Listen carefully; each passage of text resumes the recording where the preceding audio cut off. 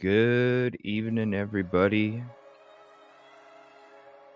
Let's get into this show. We got a special show for you. Actually, the next couple shows. Is the hoodie okay? Kinda. We got a special couple shows coming up. I did so much prep. I think it's for probably 3 shows or something. But I'm going to say what's up to everybody, and then we'll get into what we're getting into tonight. And I got a special video that we're going to play when we get in this show tonight. Thank you, Caddy. You know what video I'm talking about. It's a special video. We're going to start the show off with it tonight after we get through the hellos. I think you guys will get a kick out of it. I definitely got a kick out of it. And I think you're going to enjoy the next couple episodes when we're talking Idaho4. I'll be covering some other cases here coming up this week. But for the Idaho4 shows, I'll let you know what we're doing. Part 1. Fresh notes, old notes. Part 1.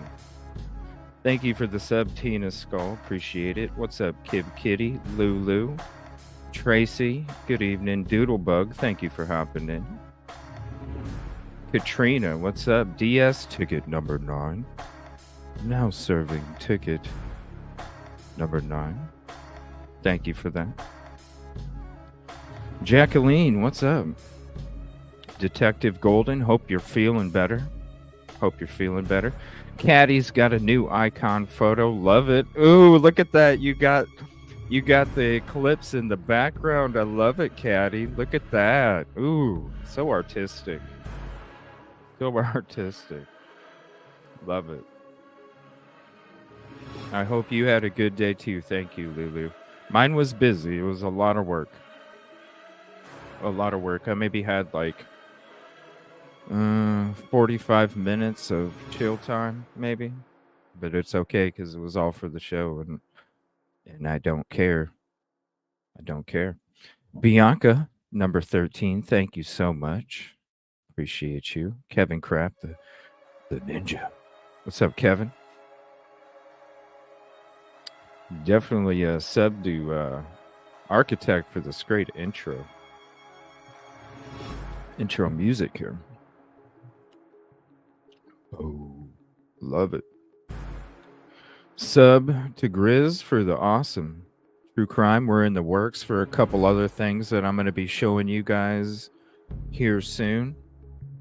A couple little things that are going to be new additions to the show. So shout out Grizz. I appreciate your hard work. Appreciate you so much. Let's see. What's up, Crystal? I might be in today. Kicked my butt. Oh. All it did was rain. Well, we're going to be going into some old stuff, man. If you're not working on the machine and you're free, more than welcome to hop on up. Just enough people to keep it open. Oh, that sucks, man.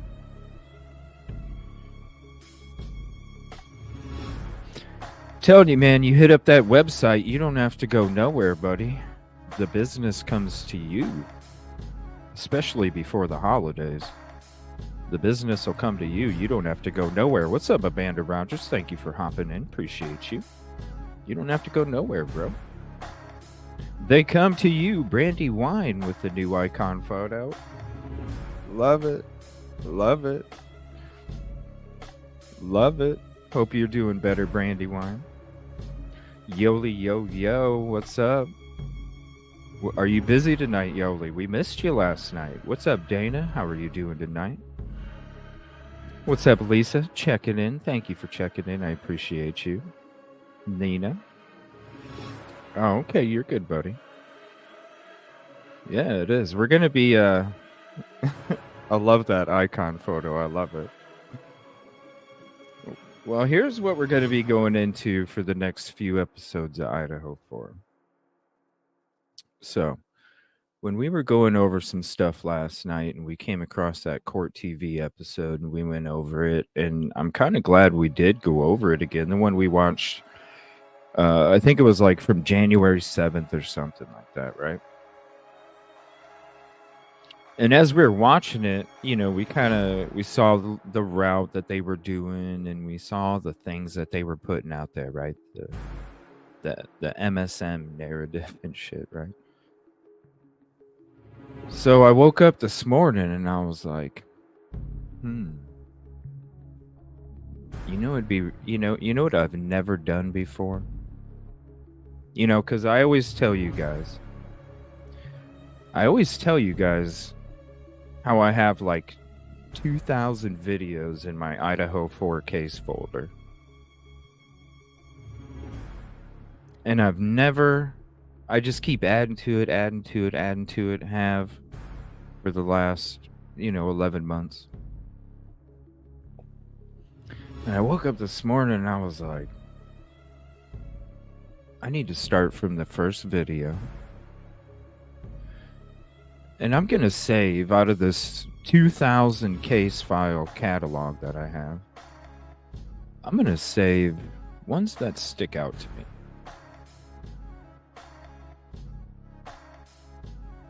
Not only do I want to see exactly all the BS they were putting out there, let's call it out. We'll make it into a series. Things that stick out. So I've collected about 200 videos. It literally took me about 3.5 hours to go through all of those 2,000 videos to come up with what I came up with, okay? So I came up with about 200 videos. Way more prep than what's needed for one show. And I was like, let's make a couple part out of this. Let's go through these things. Not only let's see, because there is going to be, listen, it's toilet paper money. Go ahead. News Nation, I know you're going to slap the shit out of me like crazy. I don't care. Because it is going to be a decent amount of News Nation. You guys are going to see. Just keep in mind. And you'll have to remind people that are coming in chat late to the show, maybe just checking it out. They don't know about this little series that we're going to do. So they're going to be coming in. Oh my gosh, that's not true. We know. We know. Okay? So I'll need your help with that, please. Because I don't want to have to like remind people constantly that we're just watching old shit for, a different reason, not because we're like just finding out about the case, right? Oh, thank you so much, Lisa. Hold on. Lisa said, hold on, what is that?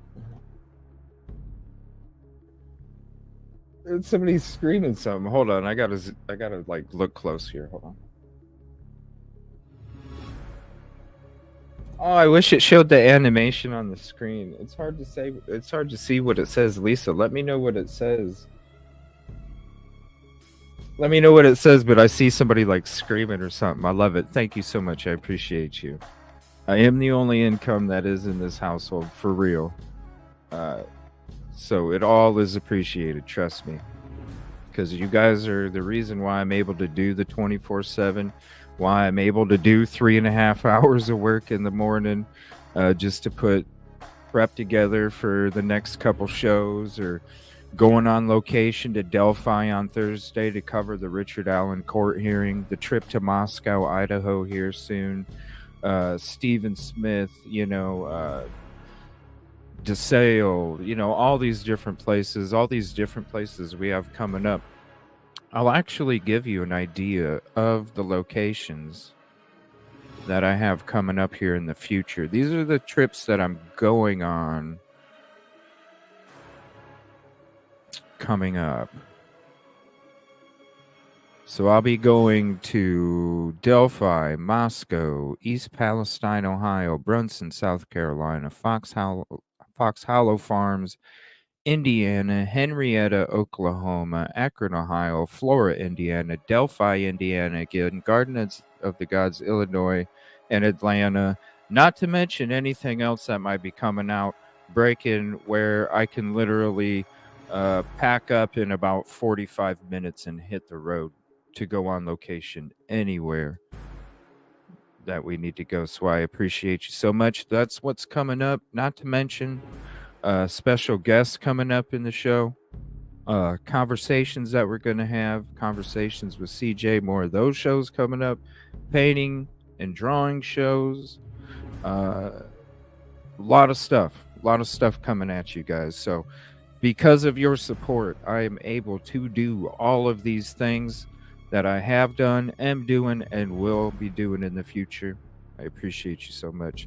It's because of you. Yoli, thank you so much. Let me see what that one is.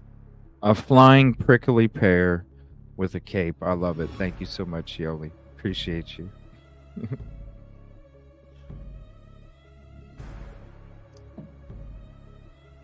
Yes, I do. I do, Lulu. I do. I do. I got another we got another edition coming up to the show here in a few days. I'm going to be testing it out in Delphi for the court hearing, so it's going to be sweet. I can't wait. Can't wait. All right. So, what we're going to be doing is we're going to be going through things that stuck out to me as I went from the top number one video, the first one that I ever saved for Idaho 4Ks, all the way down to the one that I saved tonight. So we're going to be going through those. It's going to take a few episodes. It is what it is. Speaking of, if you have anything you want to add to this series, please send it to this location, okay? And put in the subject line or before the link or whatever.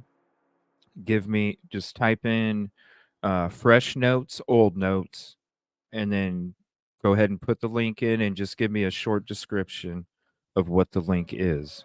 And then what I can do is I can go to those messages, I can add the links, go through them, see if I already have them.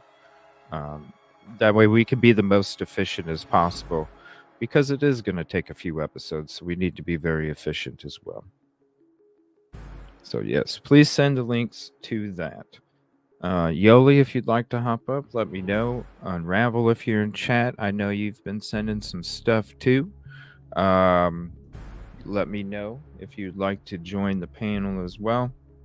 And also, I'm thinking about doing a live call show coming up here soon, where we open up the phone lines. Now that I got the new PC, the new laptop here, Google Voice and everything else is going to work. Just because when I was running off the old one up until a week ago, I just couldn't even run shit. So we just had to do it. So I got a special video for you guys. I want to say thank you to Caddy. Love the new icon photo. YouTube Randy one. Thank you so much for the gifted membership, Kitty. Appreciate that.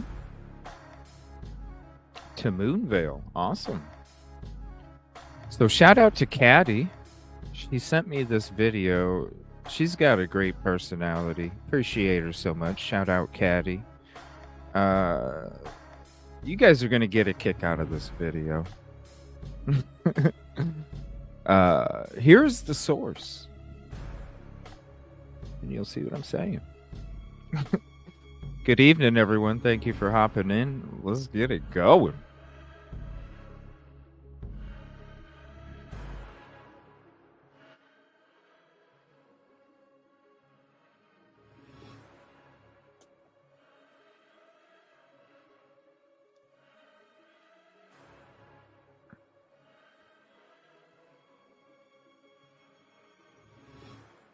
Did you see who that was?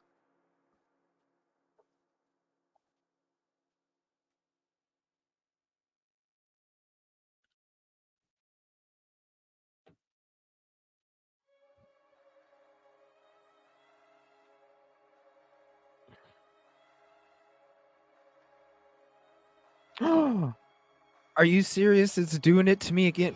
Fucking StreamYard, dude. Fucking StreamYard. Hold on. Why does it do this shit? Seriously. StreamYard, I pay $50 a month now, StreamYard. Why are you doing this to me? Not cool. Maybe it's because I don't have my creepy Halloween background on. There we go. Thank you for letting me know, everybody. Son of a bitch.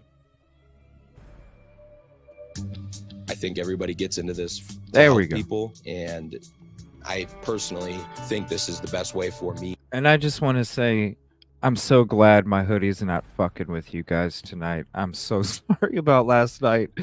Never again a neon green, yellow hoodie ever again. I apologize about that. We're good now. To be able to help people.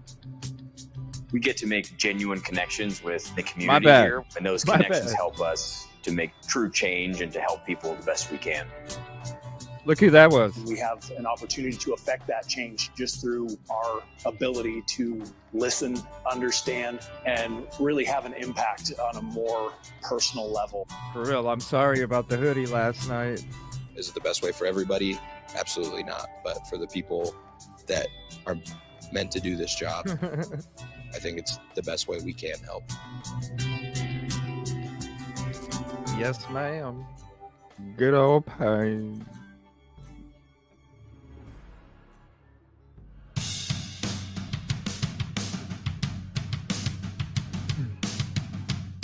In all, teamwork is the essence of our culture. We really value treating our fellow officers with respect.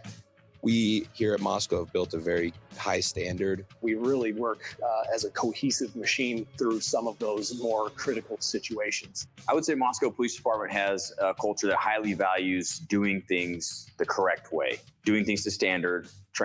You know, and I'm going to pause it there real quick. I just want to say the clarity on this video is amazing. The clarity is amazing. I need to find out what they're using because it's top notch. Top notch. Yeah, look who it is. Look who it is. Training to standard, and that leads to a culture at the PD that really emphasizes looking after one another, but also making sure that we hire the right people to continue our organization. I believe the Moscow Police Department is a perfect size department. With Moscow being so small, one of the big advantages is officers get the opportunities to promote quickly, to get into specialties quickly, and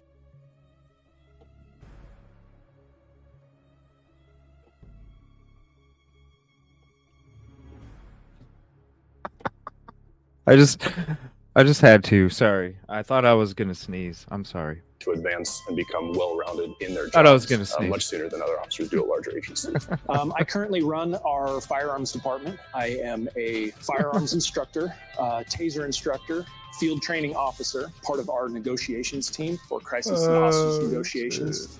I think that's all. I Being thought a I part was of these gonna specialties has sneeze. challenged me to take on new responsibilities, which have accelerated my career in law enforcement and sculpted me into a well-rounded officer and mentor for my peers. I think a lot of people would imagine a small department like ours doesn't have some of the things we do. We have a traffic unit, we have detectives, K9. I've had the opportunity to be the first canine handler here in Moscow, and Ragnar has been great at his job. It's been a great honor to work with such a cool dog and have such a great tool to combat drug crime in our area. You know, we're currently sitting in a multi-million-dollar facility, including a huge locker room with individual lockers, a gym. A couple of years back, we put it on a bond asking the community for their support. And if it weren't for those community relationships that we have, that would have never come to fruition. And we're very, very thankful for that. The individuals that work for our department truly enjoy working for our department and in our community, myself included. I thoroughly enjoy coming to work every day and look forward to it.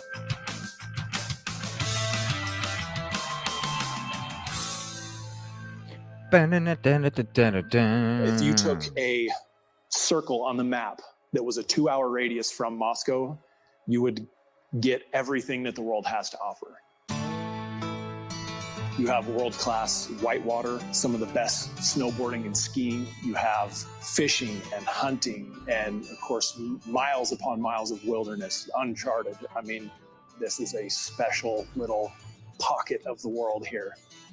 Being in the Moscow area, we're 2 hours away from some of the best fly fishing anybody could ever dream of. We all know that being a police officer at times is not the easiest job. So being able to be out with nature is a great way to decompress. If the outdoors aren't really your thing, of course, we have the huge concert events. We have the arts, fine dining, fine shopping. It certainly is a place to explore everything What's up, that typically? Northern Idaho has to offer.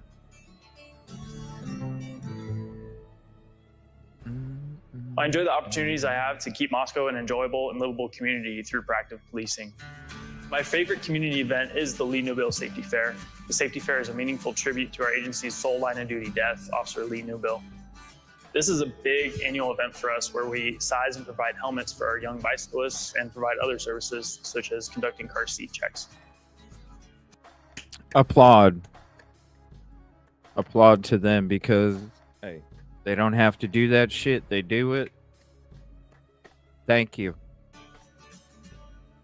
My personal favorite is National Night Out. So we hold it every year, usually in the summer months down on Main Street. It's just a great opportunity for us to come face to face with the citizens in the community. They get to come see all of our equipment and we get to talk to them, and we get to further build those relationships we already have with people in the community. Also, the community is very friendly here. I get thanked for wearing the uniform all the time, even though we all know that's not what we got into the job for. It always feels good for someone to appreciate a job that is underappreciated in today's day and age. By far, my favorite part of working in law enforcement has been the ability to make an impact. Oh, that's cool. Provide that level of safety. That's like a McGruff kind of guy or something. McGruff. Security that we all enjoy to our community members, specifically here at the Moscow Police Department, being able to provide that impact in the community. Those better be Nathan hot dogs, because I can't have none other. Where I've chosen to live and raise my family means the world to me. Better be Nathan's hot I dog. also like being in an area where there's 2 college towns, because it just brings a different dynamic to a city. The university has a really strong, wonderful partnership and relationship with the City of Moscow Police Department. It is great. Some of the things we do are foot patrols around campus. And that dude's got some freaking movie star hair right there. Look at that shit. Here, let me get rid of my... I gotta get rid of the banner for a second, okay? You gotta see this full effect. Hold on. I'm gonna get rid of my fucking face too. It doesn't even deserve my face to be in it. Let's get rid of my face. Look at that. That's some damn movie star hair right there. That is fucking perfection. Look at that's perfection. Damn, bro. What the hell kind of water they got up there in Idaho, you know? Shit. Fucking movie star hair. It's fucking amazing. City of Moscow Police Department. It is great. Some of the things we do are foot patrols around campus. Hairspray. We're working every event, football games, concerts. We are a security detail for the university. Teen It is Wolf, so there you go. reassuring and wonderful to have that kind of connection for our students and our employees. And so this is just a wonderful shit. environment for living in. It's really, I guess, a That's a paradise plus. for people that want to raise a family. We have a lot of great biking trails. Please hit the a lot like of if great you haven't farmers yet. It's a markets and freeway. community Appreciate it. events. The schools, the parks, the safety in the community. Moscow is rated one of the top places in Idaho to raise a family. Oh, This is shit. a wonderful town for getting to know your neighbors, where you can feel that connection to the larger community. There it is again. Seriously, I had to pause it because I'm jealous, yo. I'm jealous.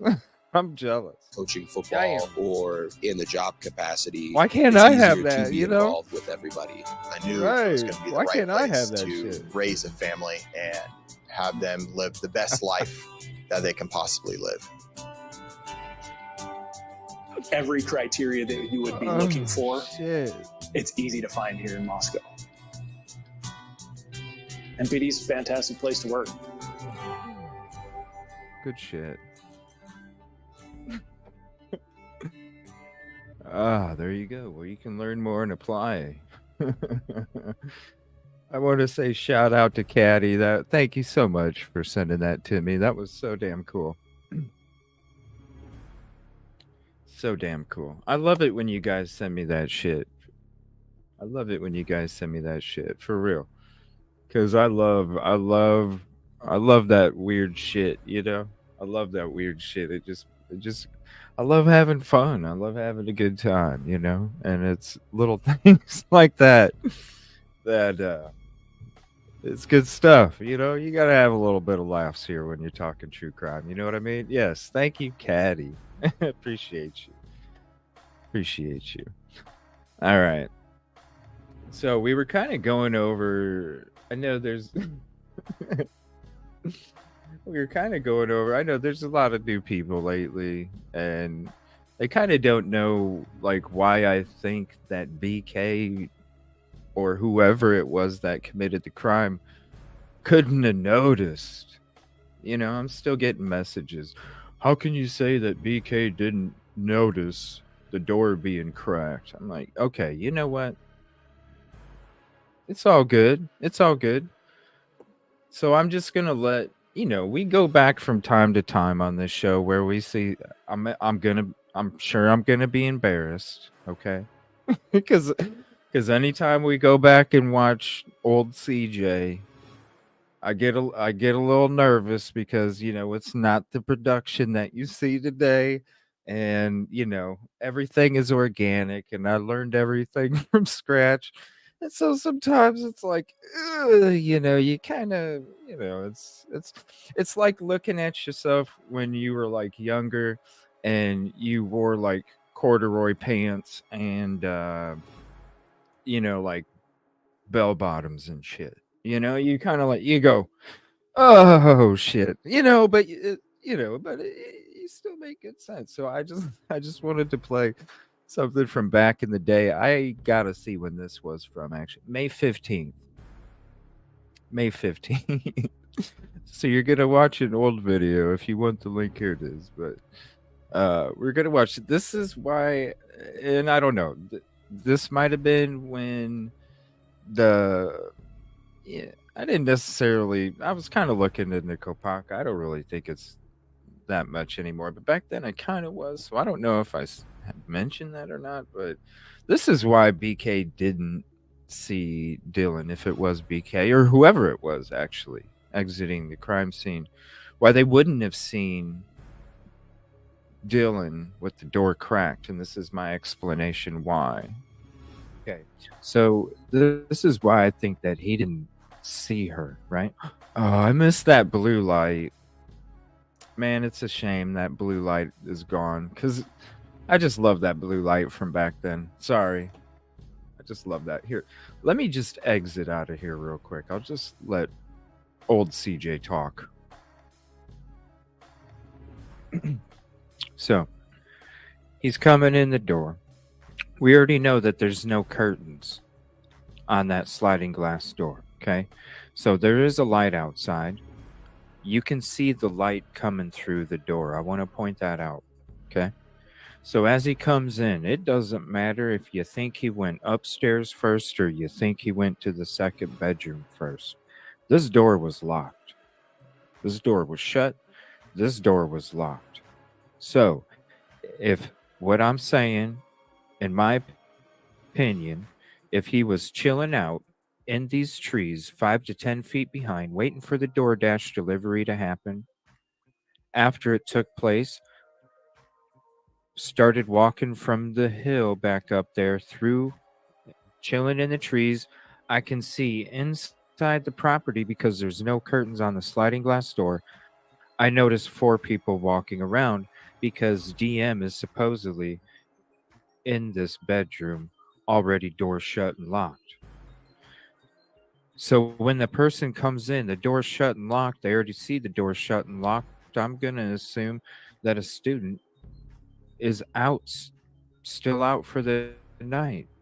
So whether I go to the second bedroom or living room area, or whether I go upstairs, the door's locked. I check because it's shut. I don't know it's locked. I check and it's locked. I check it quietly because the door's shut. So then I go, okay, must be out. So I either go upstairs or I go to the second bedroom. 2 people. I already have sweat and I already have blood. I could potentially have sweat and blood in my eyes. Then I go to the other part of the house, whether it's the upstairs or the second bedroom. Then that crime takes place. That's even more blood and sweat on you. Now, are you not going to have more blood and sweat on your hands and arms? Yes, you will. How are you going to wipe the blood and sweat off your face when you have it all over your hands and your arms? You're not going to be able to wipe it off. So what's going to happen is that blood and sweat is slowly going to creep into the corners of your eyes. It's going to fog your vision. Your eyes are going to get stingy. You can't wipe them. So whenever you go to leave the crime, because the door is still shut and locked, whenever you go to leave the crime, your eyes are stingy from sweat and blood, and all you can really focus on is the light coming out of that sliding glass door. So whether you're coming from right here, which is what DM stated, came from this area right here, walked by with the door cracked, you're not going to see the door cracked. You're not going to be focused on the door cracked because you just unalived 4 people and you're trying to get the hell out, and you already checked that door, and last time it was locked, and all you can see is the light coming through the door because everything else stings, burns, and is cloudy. That's why I think that the person that did this crime could have very easily not seen that little cracked door, because as I'm walking through, all I can focus on through cloudy vision is that sliding glass door. That's just my opinion. Especially in the dark. Exactly. Yeah. Yeah, especially in the damn dark. You're just gonna see whatever kind of illuminating light is coming out of them, coming through the sliding glass doors. That's all your eyes are gonna see with that cloudy vision that you would have. You're not gonna you can't wipe your face off. You wipe your face off, and the next thing you know, it's spread around even more. You just made it worse. You know what I'm saying? Thank you, Lisa. Appreciate that. Yeah. Oh, I'm loving this weather. It's free air conditioning, right? Feels damn good. Ooh, I got me this hoodie today that has all this, like, it looks like it's animal fur, but it's not. Ooh, I'm gonna wear it for Delphi. It's gonna be my Delphi hoodie. Give me some boots, some jeans, and the hoodie with the freaking fur all inside of it. Yeah, something. I don't know what it is. It's like, damn. I was gonna wear it tonight because it's kind of chilly, but I was like, no, I'm saving that for Delphi when I go to Delphi on Thursday. It's gonna be my Delphi hoodie. I gotta get me a Delphi hat when I go there too. I don't know what Sherpa is, but it's like tan. It's like cream. It's like half and half. It's like cream from the top up, and then from the top down, or from the middle up, it's cream. From the middle down, it's like a tan, like a medium tan. Then the inside fur matches the medium tan color. All right, so yes, I need to get some merch from some of this stuff too. I'll be putting air on as soon as it's Queensland. The walk on Saturday the 21st. I might. Wait, what time is the walk?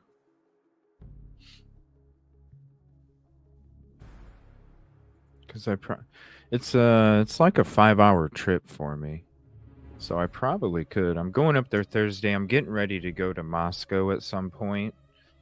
Getting ready to go to Moscow here. I still don't know exactly when, because I'm still waiting because whenever these other people are supposed to come for the fire stuff. I don't know. There's no communication and it's driving me nuts.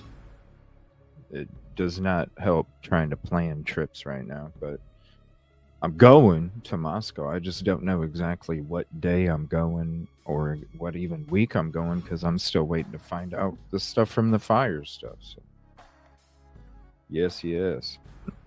All right. So this is going to be, let me see when the date of this was. This is going to be our first episode, okay? Or our first video that we're going to be getting into. Let me see here. 2 p.m. Okay. 2 p.m. I could probably do that. Actually. I could probably do that. All right, let me see here. So this is going to be the first video. This is from This is from November 17th, 2022. This is going to be a video from Court TV. Vinny, shout out Vinny. We love Vinny. He actually wore a blue tie on our show last night from an old episode. It was awesome.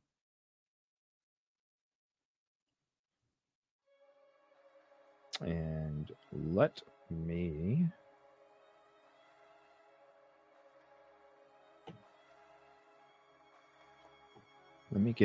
send out some emails real quick.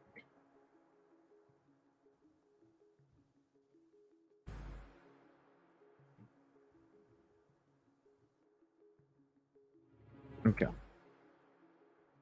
So this is this is from November 17th, 2022.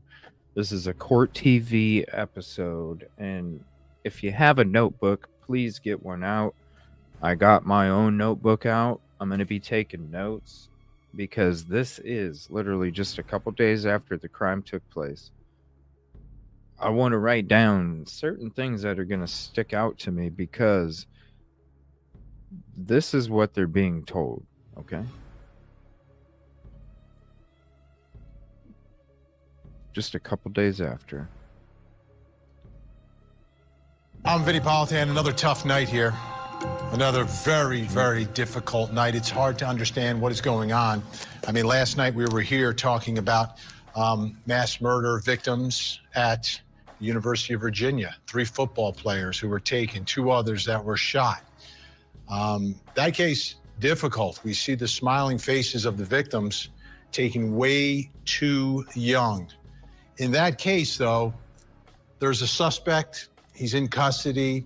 He's been arrested. We're still trying to understand the why of it, but at least there is no ongoing threat and no killer who is walking around free tonight in Virginia. But let's switch now to the University of Idaho. We've got more mass murder victims. I mean, how does this happen? How does this happen? I mean, they're in college. 2 seniors, a junior, a freshman, in off-campus housing, doing what you're supposed to be doing in college. You know, they're studying, they're in sororities, they're Doodle, going whatever. out with their friends, they're getting their lives together, getting ready for the rest of their lives. And now we've got a quadruple murder. Oh my gosh, Brandywine, that's like my favorite freaking movie, Nightmare Before Christmas. Oh my gosh. I was gonna get the Nightmare Before Christmas hat. Oh my gosh. I have the Halloween mask. Do you guys want to check it out? Let me know. Or do you want me to save it for the Halloween show? It's so fucking cool. Oh, And I can't wait. Tonight, you know, looking at that bloody, bloody crime scene, everyone is wondering what happened. What happened inside that home? How do 4 people get stabbed to death? How? And then the other question, why? But in order to answer that, you got to figure out who. Who is responsible? Who did it? Because No arrest I bet, tells me Randy there Wine. is a mass jealous. murderer walking. You know, I mentioned in my Discord chat, that I wish I had a Teenage Mutant Ninja Turtle fucking onesie PJ. No, not no more. Not no more. I'm jealous, Brandywine. Walking around tonight. I'm jealous now. I want that one. And for those families of the 4 victims, this is, I mean, your kids go away to college and, you know, they're there to get ready for the rest of their lives, not to end their lives. 2 nights in a row, or 2 nights this week, we're talking about this. This is outrageous. But let's figure out what we know so far. The police department out in Moscow, Idaho, spoke, gave us some information. Let's take a listen. The Moscow Police Department would like to extend our condolences to all family members, friends, the University of Idaho, and the Moscow community. This was a horrible crime that took the lives of Ethan Chapin, Xana Kernodle, Madison Mogan, and Kaylee Goncalves. Jeez. This horrible crime. I didn't realize how bad they butchered the name in the beginning. It's freaking nuts. That was butchering right there. Crime has affected all of us, the families, the University of Idaho, our community, our country, and our officers. Agencies that are involved in this task force include Latah County Sheriff's Office, the Idaho State Police, and the Federal Bureau of Investigations. As we continue our investigation, we have learned that Ethan and Xana were at a party on campus, and Madison and Kaylee were at a downtown bar. They arrived home sometime after 1:45. If anyone in our community or across our nation has any information about these times or the victims' whereabouts, please call our tip line at 208-883-7180. The facts of the case that we know right now. We know that these homicides occurred in the early morning hours of Sunday, November 13th. Around noon, Moscow officers received a call of an unconscious person. Officers discovered the bodies of Ethan Chapin, Xana Kernodle, Madison Mogan, and Kaylee Goncalves inside the residence on King. Yeah, the president of the university is off to the left in a yellow tie. In that yellow tie over there. Road. The 4 were stabbed with a knife, but no weapon has been located at this time. Oh, Caddy. There was no sign of forced entry into the residence. Investigators are continuing to collect evidence at the scene.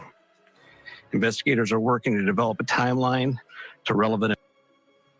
We know that these homicides occurred in the early morning hours of Sunday, November 13th.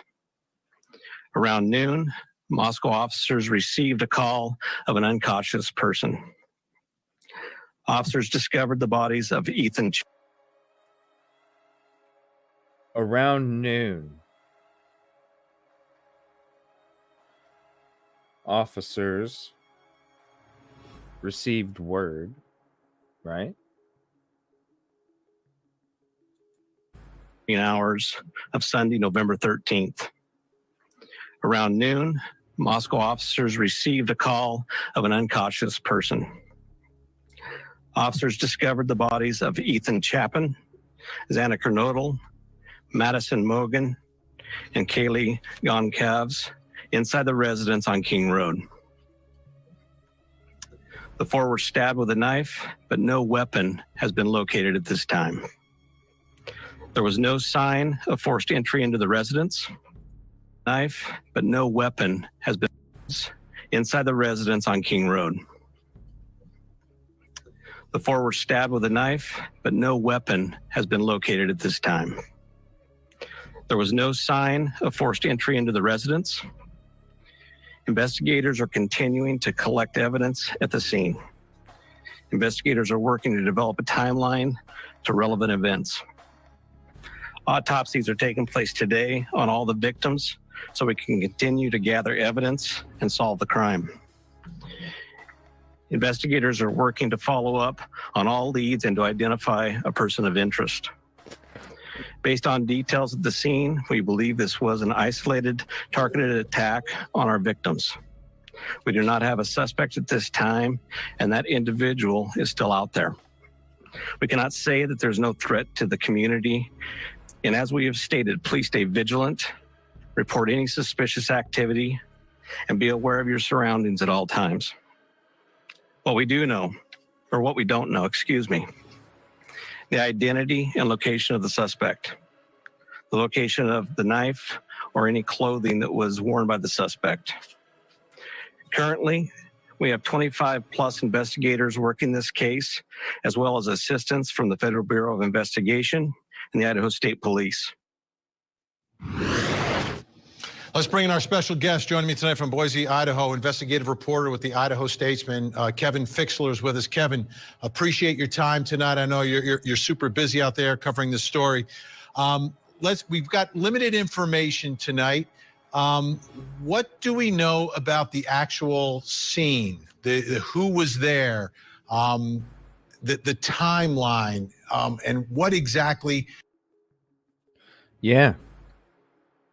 Downplaying from the get-go.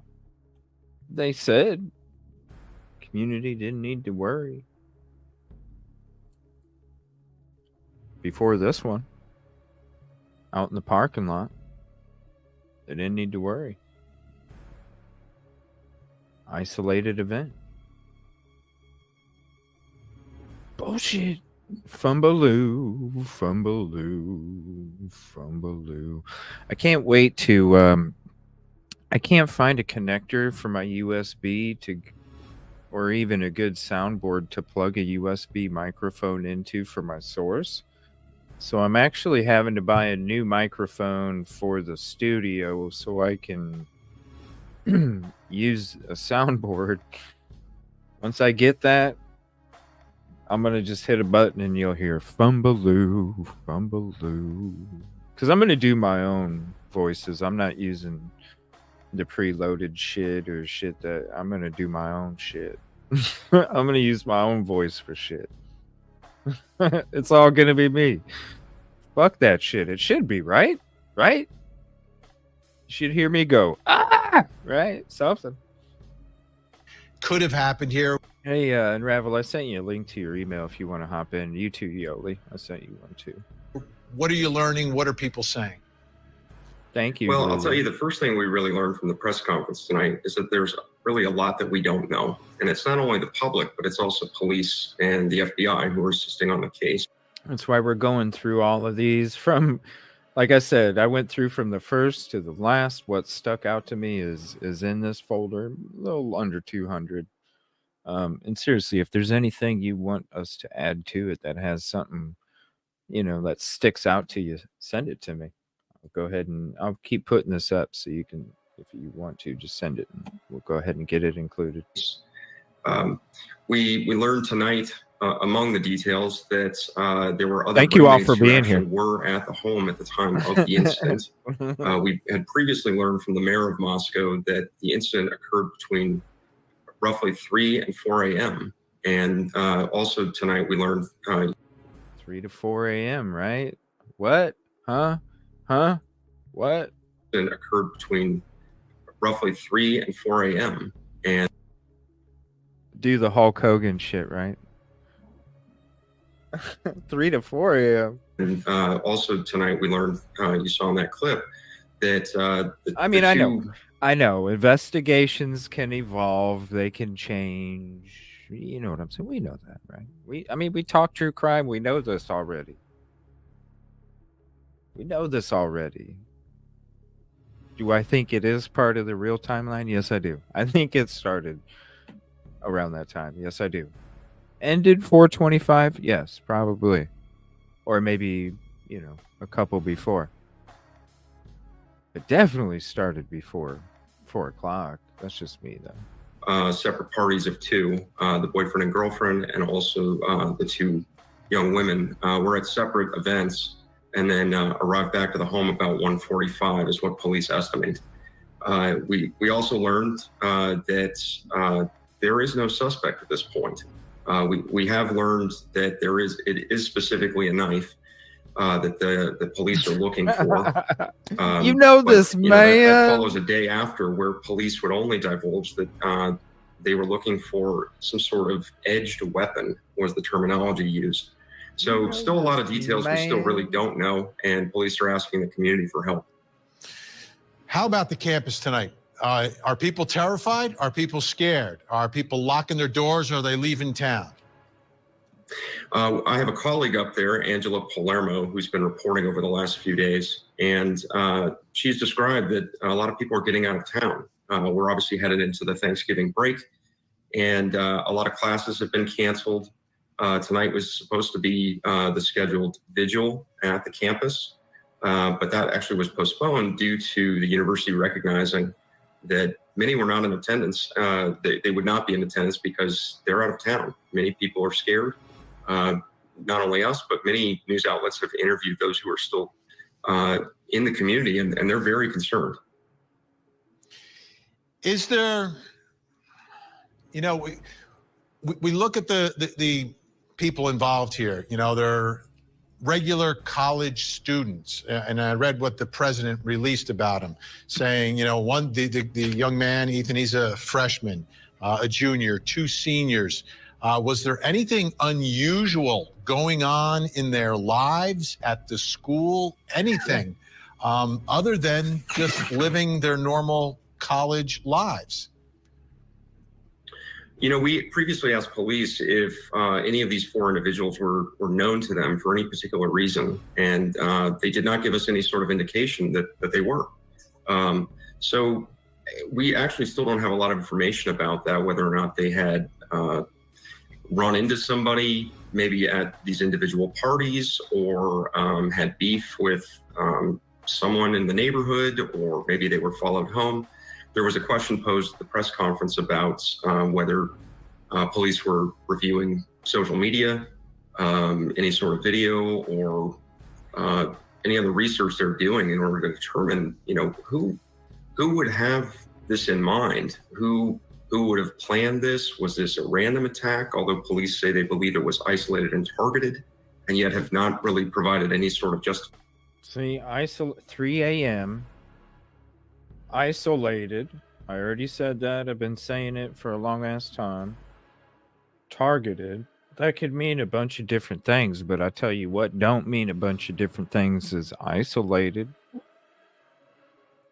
Isolated means one damn thing, and it means isolated.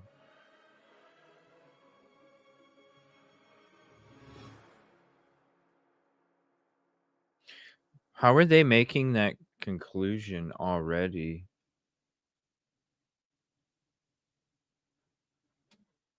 How are they making the conclusion it's isolated and the community doesn't have to worry? Targeted.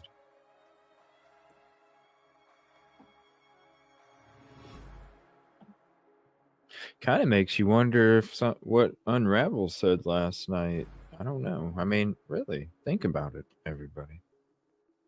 3 a.m. to 4 a.m. Isolated and targeted. What exactly do they mean? About that, and why the community should feel safe tonight. And the area where their home is versus the campus versus where they were at the party, where they were at the bar. Do we know if they were walking back or driving back or Ubering back? Was there any indication one way or the other, just in terms of the movement that night and how they arrived back home and how far away they were? Police tonight actually did not speak to that during the press conference. And I should note that this is day 4 of this investigation. The police chief did acknowledge that perhaps he should have had this press conference a day or two ago, because many in the community, including the student body, have called for more information, more transparency about the situation. But as police said they're trying actually still to piece together a timeline about the movements, and they did not speak specifically about whether or not the couple. That's some stuff we're going to be getting into too, Katrina. We're going to be getting into some of the grub truck stuff. It's going to be a whole collective part. It's going to be a series, probably 3 parts, and we're going to go from beginning to end. Everything that stuck out to me, whether it was interesting facts, interviews, press conferences, MSM bullshit that was being spun. So we are going to see some coffin daffer. We are going to see some BS. Just as a heads up. That's why I was saying in the beginning, for people that weren't in the beginning or might be coming in late, you know, I'll need help reminding people we're not going after this for information. this is strictly for a different reason. This is for note taking. We're going from the beginning to the end. The whole 2000 video folder case that I have compiled through this whole time, we're just going through things that stuck out as a series, few parts. I'm excited to start it tonight. Thank you everybody for hanging out. Appreciate you. And the other 2 girls were in a car, whether they walked back. There was that video shown outside of a food truck, but it's not clear how they got home after that. All right, we're going to get to that food truck video in our next segment, but Kevin Fixler's still with us. Let's bring in the rest of our guests. Joining me tonight in Jacksonville, Alabama, professor of forensics at Jacksonville State University, former senior investigator for the Fulton County Medical Examiner's Office, and the host of the very popular Body Bags podcast, Joseph Scott Morgan, is with us. In Los Angeles, California, retired FBI Special Agent Bobby Chacon, and in Chicago, Illinois, private investigator Erica Morse.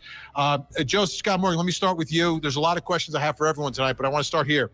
How do 4 people get murdered with some sort of knife or edged instrument? To me, 4 people, does that mean we're looking for more than one suspect? And what would this crime scene indicate that it was isolated and targeted? Yeah, first blush, I thought, when I first heard this crime come up, I was thinking, how in the world do you corral 4 people with merely a knife, unless you have perhaps someone else that may have been assisting in controlling the individuals, or was somebody kind of hidden away in the residence and waited for them to return so that they could take them out systematically. The crime scene itself is going to reveal quite a bit. As stated earlier, there is what appears to be, and what I have heard at least, be a copious amount of blood. And when you have this much blood evidence, it is almost impossible for the perpetrator, particularly when you're talking about an edged weapon. Remember, police chief said just a moment ago, he did confirm something. They had only said edged weapon was used, but he did in fact say that these victims were stabbed. This is not a cutting event. This is actually stabbing. You cannot get out of that environment with so much blood that it does not course over onto the perpetrator's clothing, their hands, their face, and potentially their shoes. I'm really wondering if maybe they have some shoe prints inside of the house, because this would in fact be a horrible scene and very complicated to work. We still don't know about the placement or distribution of the bodies in the residence. All we know is, I think they said that the male was separate in an earlier report from the females, but we don't know about specific distribution, distance, all of that sort of thing. And also, was there any signs of struggle inside of the residence? Bobby Chacon, we heard Moscow police talk about the number of people who are part of this investigation, including the FBI. So how is that going to change things now? The FBI is involved here. What will their role be in all of this? Well, several fold, actually. They probably have forensic people on scene analyzing that crime scene. Like the doc said, they can gain a lot of information on the perpetrators from the crime scene. So our evidence response team unit can lend assistance there. They could have the profiling unit involved already out of Quantico. Just manpower in general. They probably have the social media task force that the FBI runs, scouring. The social media has probably been completely scoured by now. They're looking at who likes their photos, who makes comments, things like that, and what times those likes came in. So all of that is being worked through their social media. I'm sure that with a fine-tooth comb, their social media is being looked at, and probably has already. So there's on multiple fronts, the FBI is probably aiding and assisting. All right. Joseph Scott Morgan, Bobby Chacon, Erica Moore staying with us. Kevin Fixler, appreciate your time, your insight tonight. We're going to be calling you a lot. I hope you can come back on and keep us updated as to what's happening out there in Idaho. As I said, we've got more on this coming up. In the meantime, coming up next hour. In Waukesha, Wisconsin, sentencing day for mass murderer Darrell Brooks, who crashed his SUV into last year's Waukesha Christmas parade. In court today, Brooks showing emotion, not in reaction to the words of the victims.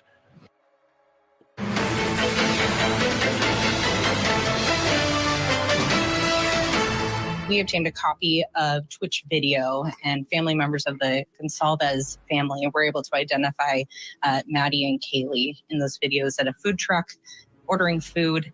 Is the police department, our investigators, aware of that video, and has it helped put together that timeline? We are aware of that video, and it has helped. It gives us a time and space where we know that two of our victims were, and that helps us a ton, and we'll continue to follow up all leads that we can and continue to gather those.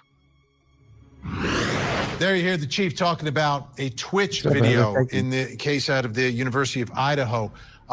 We've got that video. It's at a food truck. So a food truck has these cameras and they just stream all night long. They've been doing it for years. So I'm going to take a look at that. Still with us, Joseph Scott Morgan, Bobby Chacon, and Erica Morse. Erica, I want you to help me kind of look at this video and tell me if you see anything significant here. And we begin with the first part of the video, and we've shortened it to a certain extent, but you see Madison and Kaylee, there they are arriving at the food truck. Anything significant in this initial video that you notice? Does look over, notices the girls. They are cute girls. Other than that, I mean, I don't see anything that jumps out. We don't have a lot to work with at this point.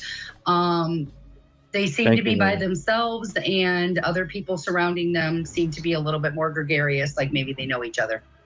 Yeah, and I'd be very curious as to how close they are to home and how they got from this food truck back to the house where they ended up getting murdered, several hours later. Let's take a look now. You mentioned the guy with the cap. Let's watch the next part of the video where they seem to interact with him a little bit. Let's watch that part.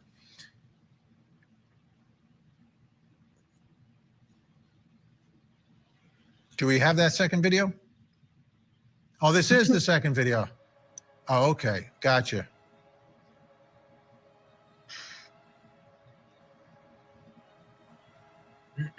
All right. It seems to me, though, Erica, everyone that's in this video is a potential witness. Yes, absolutely. You have to, one of the reasons they have 25 investigators on this case is because they're running 5 separate investigations. They're running the primary investigation and then 4 separate. Detective, yes, that's the goose egg that's 3 weeks old, detective.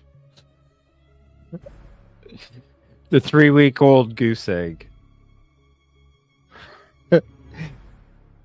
That goose egg is just, it's late hatching, That thing, 3 fucking weeks and that thing's sticking out. You better call a doctor, bro. You know what I'm saying? Fucking 3 weeks and that shit's sticking out like a golf ball still, man. You better call a damn doctor, bro. You don't need to be standing outside at 3 in the morning going drinking and shits. Hanging out with bros that are stealing street signs. You need to go to a damn doctor, bro. Like 3 weeks old. Come on. investigations on victimology of each individual victim. Every go to a person in that doctor. food truck area is a witness. Every person in their life, in their orbit right now, is a person of interest until they are ruled in or ruled out. Yes, you definitely have to start here because this took place within a few hours of the crime. I'm also very Nothing against him. Nothing against him. I'm just saying I don't. That's another timeline that I don't believe. I don't believe the 3-week timeline on that goose egg. That's another one I don't believe.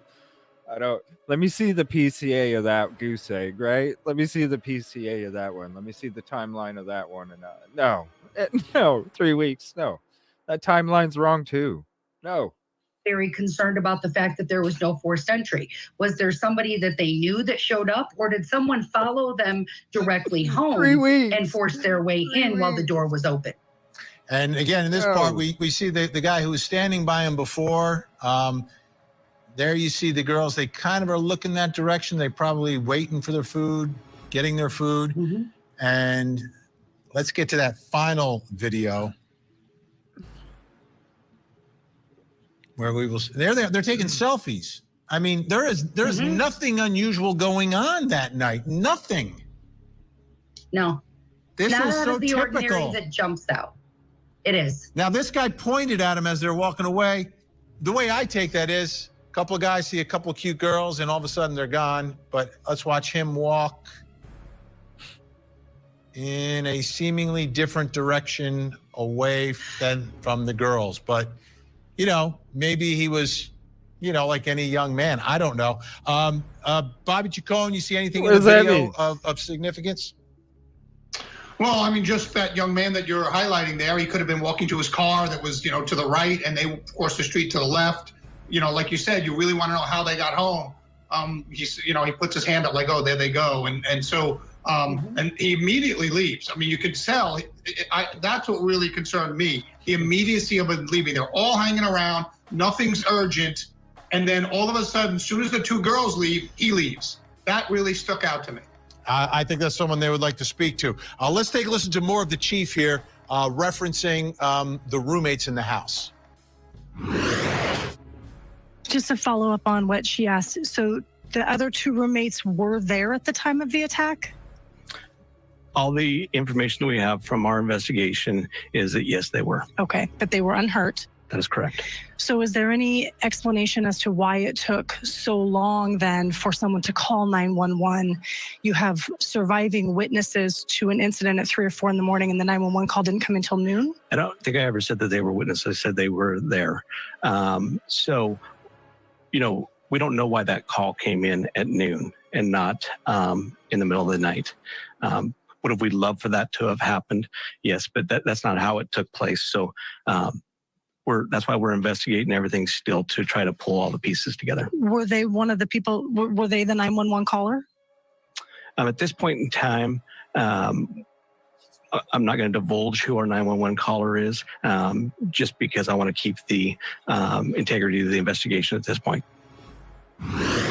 Joseph Scott Morgan, let's talk about the roommates. Maybe they weren't home, and then they came home at noon. Always possible. But if they're in that house and there's 4 people being stabbed to death, it didn't look like a mansion to me. Do you think they would hear something, or could you sleep through it if you're maybe under the influence of alcohol? I don't know. What are you thinking when you hear that there were 2 other roommates in the house? Yeah, well, I mean, if someone's inebriated, it all depends on what level they're inebriated, certainly. But I have to tell you, Vin, with this kind of trauma, there will be sounds. You take that to the bank, guarantee it. And particularly, you know, maybe one person won't make a noise, but you're talking about 4 individuals that are subjected to one of the most painful ways to die that is known to man, where you're actually stabbing them, I would assume, multiple times over and over again. Someone will let out a noise. So that's a very curious question that you asked. How could this have gone unnoticed? Was it, were they sequestered somewhere? You know, and this brings us back to this idea of perhaps the corralling of the individuals. And right now, we don't know enough about the distribution of the remains in the house. And that's going to paint a much different picture once we get our hands on that. Either way, it's a horrific scene, and I can almost guarantee you there is going to be just copious amounts of physical evidence left behind, particularly trace evidence. And we're going to continue to follow this story. I appreciate everyone coming on tonight. I hope you'll come back as we continue our coverage of this in the days ahead, and hopefully at some point they can figure out what happened and who is responsible and make the arrest or arrests. Joseph Scott Morgan, Bobby Chacon, Erica Morris, thank you all so much. Can you first just tell me? Holy moly, I hate it when they cut it off like that so quick. Jeez. And then my music stopped too. That's kind of creepy. All right, so that was very interesting. Yes, Detective, you put in a very good comment. The truth is in the early news, right? And Caddy sent in something else. I didn't even think to look. Didn't even think to look. I don't know if you guys can see that good or not. Hold on.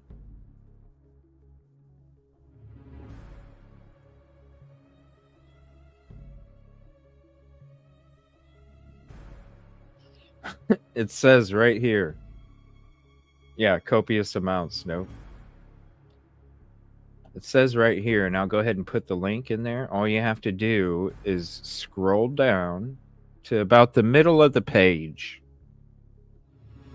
Scroll down to about the middle of the page. Click on the hyperlink that says, "Are there any suspects?"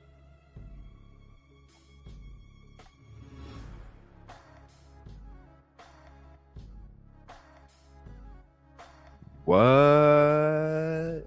At this time, there are no named suspects, no arrest, and no weapon has been found. This is right now.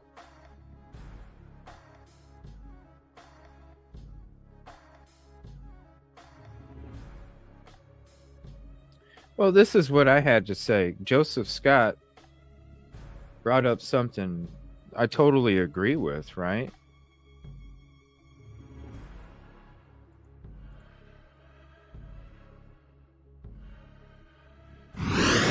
Joseph Scott Morgan, let's talk about the roommates. Maybe they weren't home, and then they came home at noon. Always possible. But if they're in that house and there's 4 people being stabbed to death, it didn't look like a mansion to me. Do you think they would hear something, or could you sleep through it if you're maybe under the influence of alcohol? I don't know. What are you thinking when you hear that there were 2 other roommates in the house? Yeah, well, I mean, if someone's inebriated, it all depends on what level they're inebriated, certainly. But I have to tell you, Vin, with this kind of trauma, there will be sounds. You take that to the bank, guarantee it. And particularly, maybe one person won't make a noise, but you're talking about 4 individuals that are subjected to one of the most. And I'm not going to continue that. What I'm trying to say here, okay, is what I was saying last night.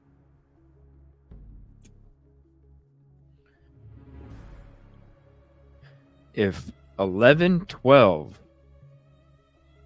because the Moscow PD is saying it's in the PCA, there's a recording of a whimper and a thud. It's in the PCA. So if you're going to tell me that a recording picked up a whimper and a thud from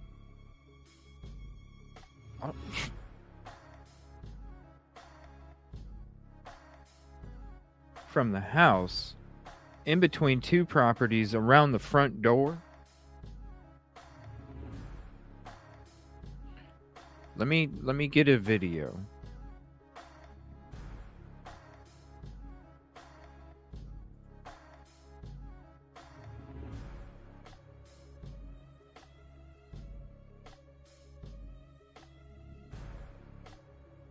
Where's that one from last night?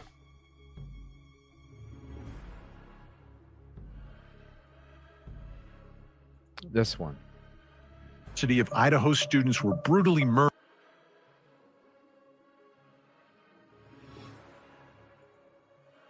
Driver's side of the car at that time, and according to the affidavit, that's when he sort of fails to either turn around, attempts to kind of park or turn around there right in front of the home. Remember those tire marks, Vinny, on this road that I'm showing you? They would be about where that... This is what I'm saying. If you can hear a whimper and a thud, then how in the... Because if you could hear him through the exterior walls, there is no camera on the back of this property. It's supposed to be on the front. If you can hear a whimper and a thud from this camera, then how in the hell couldn't you hear anything more than that inside the frickin' property? That's what I want to know.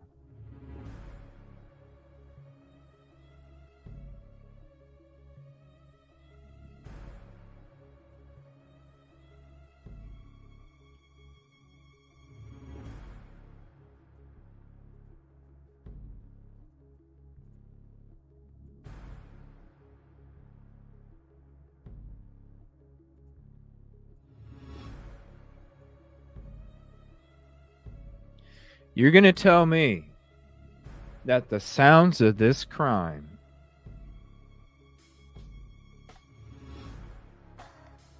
came from that house,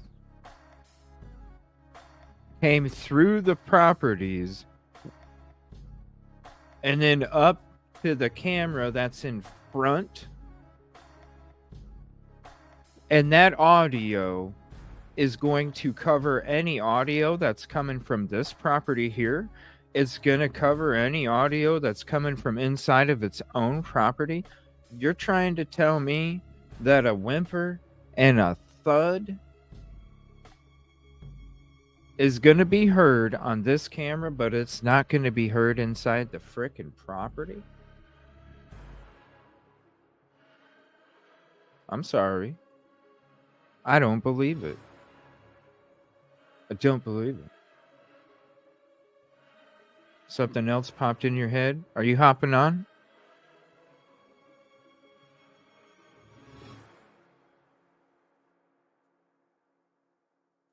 I don't believe it. I just don't believe it.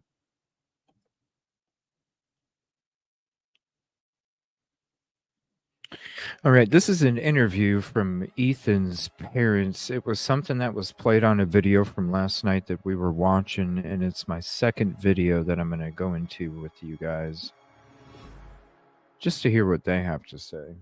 Let me know if you want to hop up on Rebel. Well, we got the audio video. We'll be getting into that at some point of this series as well. We'll be going into that audio too. Even stuff that's been debunked. Are doing? That's a tough question. It is a tough question. It's not something you ever expect to hear, ever. Like, you know, I don't, maybe it's just me. I don't understand why people ask people how they're doing. I don't understand that. It's kind of obvious how somebody would be doing when they've experienced something like that.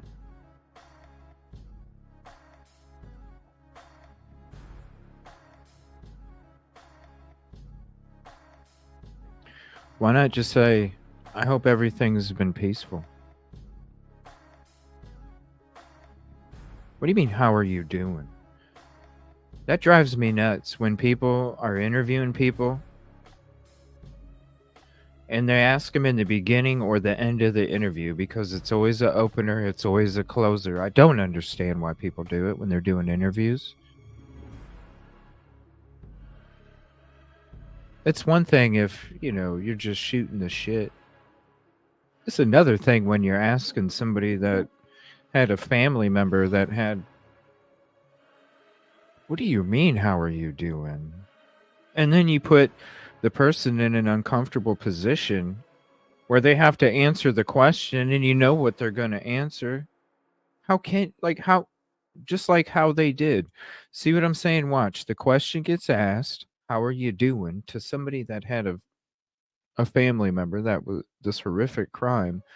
Watch how uncomfortable they get just having to answer the damn question. I can't wait to show people more how to interview people. Guys are doing. How are you doing? Come on. That's a tough question. That is a tough question. Look at how uncomfortable. Gosh. And then they're It's looking not something you ever expect to hear. You started off, I hope everything's been peaceful, and I'm sorry that your family had to experience this tragedy. Then you go to ask them question 1.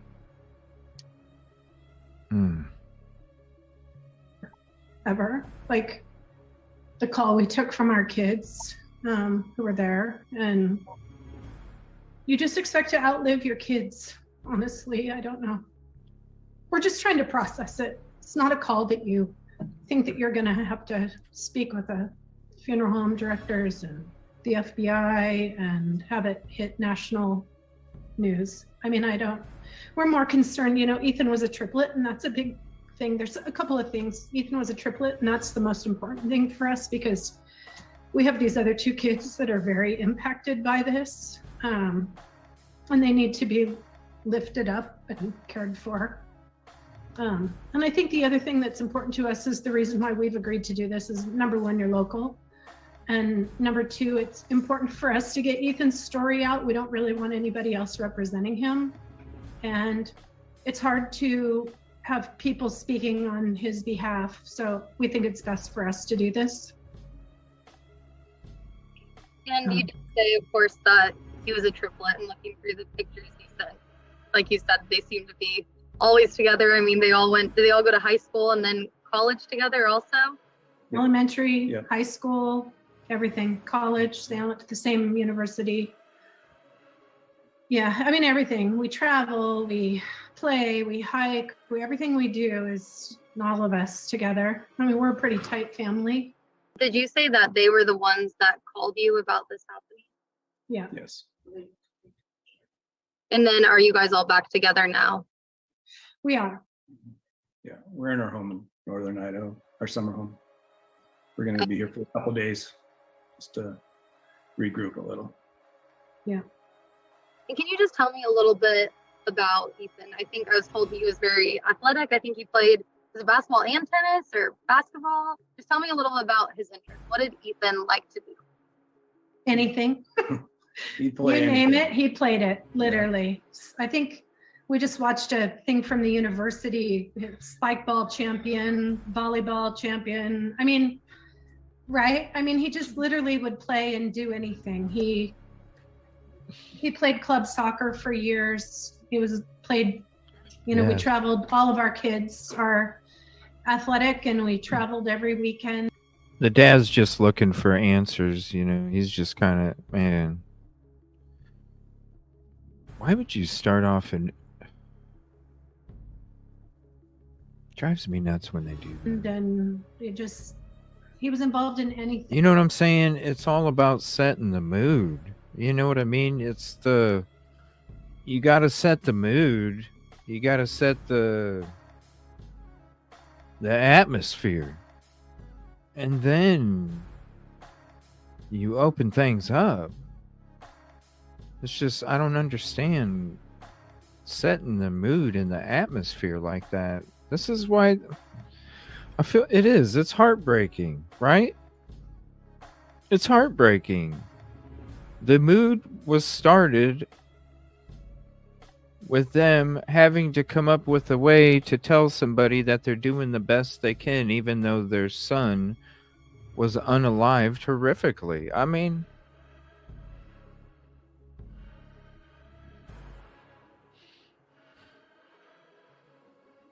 so there's a way to do things, you know? Thing. It makes He me just- sad. Literally, he was. I don't know. You got to think about people's feelings. Did You know what I'm love saying? sports. I mean, our love language with him was sports. Like I literally watched. I follow sad. like NFL football so that I can See, now literally they're have a excited. conversation with Ethan because See? You know, you started off letting them know that you care and you think about them, and then started off with these questions, lady. What things do you miss the most? And they're going to tell you, and they're going to light up when they say it. And they're going to think about all the happy times. So then the rest of the interview becomes easier when they talk. That's why I start the show off with a giggle. Because we talk about horrific shit sometimes, most of the time. Started off with a giggle. You know what I mean? You don't end it with a giggle without starting it off with a giggle. You got to think about people's feelings first. We're all human beings first. Then we talk about all this other horrific shit. I could, send him a text message, and that was We're humans. I don't know, just everything. I don't know that and country music. I mean, Yeah. He's funny. He literally, we were trying to have a conversation really quickly about our favorite memory. We can't come up with one. I mean, he literally lit up every room, everybody. He was friend to all.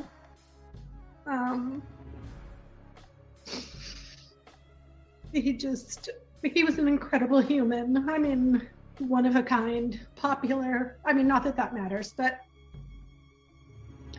I don't know. I think we believe that if you literally asked anybody in his life, anybody, they would tell you the same exact thing. I mean, I just got an email from his counselor at college, and he just said, I loved that kid the minute I met him. He literally walked in my office last week, and it was just simply to say hi. He had a huge smile. The whole, the feeling inside of the office changed just because he walked in. He always had something funny to say. That's been something we've talked a lot about. I mean, he was definitely the comedian of the three kids. He kept us all. I mean, we have the funniest videos of him. He's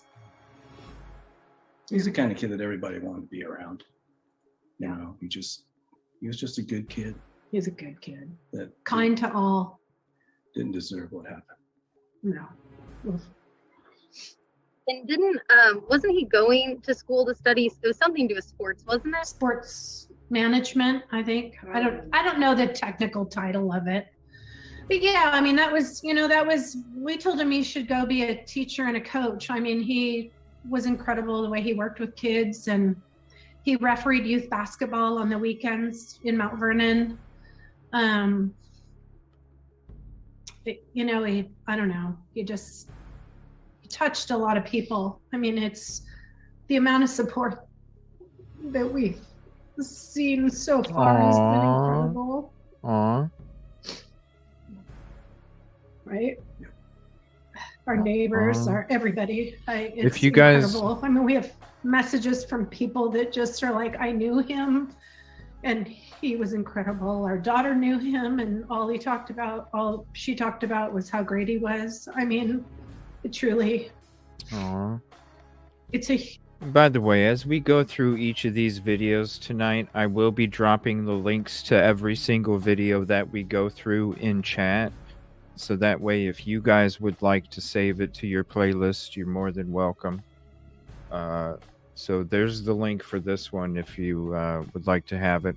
Again, I'll be sharing them all through the whole series that we're going to be going through on this Fresh Notes, Old Notes. Huge loss.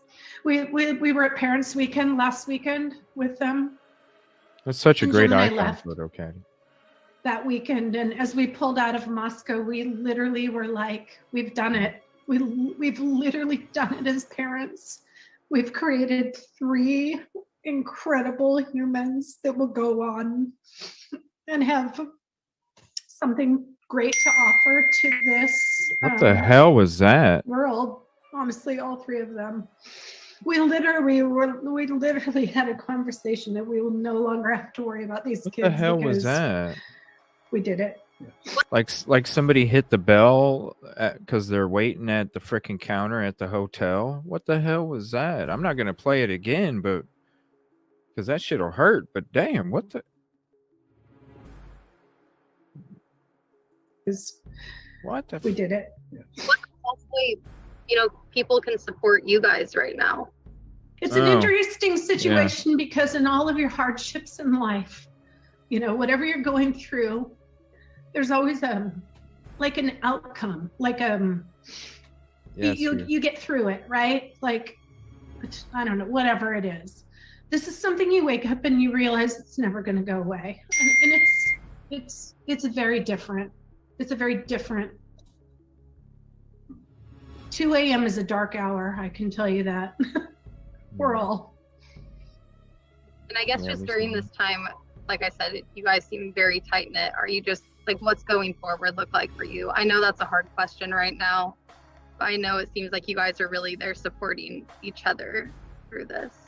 I think one of the first things that, like, when we got Maisie and Hunter, one of the first things, that came to me is that our life has literally taken a left turn, and I don't know how that's gonna affect us, but we will not let this sink us or sink our kids, because if anything, they have to go on and shine Ethan's bright light on their own.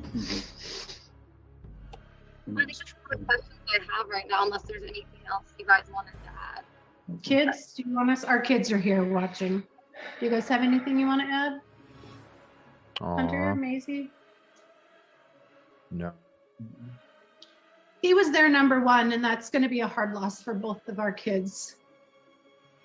Both Maisie and Hunter. He was kind of each of their number 1. So it's going to be hard just for the 3 of them without him now that they're 2. We've gone from 3 to 2, and it's going to be hard for the 2 kids to figure out how to live life when you've spent 20 years as 3, and now they have to figure out how to be 2 and carry, Man. I don't know. It's terrible. Thank you, Kid It's Kitty. important for us. The reason we've agreed to do this is there's some misinformation out there, and that's been hard for us. And that's why we, as a family, talked about it and agreed to do this, because the things that are being said are 100% not true. There's not drugs involved. There's not some weird love triangle. Ethan stayed the night at his girlfriend's house, who was one of 5 girls who lived in the home. And it's just important that people let the criminal part of it try to work itself out, and that these all of the kids were just really good, great kids. So the light of the school, everybody knew them. One of them, I believe, was his girlfriend was also killed. Is that correct? Yes, Xana. Yeah, they were in the same room. And I think that's all the questions I have, but I really do appreciate you guys sharing more about Ethan so we can understand more about him and share.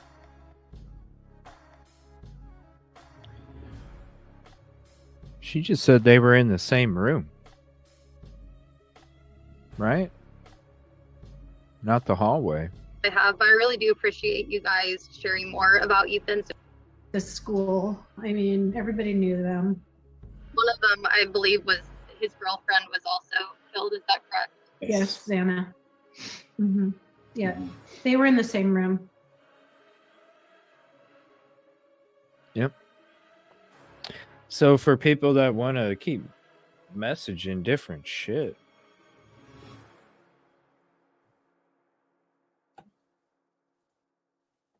There you go. I still get messages about that shit. It's like, damn, yo.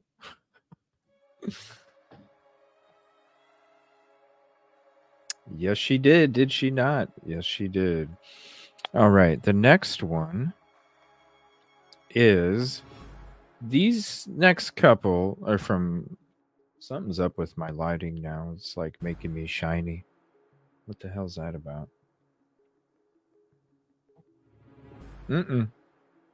Yeah, they didn't really. But it was a couple days. It was November 15th. You know what I'm saying? But these next two videos are going to be local TV stations that talk about the new timeline that LE came up with, right? That new timeline. So let's go back to these. It sure does sparkle, don't it? I need to move that shit because I'm not even oily. I'm just freshly shaved. So I shouldn't even be shiny. Yeah, right? Shining like a diamond. No, I'm not. I'm shining like I'm clammy as fuck, and I'm not clammy. It's my lighting. That's the next thing I need to work on is like getting those umbrella thingies. I don't even know. Listen, this is organic shit. I'm doing this shit from scratch. I don't fucking... Those umbrella things that reflect the light, you know what I mean? Right now I got the light and it's obviously shining too bright. It's just my my hoodie kept going in and out and I didn't want it to mess with you guys, so let me kind of adjust these lights here real quick while we watch this episode, and you'll have to let me know if I shine so bright still. All right, give me a second here. Welcome to the news at noon. I'm Brenda Rodriguez. The Moscow community wants answers. Again, this is from Moscow PD, letting two local news stations about, you know, the new timeline. This is, I'm giving the exact date, November 18th.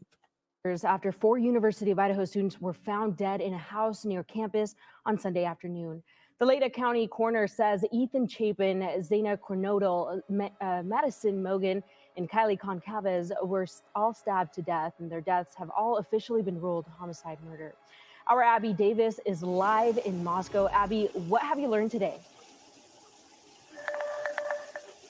Well, Brenda, you can see behind me the crime scene is pretty active right now. You guys can see that crime scene tape blocking off the entrance. There are a good amount of law enforcement here right now. We know there's a forensics team that is also still collecting evidence. But right now, there's really more questions than answers with so many unknown factors, especially with the killer still out there now. The Latah County coroner, Kathy Mabbitt, told KTVB today some of the victims were in bed when they were stabbed, but can't say which ones.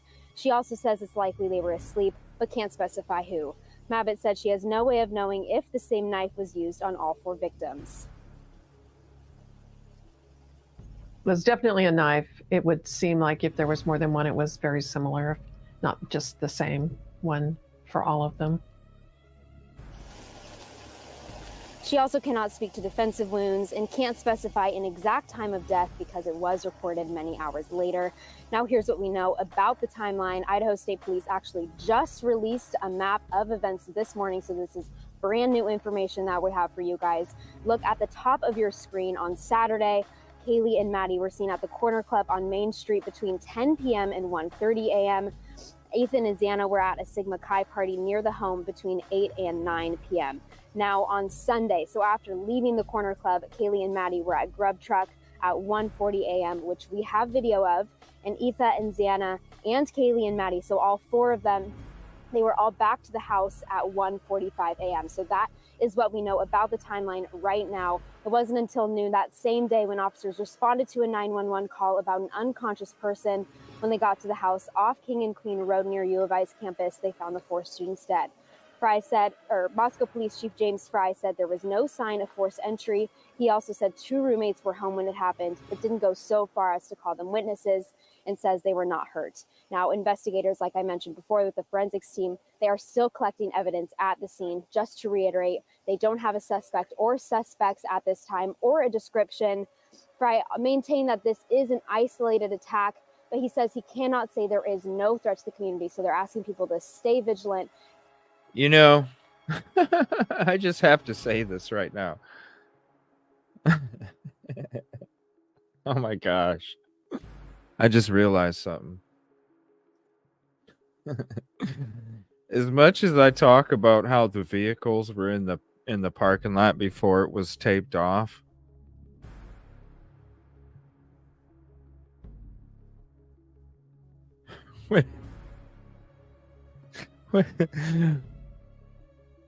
I must have missed this one or something from back then.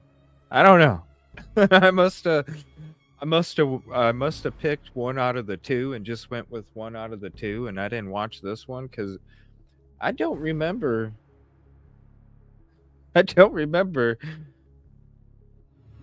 seeing a parking lot taped off with vehicles all up in it. I don't. Is she in this shot? Hold on. I was messing with the. Is she in this shot the whole time? I would love to get a picture of that without her. Damn. Be careful. And they're also asking anybody who knows any. Just saying, that's a thumbnail right there.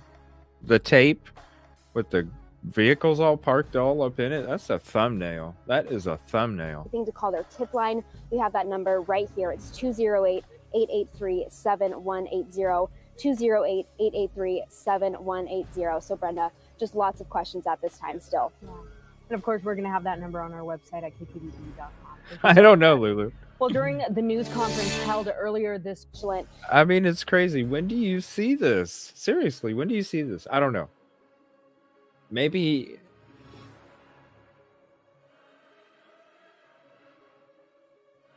I don't know. What's up, Tiffany? Happy Sunday to you too, beautiful. How is it just me? I don't remember seeing this. I don't. I really don't. Or any other time. I mean, I'm not perfect. I am wrong. You know, I can be wrong. Totally. I've been wrong before. I've never been 100% right. But I don't remember. I don't remember seeing any freaking crime scene taped off and vehicles all parked all up in it. Maybe it's just me. Be careful. And they're also asking anybody who knows anything to call their tip line. We have that number right here. It's 208-883-7180. 208-883-7180. So Brenda, just lots of questions at this time still. Yeah. And of course, we're going to have that number on our website at kpbb.com. Thank you so much, Abby. Well, during the news conference held earlier this week, reporters asked Moscow police about a video circulating on social media. The police chief said it shows two of the victims just hours before the killings happened early Sunday morning. And our Morgan Romero is here and is learning more about that video. Morgan, what do we have so far? Yeah, this video has been out there for quite a while now, and it's from a food truck in Moscow that I know a lot of students go to after they go to the bars. That's what we've heard. Police say they've looked at the video. It's helping give them the time and space of where two of the victims were leading up to their death. They said that in a news conference earlier this week. Let's take a look at that video. You can see Madison Mogan and Kaylee Gonsalves in this Twitch video. We've highlighted them for you. Right here, you see the girls walk in, and it appears they walk in with a young man who's now out of that spotlight. He's wearing a hat and a dark jacket, a gray hoodie underneath. You see him put his hood on. He sort of hangs back several feet behind the girls as they order from the food truck. He then, later in the video, follows Maddie and Kaylee after they order and then stands right next to them. We'll show that later on the news at 4, but all three are there at the food truck for about 10 minutes. Idaho State Police says authorities have contacted that young man and they've interviewed him as part of the investigation. They are not labeling him as a suspect or person of interest at this time. We also know Kaylee and Maddie were out at a bar downtown before coming to this food truck, but ISP couldn't say if that young man seen in the video was at the bars with the girls before. Again, as you just heard Abby Davis say, police still confirming and reiterating today they have not identified a suspect or a person of interest in this case yet. Well, thank you so much, Morgan. Yeah, you bet. New developments tonight on the murder of 4 University of Idaho students who were found stabbed to death in their home on Sunday. This morning, Idaho State Police released a map roughly outlining where the students were late Saturday night into early Sunday morning. At Thank you, this hour, Renee. they're hoping this map will help the public remember any information helpful to the investigation. Crime News' Amanda Rowley joining us now live from Moscow with this newly released timeline and map. Amanda. Good evening, Cody. Local investigators are still trying to piece together where these 4 University of Idaho students went then on Saturday night through Sunday morning before being stabbed to death in their Moscow home. Now, they are hoping the map released today will produce additional tips from the community. Now, that map details the night of Saturday, November 12th into the early morning hours of Sunday, November 13th. Now, it highlights locations and approximate times when Kaylee Gonsalves and Madison Mogan were in downtown Moscow, while Ethan Chapin and Xana Kernodle were at the Sigma Chi house. Now, investigators believe Madison and Kaylee were at the Corner Club on Saturday from 10 p.m. to 1:30 a.m. Sunday morning. Then they were at the Grub Truck on Main Street at 1:40 a.m. 5 minutes later, the map says they returned to their home on King Road. Investigators also believe Ethan and Xana were at a party at Sigma Chi from 8 to 9 p.m. Saturday night, then returned to the King Road home at 1:45 a.m. on Sunday. The hope is that someone might remember being at or near these locations around the same time and potentially saw something suspicious or relevant to the investigation. Police are asking those people to call the tip line number or email that information. And we, of course, have that tip line number and email address posted on creme.com. Now, tonight, this is all good information. It is new information as of this morning from the Idaho State Police Department, but it brings up even more questions, such as, did investigators use the students' cell phones to identify these times and locations? Did Madison and Kaylee walk or drive or get a ride to these different locations? And did Ethan and Xana only spend an hour at the Sigma Chi house? Now, I have several calls into local authorities, including Idaho State Police, to clarify these details in the map. I haven't heard back, but we're going to continue pressing for answers as this story develops. Reporting in Moscow tonight, Amanda Rowley, Creme 2 News. Yeah, they're not going to tell you more of the timeline. They're still creating it. What's up, ladies? How are you doing tonight? Fine. Thank you for hopping in. Hey, Oli. Hi, Anna. I always feel like I'm going to talk over somebody, so I'm always hesitant to talk. Me too. Aw. Well, it just kind of, when I'm sitting there and they're talking about the girls getting at the grub truck, and then it just makes me go back to the whole DoorDash thing, and I'm like, why would they wait until 4 a.m. to order DoorDash if they came home at 1:45? Because the girls, wouldn't they get food right away like the girls did? Of course they would. Yeah, I mean, it makes sense. I just don't believe this DoorDash was truly ordered from the property. I feel it was ordered from somewhere else, and I just can't get it out of my head. Especially when I did that little drive around thing yesterday or last night. Something is weird about it. Very weird. Kind of wanted to show that for anybody that wasn't in last night's show. I made a little highlight about it before tonight's show. Kind of using Court TV as a visual to try and show you what it's just somebody got lost. I mean, I just can't. Yeah. The two things, the DoorDash order at 4 a.m, I just don't believe it was ordered from the property. And the fact that they're using that part of the route in the PCA to say that that was Koberger, when to me, it doesn't, like I said last night, they must think this guy is a bumbaloofing idiot or something, because why are you going to, if you're going to commit a crime that you supposedly staked out, how in the hell are you? It just doesn't make sense to me. It just don't. I The think what they were DoorDash. saying like he was hesitant. I don't remember who was saying that, if it was Nancy Grace or somebody was saying he was hesitant and he had to wait for the lights to turn off. And so he kept turning around, and it's like, Yeah, but that's if you're completely gonna, speculation. well, if you're gonna just take staking it out. Take that out of the picture. Yeah. Take staking it out of the picture. If you're going to commit a frickin' crime, are you seriously gonna turn around like that in front of the property that you're committing? No, you're gonna keep driving. You're gonna turn around, go down a couple blocks, and come back. You're not gonna frickin' stand out. Like, it's already gonna stand out if a car's driving it that early in the morning.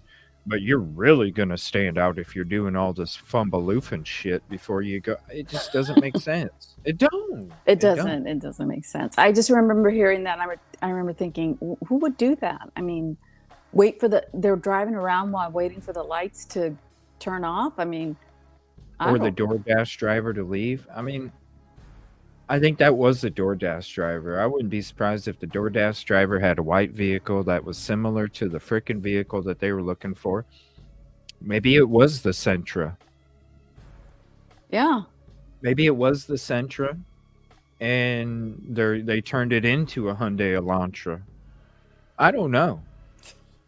It don't make no damn sense, because how are you going to use that in the PCA state? And Koberger did that, when that just don't make any damn sense to me. It's when you mix me doing a sarcastic version of being a DoorDash driver, not knowing where in the fuck I'm delivering to, and then you see the dash cam like Court TV did as I'm kind of doing it, it makes fucking sense. Yeah. That's exactly what I'd be doing, especially if it says Queen Road and it's King Road, and you're on Queen Road, but it says King Road. Yeah. Because you're gonna think your GPS is bugging. I've gone through enough of that shit on my damn trips with GPS bugging. So when I look at it, I'm like, damn, it puts me right back to like deja vu when I'm freaking trying to leave Stephen Smith location, then I'm driving an hour and a half in the freaking boonies. Because of freaking GPS, yeah. Like, yeah, I feel freaking safe out in the boonies. Yeah, let me play this real quick. It just, you mix it together and it's like, it just makes sense. It's a DoorDash person that got lost. Neighboring homes in this area, pinpointing this white Hyundai Elantra that they say Brian Koberger was driving starting at 3:29 a.m., making these passing drive-bys, Vinny. Quick question, because I don't want to get to the rest of this as well. As you drive past and you see those windows, which floors are that? Which bedrooms do you see as you're doing that pass by? Because if this car is casing the joint to see if anyone's awake, whose windows are you seeing?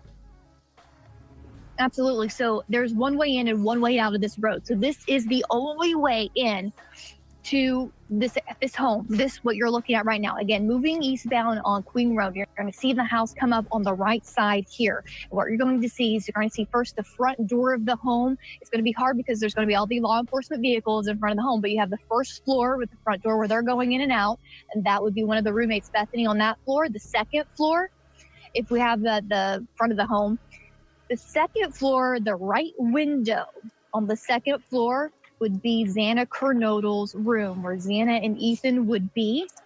The left second floor window, I can even show you here behind me.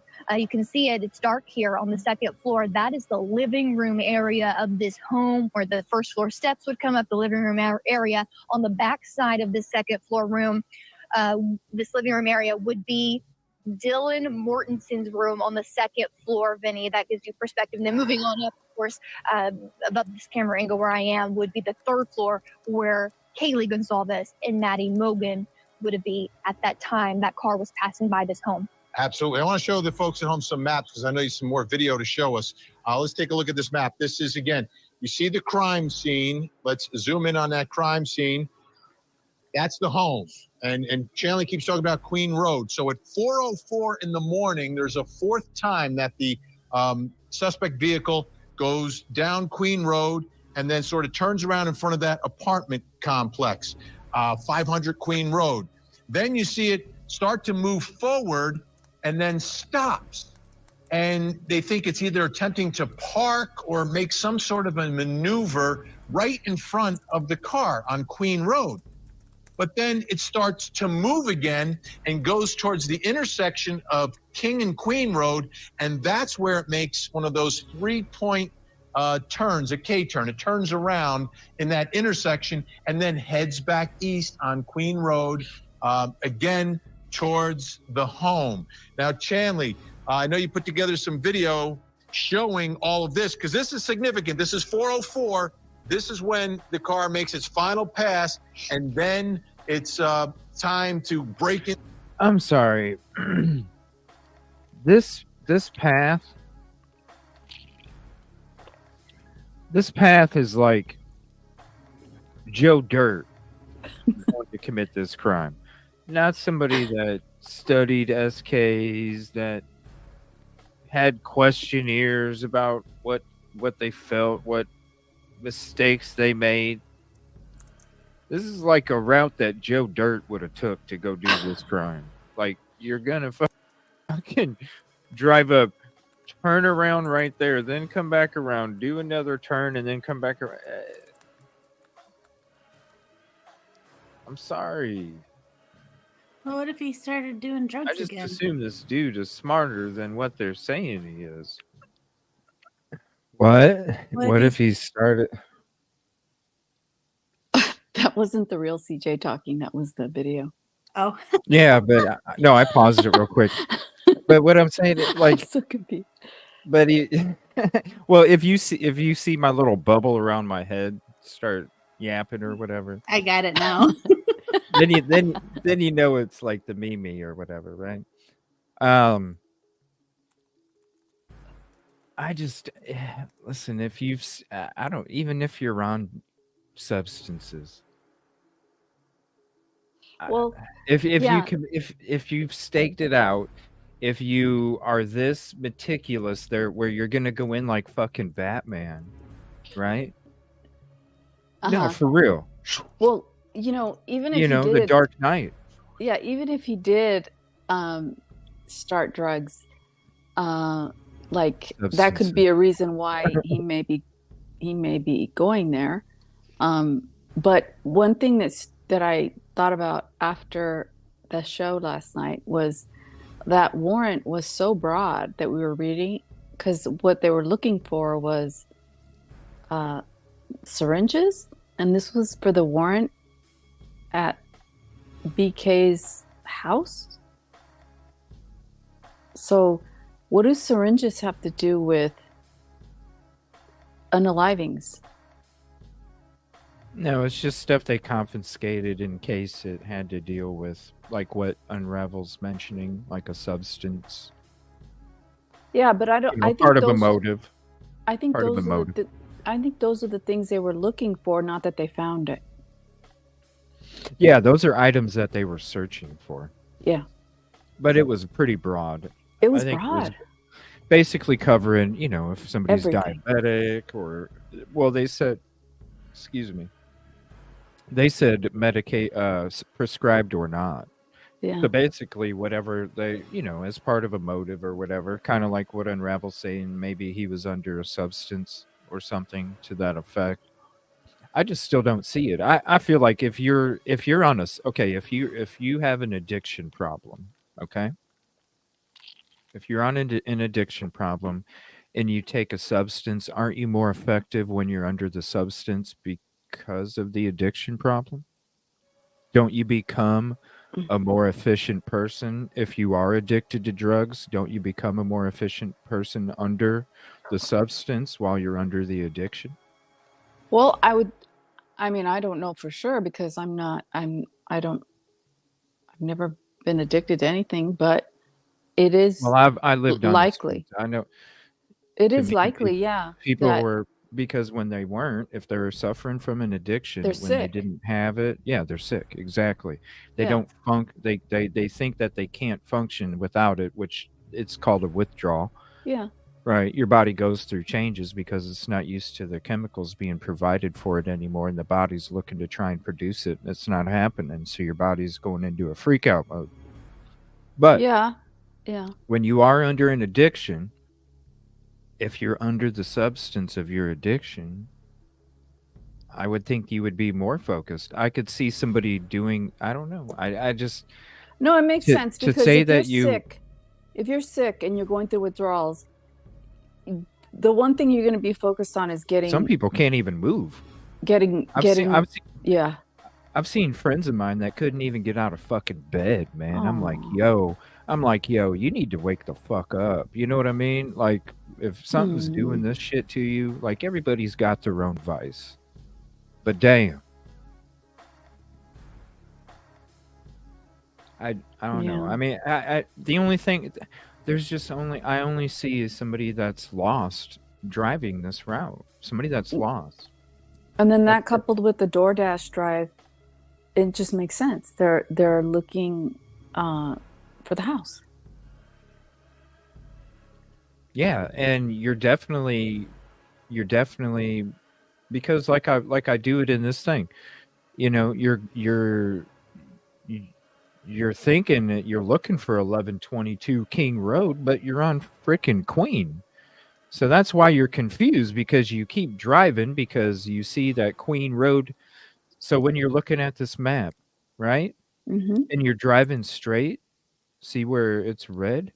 You're right there. You're looking to the right and you're noticing, oh, Queen Road continues that way. So that must not be it. So you pull into the little apartment building and then you turn around because you realized, well, that's going into an apartment building. The road that I could have turned on is continuing of Queen Road. So I'm going to turn back around and go back to where King Road and Queen Road is. And when I go down King Road dead ends. So then I'm going to turn back around because I have to make an order. Yeah. So I'm going to turn back around and go again. Is that really 1120? Okay. It's the only 1122 that I could find right in this neighborhood. I'm just going to go ahead and take my chances.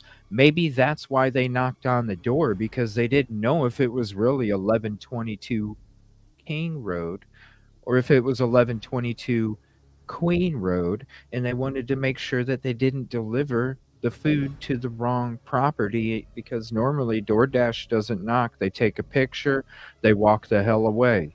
You get a notification on your phone, DoorDash is delivered, boom, you see the picture.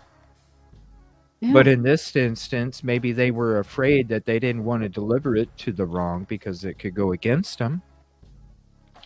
They didn't want to deliver it to the wrong house, and so instead of taking a picture, they wanted to knock to make sure that they had the right house in the first place. It's true. Or you're Yes, tell it. premeditating. What's that? You're Tell it. premeditating.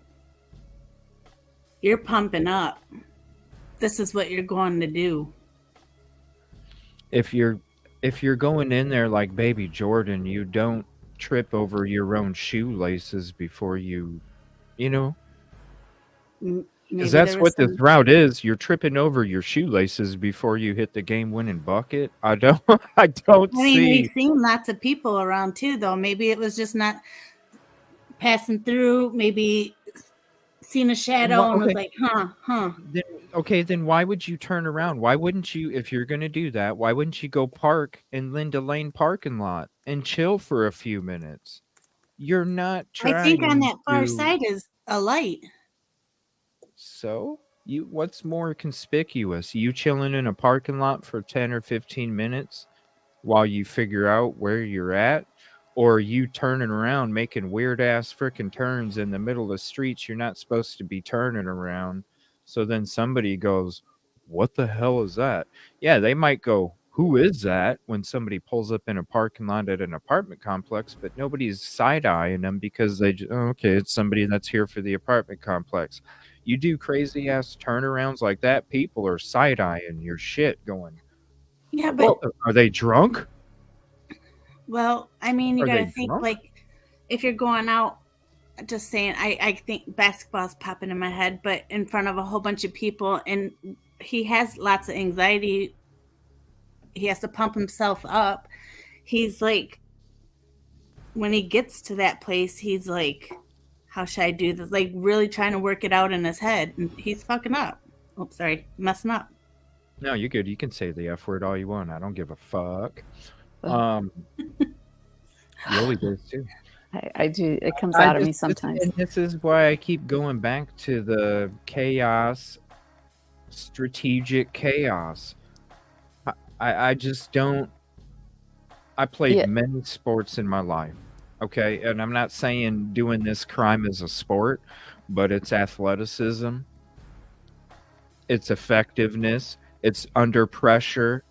And you have 4 individuals against yourself. So the odds technically are 4-1. Okay. Technically 6.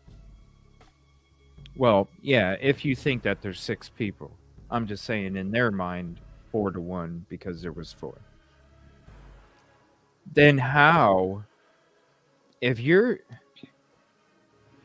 the cell phone not being shut off, not being left at home, you drive all over the place before you get there, you're obviously not trying to be conspicuous because you went downtown when you didn't even have to. You could have went a couple blocks north out of your apartment building.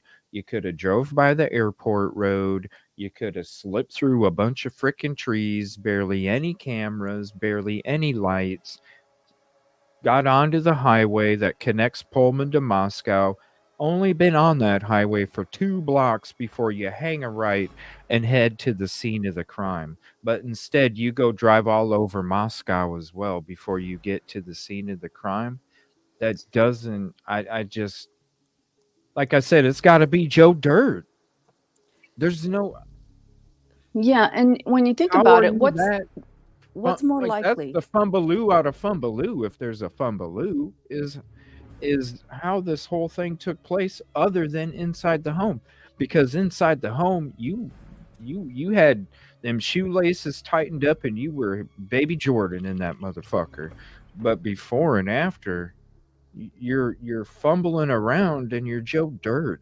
It doesn't make sense. It just don't. Well, I just don't.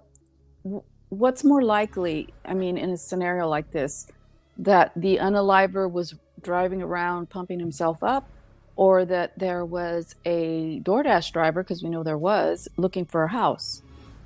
The more logical thing would be the DoorDash driver, in my opinion. I mean, we don't know the unaliver or unalivers, but I honestly don't think that the unalivers came in a car. So you're saying you think Brian, he's the DoorDash? I don't know. I don't know who the DoorDash is, but what I'm saying is, what, they came from a bike? Because I thought about a bike a long time ago, but I feel like they parked in the parking lot behind the property. Well, you don't think they took a car at all because there's no DNA in the vehicle, or? No, I just think that the unalivers, they did not pull up to the house. Like, I don't think somebody pulled up to the house and went and did that. I think the people that came, they were parked either further away or on foot. That's what I think. And I think the car is all a distraction. Well, I always kind of thought, see where that blue car is on this bird's eye view? I've always thought that the vehicle was parked there. And I felt like the people were hanging out in these trees, in between that blue car and the patio door that you can see. And I felt like they were hanging out there, and the DoorDash was a distraction for them to slip through without having a forced entry. That's possible, but the DoorDash the DoorDash driver hasn't been cleared, so I don't. Maybe the DoorDash driver was the co-defendant. The one that came in and said, "I'm here to help." Do you think he handed off the food? Maybe the co-defendant was the fumbaloo. Maybe the co-defendant was the person that was playing the DoorDash, and they were freaking late. Oh, that's why you said late. Yeah, it's possible. But I don't like. I don't know if. I don't know who. We don't really know who the DoorDash driver is. I mean, there's been rumors, right? But nothing concrete. Yeah, well, they're not on Moscow's persons not of interest anymore. I know that. Yeah. No, I wasn't saying the food was handed off. Yeah. It could be that the DoorDash driver was a confidential informant.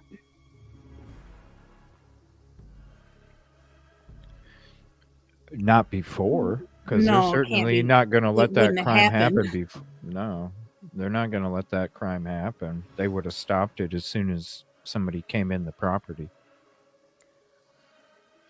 Maybe Or they been, couldn't you know. stop it. Oh, if that person was an informant and they were there, I'm sure they could have. Because if they're an informant, they're going to have some kind of valuable piece of information. I mean, Yeah, they got to keep reporting. they would have been able. I don't think that kind of crime would have took place under the blue with an informant. There would have been some kind of lead up to it where they would have already had him under surveillance at that point, and they would have had him under surveillance going to the property to do that. You know what I mean? They would have had him under surveillance, getting out, all that already. DoorDash is a witness. I mean, it's got to be. And then there's a lot of co-defendant talk. Why wouldn't it be co-defendant talk as well? Who says that's not the person that Koberger asked if, has anybody else been arrested? Yeah. Maybe that was the person. The DoorDash delivery listen, the girls, as soon as they left, they literally walked 10 minutes, give or take, and they were at the food truck. You're out drinking, you're home at 1:45 a.m. You're not placing a DoorDash order to get there at 4 a.m. You're either getting food when you're going home, or you're placing the order before you get home, so that way when you get home, you can eat your food and go to sleep. Yeah, that makes sense. You're not waiting up to place a DoorDash order, and you're not going to place a DoorDash order that's coming 2 hours and 3 hours. Yeah. Or 2 hours. 2 hours and 15 minutes. You're not waiting 20 minutes, whatever. You're not waiting. But That's do too we damn know long. what Ethan and Xana were doing? It says that they were home by 1:45 a.m. Now, Yeah, they but said I that thought about there was- Kaylee and Madison, but that wasn't true. But they did say it about Ethan and Xana. They didn't state where they were at after 9 o'clock, but they said they didn't get back home until 1:45, according to Bethany and Dylan. Because Bethany states she saw them until 9 o'clock at the Sigma Chi house, and then she said that all roommates were home by 1:45. Yeah, and then I remember that Xana's dad had mentioned that, and I don't even know if this is true or not, but mentioned that he talked to her at midnight or something. About a pizza? Yeah, that they were at the house. Ooh, I do remember that. Do you remember that? Yeah. And so, Why would she order food at 4 if she just ate pizza at noon or midnight? If that's true, yeah. I mean, yeah. So I don't know why but the why would father. you? Well, could she? I don't know why the father would say that and why they would leave it out of the PCA. But maybe they didn't know that information, or maybe it's just not true. I don't know. Because then they would have to. Where were they from 9? Why is that even left out? That They have don't. some. They don't know. Okay. Do you guys remember the call to the Moose Lodge the same night? Yes, you had Shortly a after. creator on your show. Shortly after 9 o'clock. Yes. Right? Yeah, Valerie. Valerie, yeah. Yeah. And I kind of went beyond. She was more focused on the Moose Lodge. I was more focused on like this. If you're at the Corner Club, okay? You're at the Corner Club. You enjoy going to the Corner Club. You might not be of age to go to the Corner Club. The last thing you want to do if you're having a problem with somebody at the Corner Club or in the parking lot of the Corner Club, the last thing you want to do is call LE to report a problem at the Corner Club, right? Right. Because then that means you probably wouldn't be able to get back in. Or if you did, they'd be kind of like looking at you real shitty, because the last thing an establishment wants is to have LE called onto their property, right? Mm-hmm. So why wouldn't you call it in to the Moose Lodge, the property, the building that is right next to the parking lot of the Corner Club? Somebody called in and reported a individual that was messing with their boyfriend.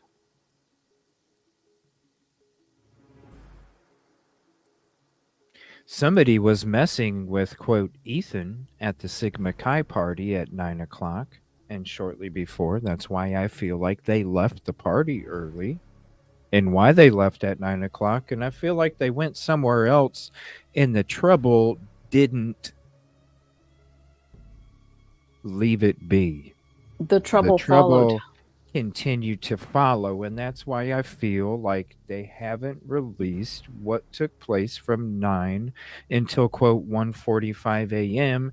because I think it has something to do with what took place. Now, you mix what Steve said. Wait, what? Sorry. Yeah, this was in the parking lot. This wasn't. But they're looking inside. for footage for 9 to 1:45. Why did Steve say that they didn't have to go upstairs? Well, maybe the problem started at Sigma Chi and it ended at the property. That's why Steve said he didn't even have to go upstairs. That's a good analysis of his statement. But at the same time,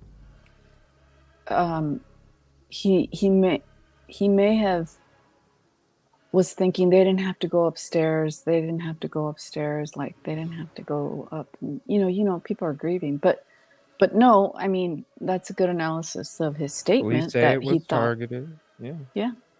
Police say it was targeted. I don't know. I've always felt like that stuff, it started at the Sigma Chi. Why in the hell are you leaving a party at 9 o'clock at night if you're a frat brother? If you're just going to go eat pizza and watch movies with your girlfriend when you just got to the party. You're going to leave? If somebody won't leave you the fuck alone and you're telling your brothers, look, brothers, I'm just going to go ahead and leave the situation because I don't want this bullshit to be affecting your guys' good time. I'm going to go ahead and dip out for the night. That's what I feel like took place. That's why they left. Because, look, this shit ain't leaving. This shit is, I'm going to, listen, I don't want to ruin the night for everybody. Just like what when this shit went down with another creator. There's a lot of shows I didn't go hang out and chat because I didn't want to be a distraction to their show. Because all I would come to do was support their show.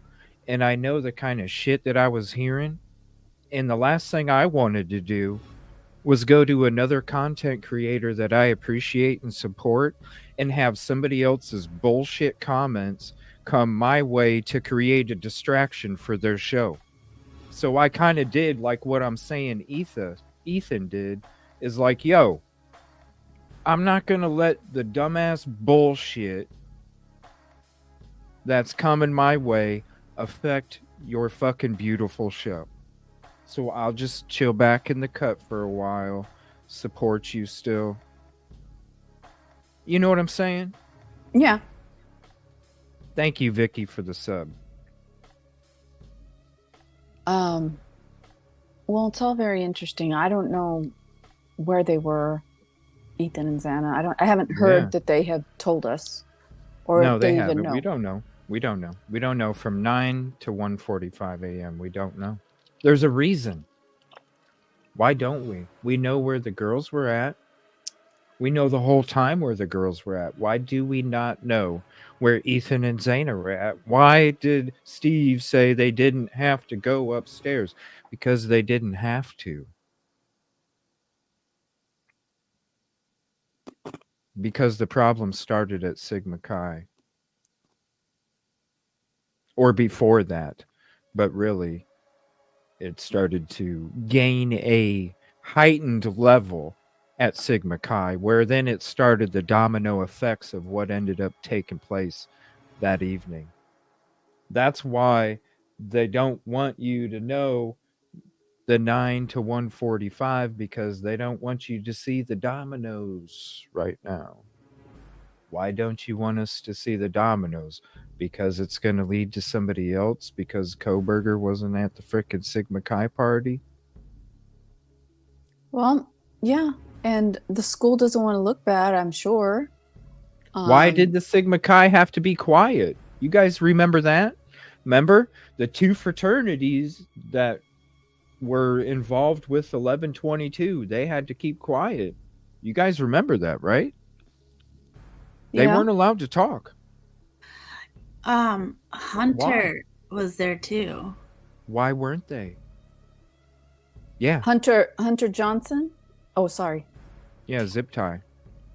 Oh well, I was talking about, isn't it Ethan's Zip brother? tie.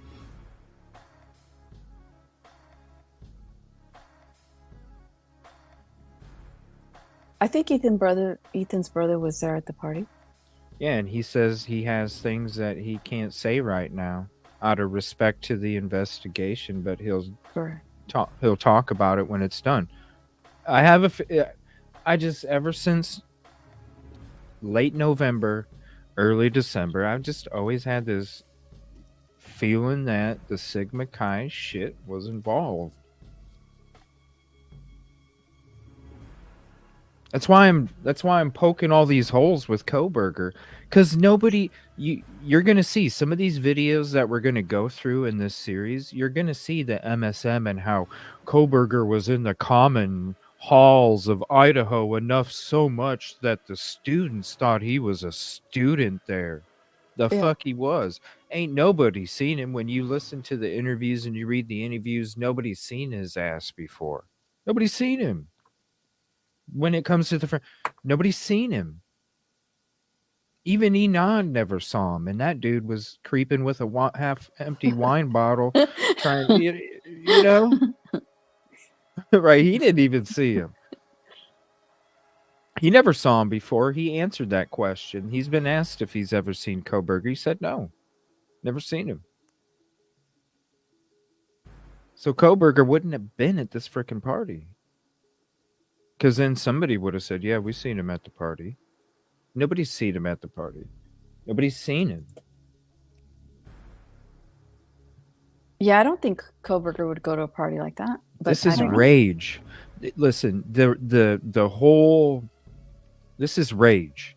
This is a crime of rage. The incel theory would make sense if the incel theory made sense. But to me, it don't with Koberger.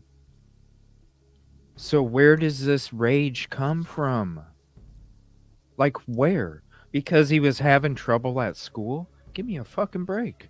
No. Have the fucking stress that I have of trying to run a show, do it 24/7, it be your livelihood, and you go out in dangerous situations. Yeah, you know, Doesn't there's also Sleuthing Squadron TV says roid rage. There's also I mean, it that. could be, but who says he was taking steroids? Where does that come from? You know what I'm saying? Well, not. I mean, the Does he look unaliver like might he have. took steroids? No. Listen, everybody, The I had unaliver, friends. not him. I had friends when I was in high school that literally juiced, okay? And I'm they were skinny as hell, and I shit you not, they were juiced in no fucking time. And I mean bulked up like freaking crazy. You're like, dude, what the hell? And then it was sad because then they used to be bullied, and when they took that shit, then they became the bully, and it was disgusting to see my friends act that way. You know what I mean? So it was like, damn, dude. But I did see how they transformed so quickly, and I did see the rages. And I'm telling you, Koberger was not on freaking steroids, yo. No, but the person who did it might have been if it wasn't Koberger. Oh yeah, I mean, yeah. If you're looking for a motive, right? Of course, not Koberger. Sorry about that, Sleuthen. My bad. No, but yeah, of course, if there's a kind of rage. But what I'm meaning is with Koberger, where this is a crime with rage. Where does that rage come from if Koberger isn't an incel? Answer me that, because I don't see it. Nobody saw him around Idaho. He wasn't stalking. Well, here's one theory. What's the rage? Could it have been, and just put Koberger aside, but could it have been somebody who went there for, let's say, looking for medication, and the medication wasn't there, and they flipped out? So they went into a house that... So there's just way more rage involved in that. Even if somebody gets cranky because they can't get their substance, yeah, there's way more rage than that.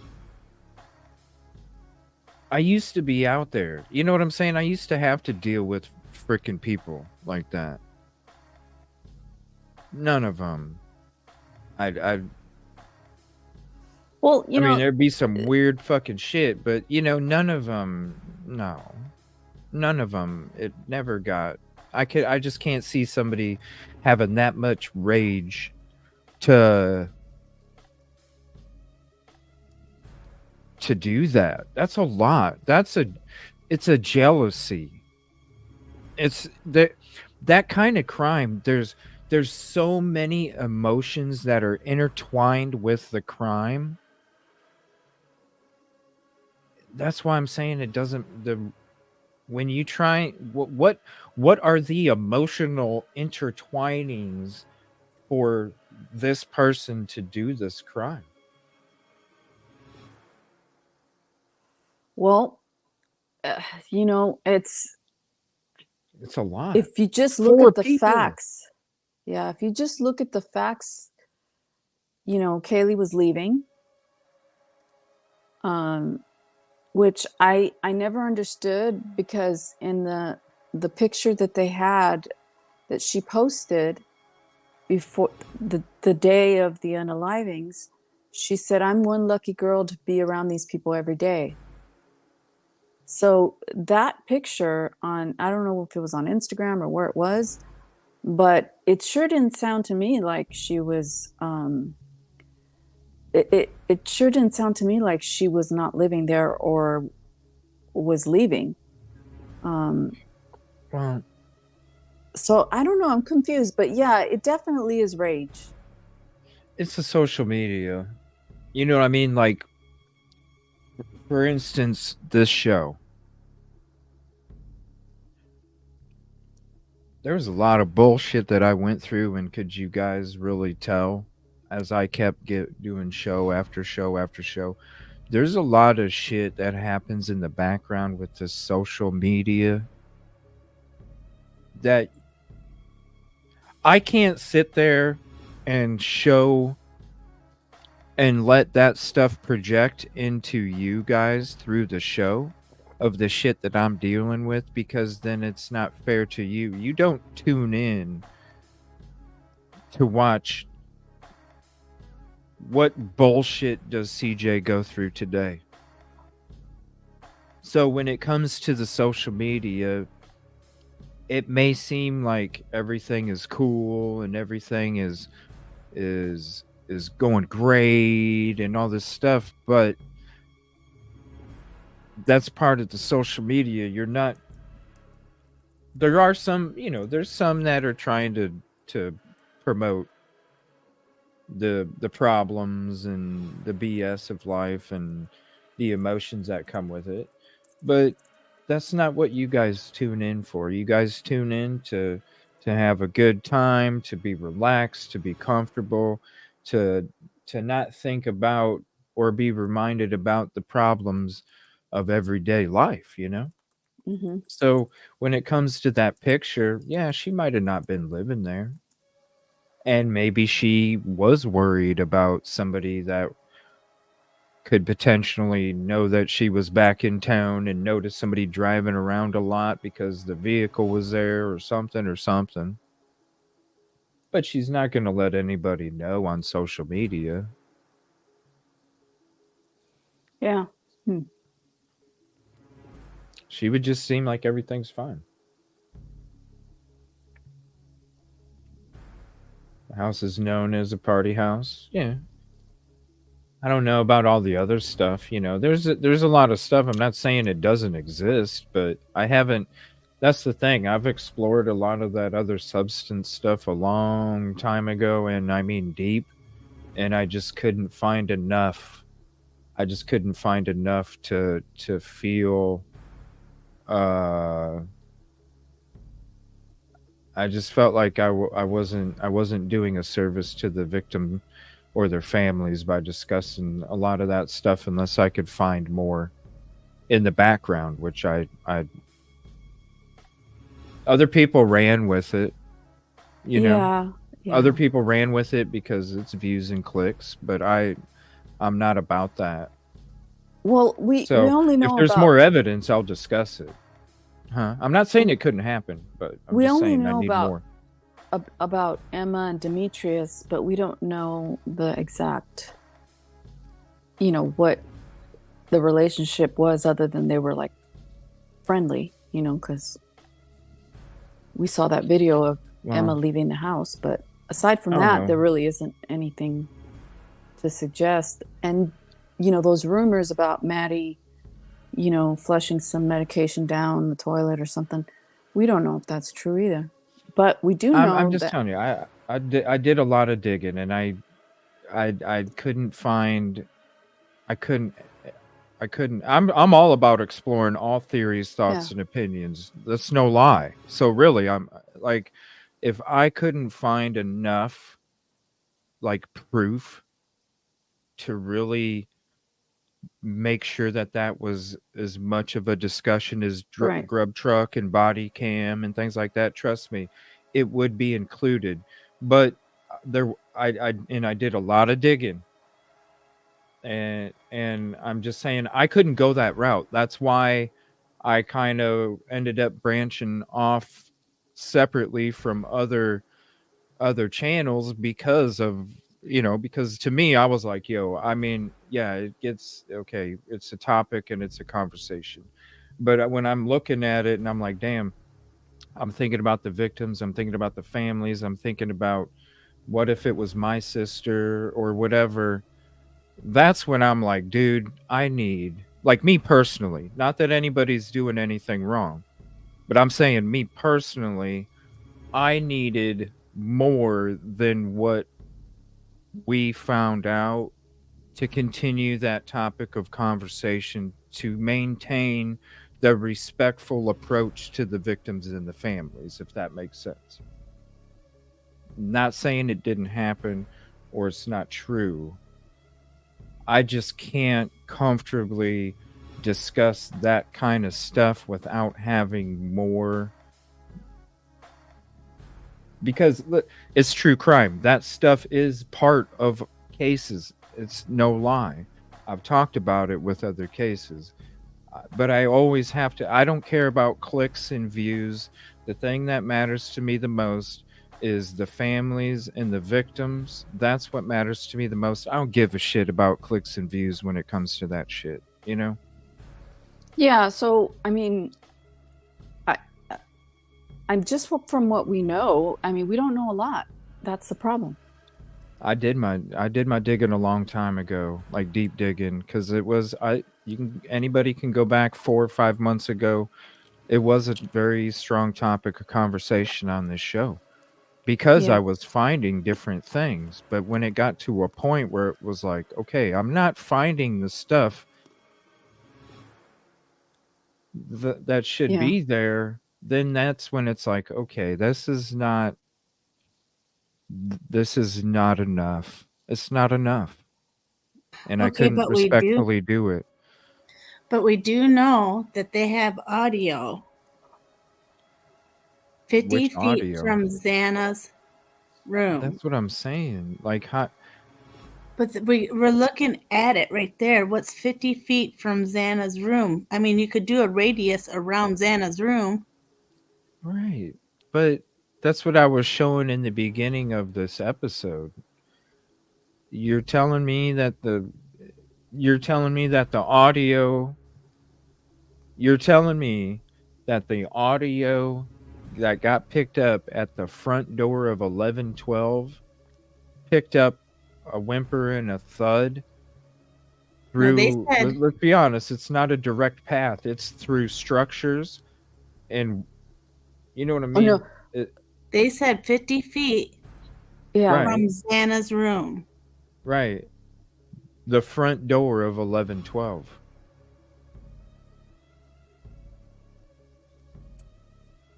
Well, yeah, they said they had audio. There's no camera. There's no camera on the back of 1118. The only camera. But they said audio.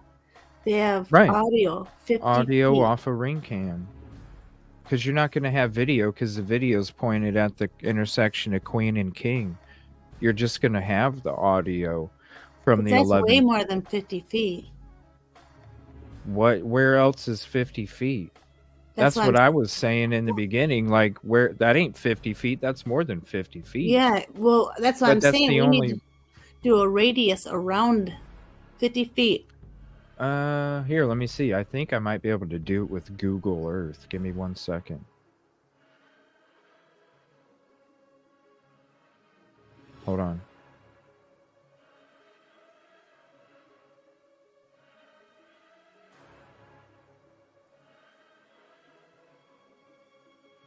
Okay, so we'll select a starting point. We'll go here.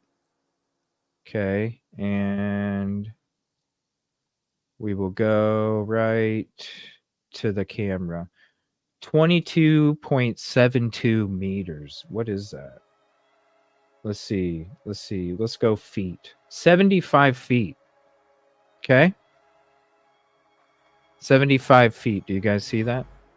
Yeah. That's not 50 feet. Here, let me. Okay, so it's a different. So if you Here, let me go like this. Let me Put it get on it the- in the. All right. So here we're gonna do this. Here's 50 feet. Zaina's room, front door of the property. That's a direct path. That's 79 feet. Okay.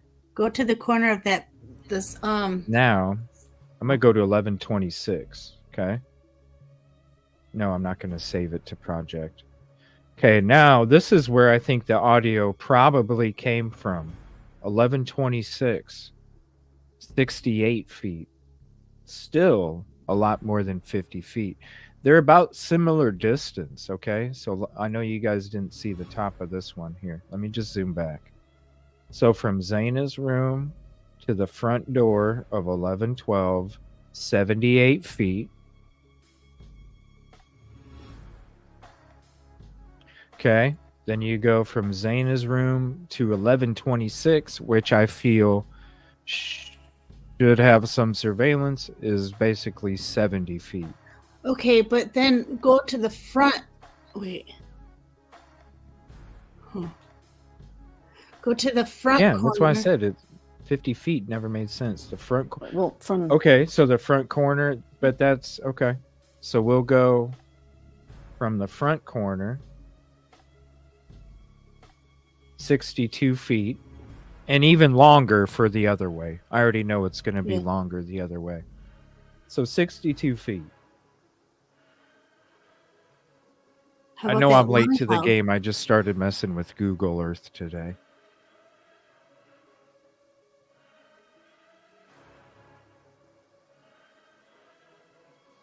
So 68 feet. Take a screenshot of that.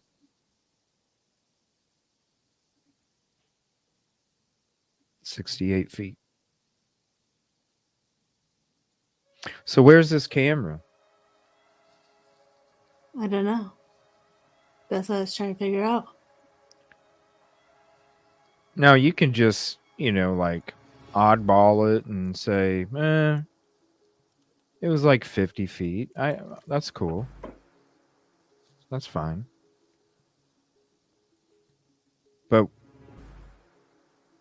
that's what I'm saying. If it's supposedly the audio, it's got to be from this camera. The audio from the Ring camera that they're using as the audio source for the recording.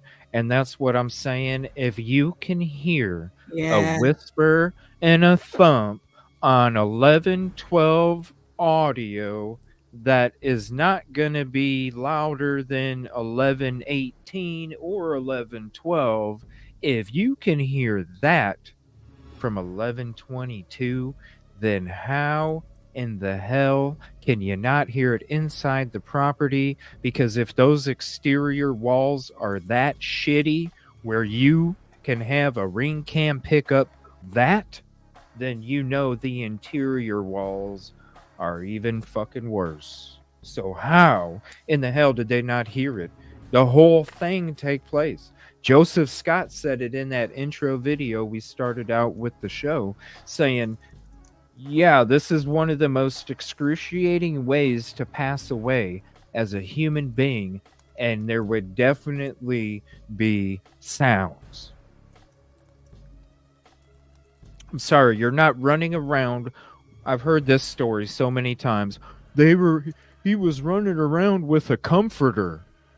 So then it was covering him from the liquid, and then that's how the victims couldn't say nothing. And I'm just like, you got to be losing your fucking mind. Okay, say there was a tripod.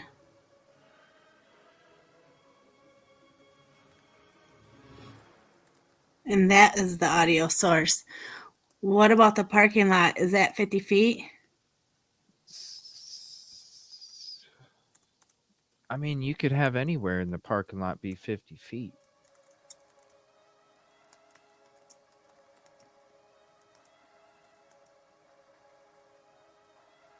You can have anywhere in the parking lot be 50 feet.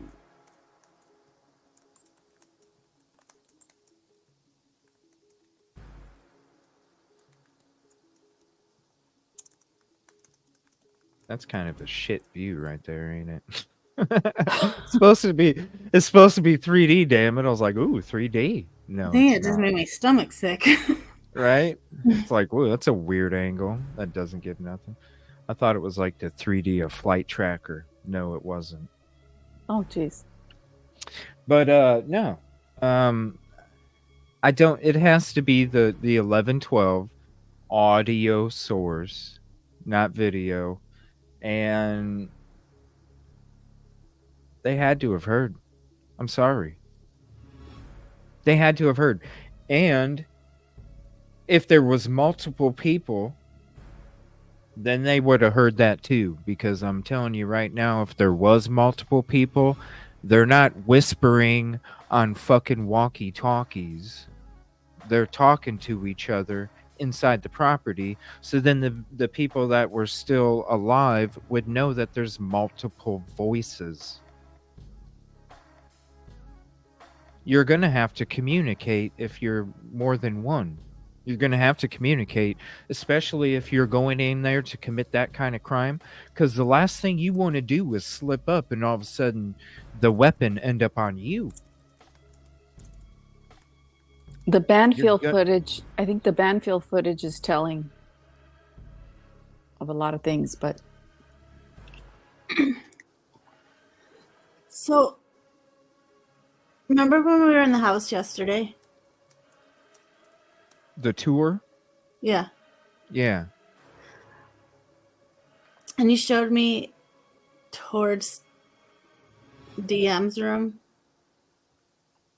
Yeah. So, didn't they say that they had a latent shoe print in front of her bedroom? Yeah. It's in front of here. Let me pull up something here real quick, and I'll just mute it while it does the walk around. Because it doesn't show, like, I don't know, for some reason the tour doesn't let you do this anymore. Hold on. Let me get this screen up for you guys. All right.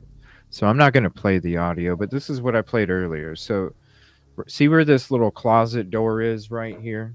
Here, let me blow this up.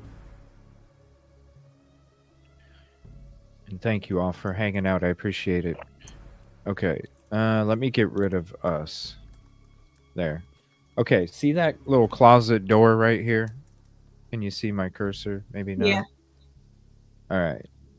It was facing the door itself. So the front of the shoe print was facing the door at a slight angle off to the side.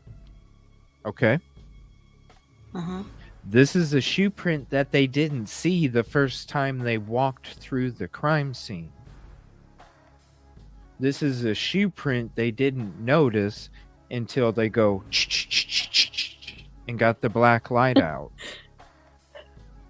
So on the other side, on the right, against the wall, is the good vibe. Yes. So if this video, I do have another video where I do a walkthrough on it. I'll get that one pulled up as well. So if this one doesn't have it, this other one definitely does. So I'll let that one play while I get this other one ready. Because I know this one does for sure. But that's probably what they were stepping over then. They had to step over that hump. Oh. The hump in the hump between, yeah, I go through the whole property with this one here. oh shit. I'm sorry. Oh, you're good. I see a different CJ up there right now. Sorry. Oh, you're fine. It's because I'm looking at the computer. I'm just trying to show here. Let me see here. This, we won't block this one. Let me put us back on. I thought Kid Kitty was on the panel for a minute. Why does it shrink it? Hold on.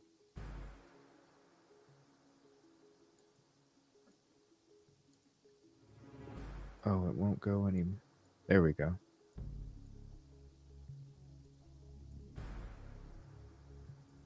All right, there we go. So that's as full as I can get it. All right, so I'll show you the good vibe lights. Let's see.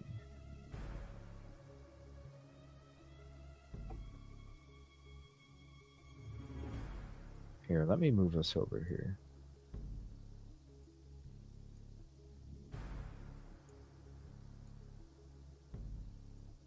There, that'll look better. Then it has us talking. Okay, so there's the closet where the shoe print was at. Again, black light. Good vibe light sign. I go upstairs. Let me see here. Go upstairs. Okay, so here's the room where we get. Here's the living room, second floor. All right. So here is the view. Okay, I'm going in their room first. Hold on.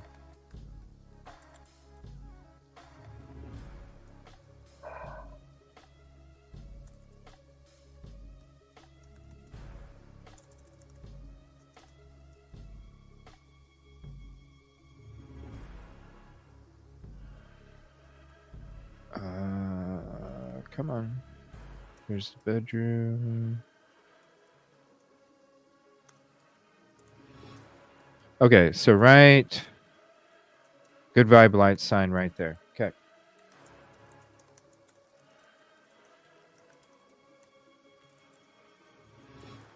That's nice. This version actually has the couch in it and everything. Where the couch was at. Okay. So there's the good vibe light sign, unravel. There's a hump. See where my yellow cursor is on the video? Yeah, My like little that. hand right there? That's where the hump is at. See that? There's Like a like step. this line that goes across right here. Yeah, because this was an addition.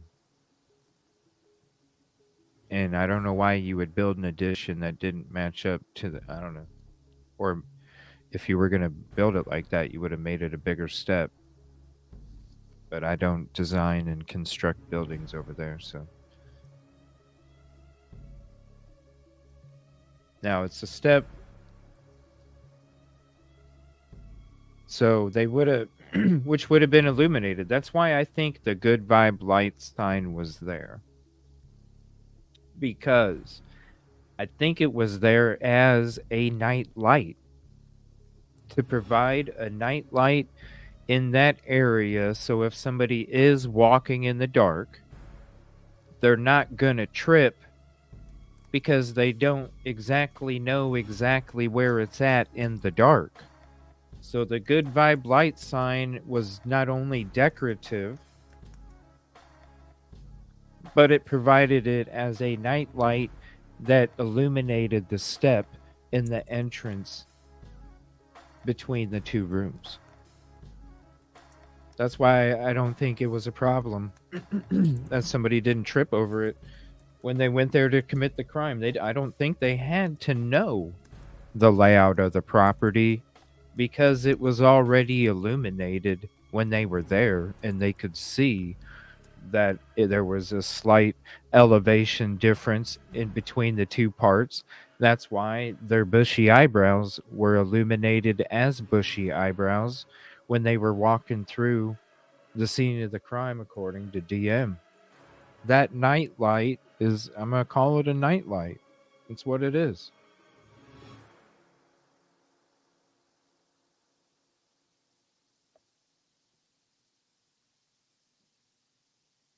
Yeah, I've broken my toe on shit in the dark when I knew it was there, for real.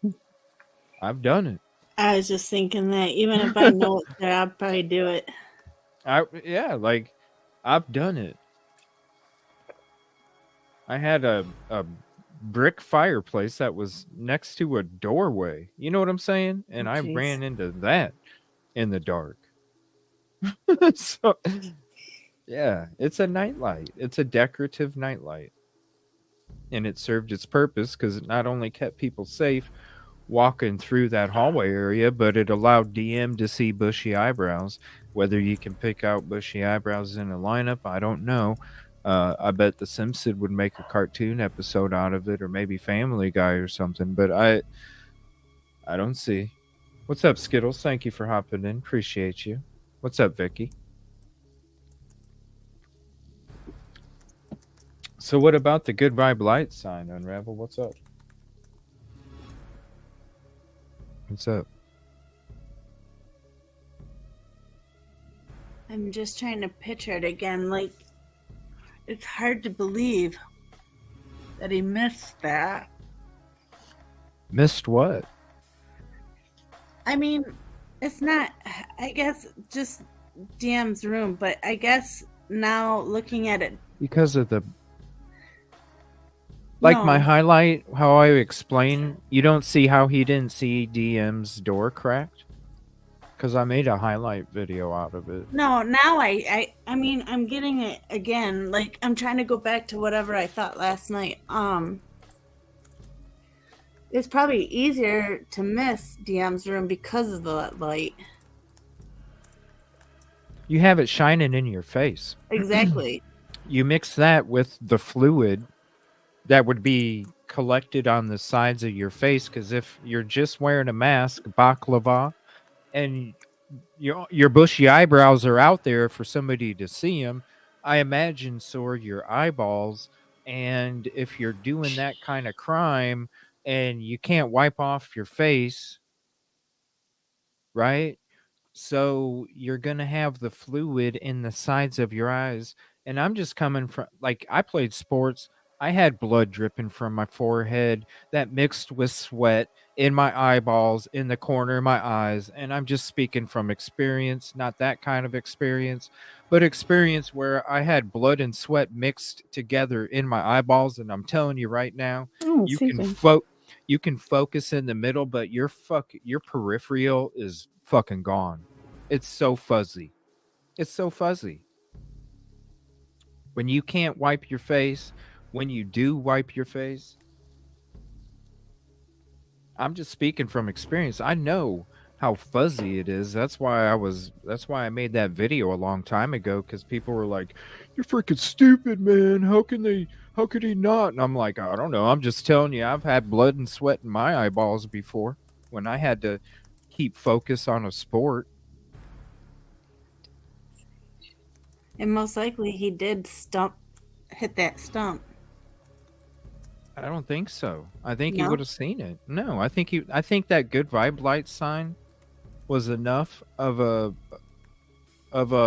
Light. night light, because it was a night light. It's a decorative night light for that stump. Totally.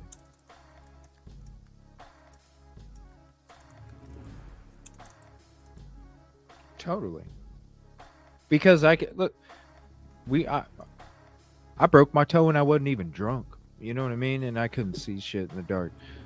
I'm sure it was a safety measure for people that were in the house when it was dark and there was, the lights were out. If somebody wanted to go to the kitchen, somebody wanted to go from the kitchen back downstairs, somebody wanted to come from upstairs to the second bedroom, it was a decorative night light so people didn't trip and fall and hurt themselves. For sure.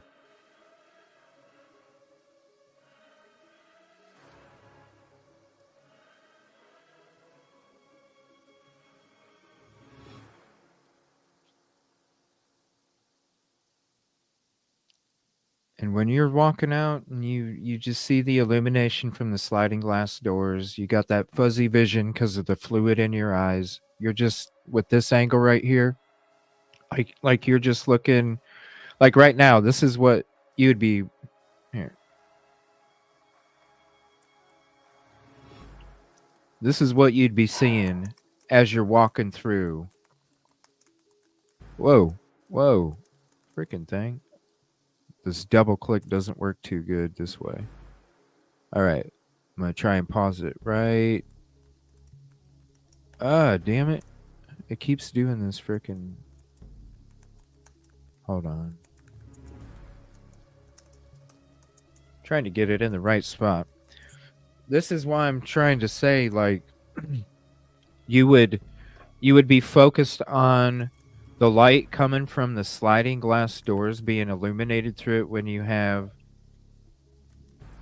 fluid. Okay, that's what you're looking at as you're walking through that doorway, that hallway, right? That's your view, but it's backed up a little bit. I can't give it to you because it's zoomed in on here. This is what I'm saying. You were done. You were done committing the crime of unaliving 4 people. You have blood and sweat in your eyes, and I'm just being real. It's stingy. It hurts. Your vision's cloudy, especially in your peripheral. You don't see any kind of light source coming through the crack of that door in a dark area, but you do see some kind of light coming from the sliding glass door. So when you have that vision and you're that done, exhausted, fatigued, from committing that crime and you're wanting to get out of the house when you probably checked that door already and it was locked when you were there, all you can think about is getting out. And when you can have a little bit of light coming through the fuzzy vision of your peripheral because your focus is on the stairs, all you can see is a fuzzy light. You don't know what it is, but you see the light coming through. That's why you don't see the cracked door and you focus on turning out towards the exit. And then I think that there was some kind of bag or some kind of something in the kitchen that allowed Mr. or Mrs. or whoever it may be to exit the scene of the crime without getting anything on them and walk out the door that was already left open when they came in. And that's the only way that I can see how 1122 ring audio would even pick up something like that, is with the sliding glass door being open. But I still don't see how a thud and a whimper get caught on 1112 ring cam or anything 50 feet away. You're talking about a thud and a whimper. Dude, your own ring cam ain't gonna pick up a thud and a whimper unless the windows are open and you're right by the frickin' camera. You can be in the back bedroom of 1112. You think that ring camera's gonna pick up a thud and a whimper? Let's be clear. Where is this audio source? It would be interesting if it was a tripod unravel. I don't know about the tripod. It would be interesting to find out if it was, because the more and more I keep thinking about this damn 1112 whimper thud.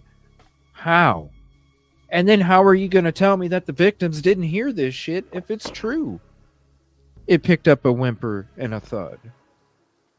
So many damn questions just with that.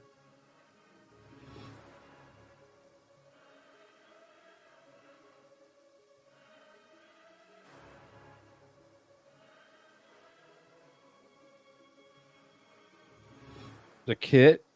Seriously though, do you think about it though? Say somebody's in the back bedroom of 1112. They're not even in a different property.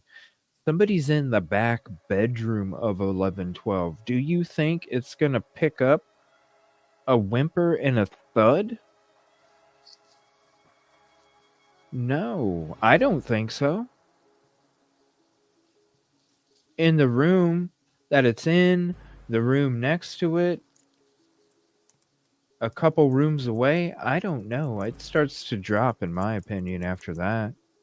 And you're telling me a property, even if they had the sliding door open, picked up a thump and a whimper?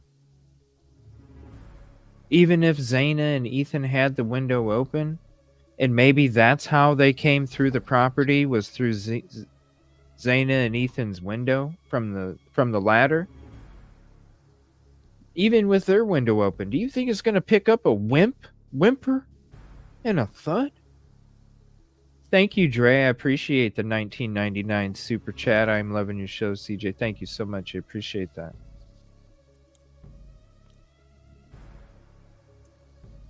Aw, thank you, Skittles, for becoming a member again. 4 months. Aw, thank you so much. I appreciate you. Definitely go check out Skittles Crime Podcast. A good channel over there. Does a lot of work. Works her tail off. It just don't make no damn sense. The Fumbaloo, Joe Dirt. Joe Dirt, before he puts his cape on and then goes in there like Batman, and then when he's done, he takes his cape back off and puts the mullet back on. You go from mullet to a cape. I like that. You go from a mullet to a cape.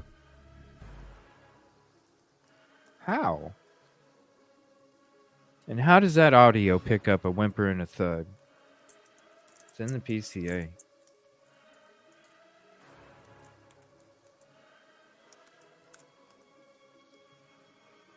So what's this tripod? When I was on somebody else's panel, when we were out there exploring it, we couldn't find a tripod, and that was live. I'll go and check it out myself when I go there soon. I'll see if there's a tripod. I mean, where's this tripod supposed? I heard there was cameras on a light pole, but we didn't see nothing. We didn't see nothing. That morning, the girl went out there and grabbed it, and it's not the channel that I thought. No, this is something that somebody said there was a camera on a light pole, and we even looked at that, and there was no camera on a light pole. So Yeah, I you're remember thinking that. somebody Yeah. just set up a tripod for That's just recording? what I've read through the Idaho school thing. The Idaho school thing? What do you mean? I don't know what sent you're it to talking you. about. I sent it to You you in did? the yeah. How long ago did you send it to me? Was it? You sent a lot of Yesterday. stuff to me. Wait, didn't we talk about this? That the tripod that was a part of the school project? Something like that. It's in your Discord.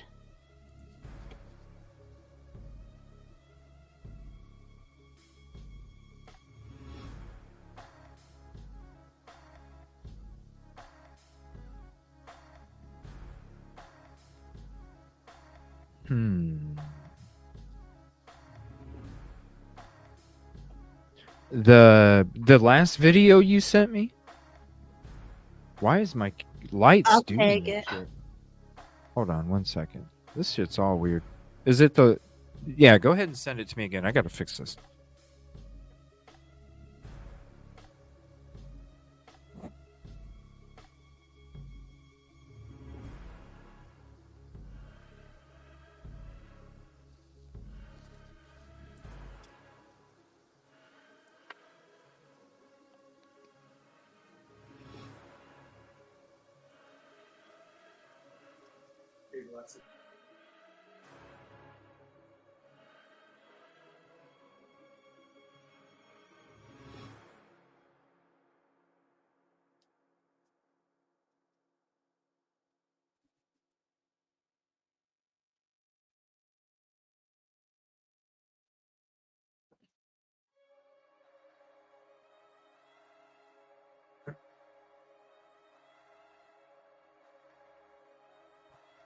All right, sorry about that. Sorry I didn't put it on mute there. Freaking one of the lights went crazy. That looks a lot better now. Sorry. All right. So let me see. You sent it to me. I pinned a message. Let's see here.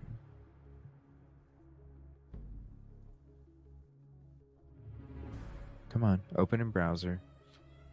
All right, let me see here. University of Idaho.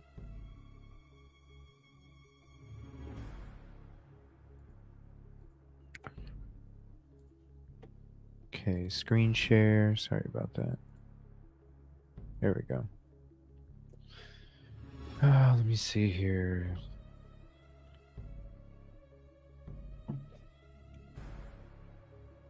Thank you, Dre. Appreciate that. Yeah, there's certain words we can't use, so. But if you're part of true crime, you already know that. You know what I'm saying? That there's just certain words. Thank you, Lulu. Appreciate that.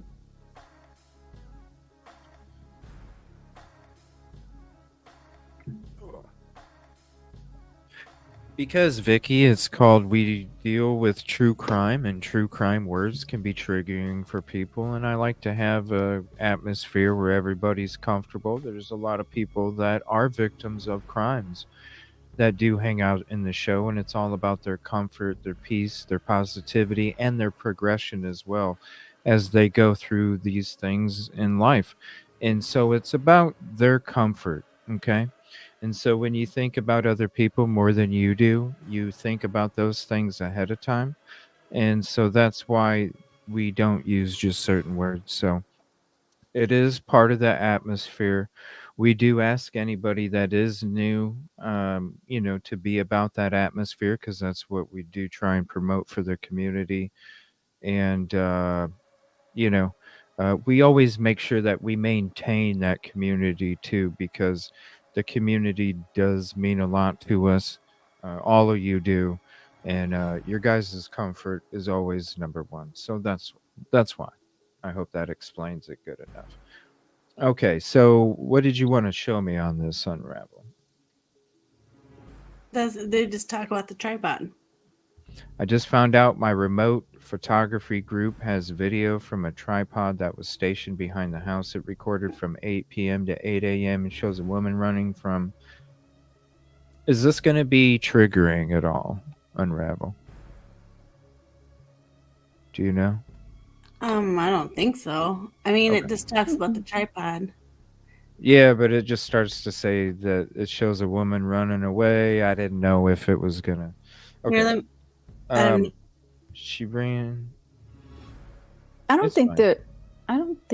that there is anything. She ran away from the house and right by our tripod at approximately, almost but not completely accurate or exact, roughly 2.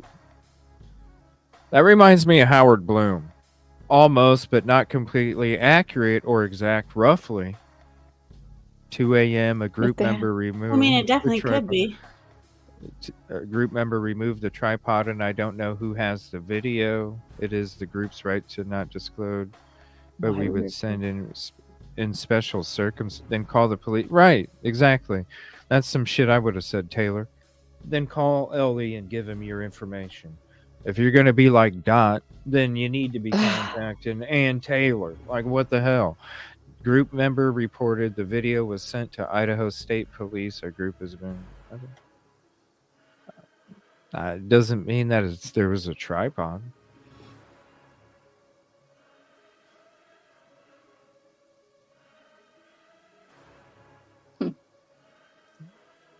I mean, that could be anybody. Did you see Brent Kopaka's obituary memorandum where people could leave messages? Yeah, I saw that. Koberger BK said hi, and he was already incarcerated, so... was bad.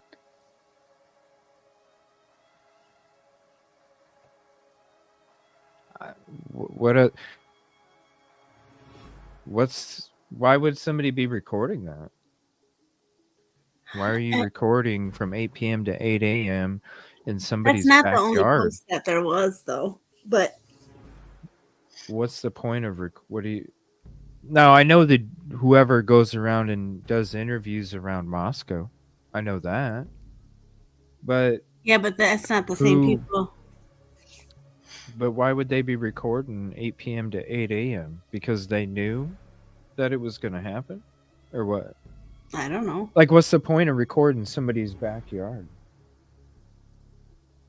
If Maybe it is like a... recording wildlife? And back there? I mean, look at... What are you recording back here? There was a bobcat on the loose. Look. I mean, what do you... Then if there was a bobcat on the loose, wouldn't you put it like... Yeah. Maybe like here? I mean, if you're recording for nature and you're in that neighborhood, why not there?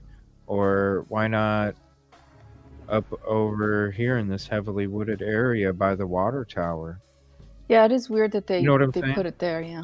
Why, if you're recording for what? That's why I'm saying it doesn't make sense to me. What are you recording then? It's not wildlife. It's not nature.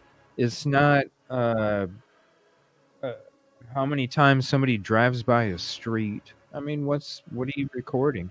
And when you look at this property, 1126, this is the front door right here where this patio is.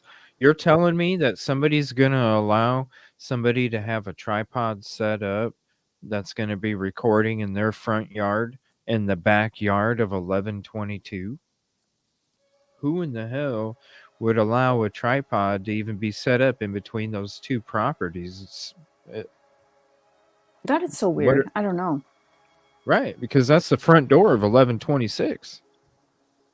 The back of the property has parking and is elevated. It's the back of the property. You go to the front from both sides. You can go from the left, you can go to the right. You can go to the front of the property. The porch is this little teeny section that sticks out right here. That's the porch. That's why I think there's surveillance right there that has something on the screen door, because it's pointed directly towards it.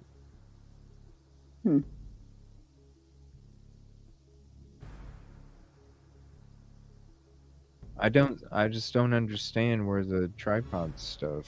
I just do remember that post, and I don't know whatever became of it, or if they ever turned it in, or if Ellie said they had the footage, or whether there was any footage. I mean, we know there was a problem. A guy was going through cars and messing with people's stuff. That's the reason why they got the camera at the other house.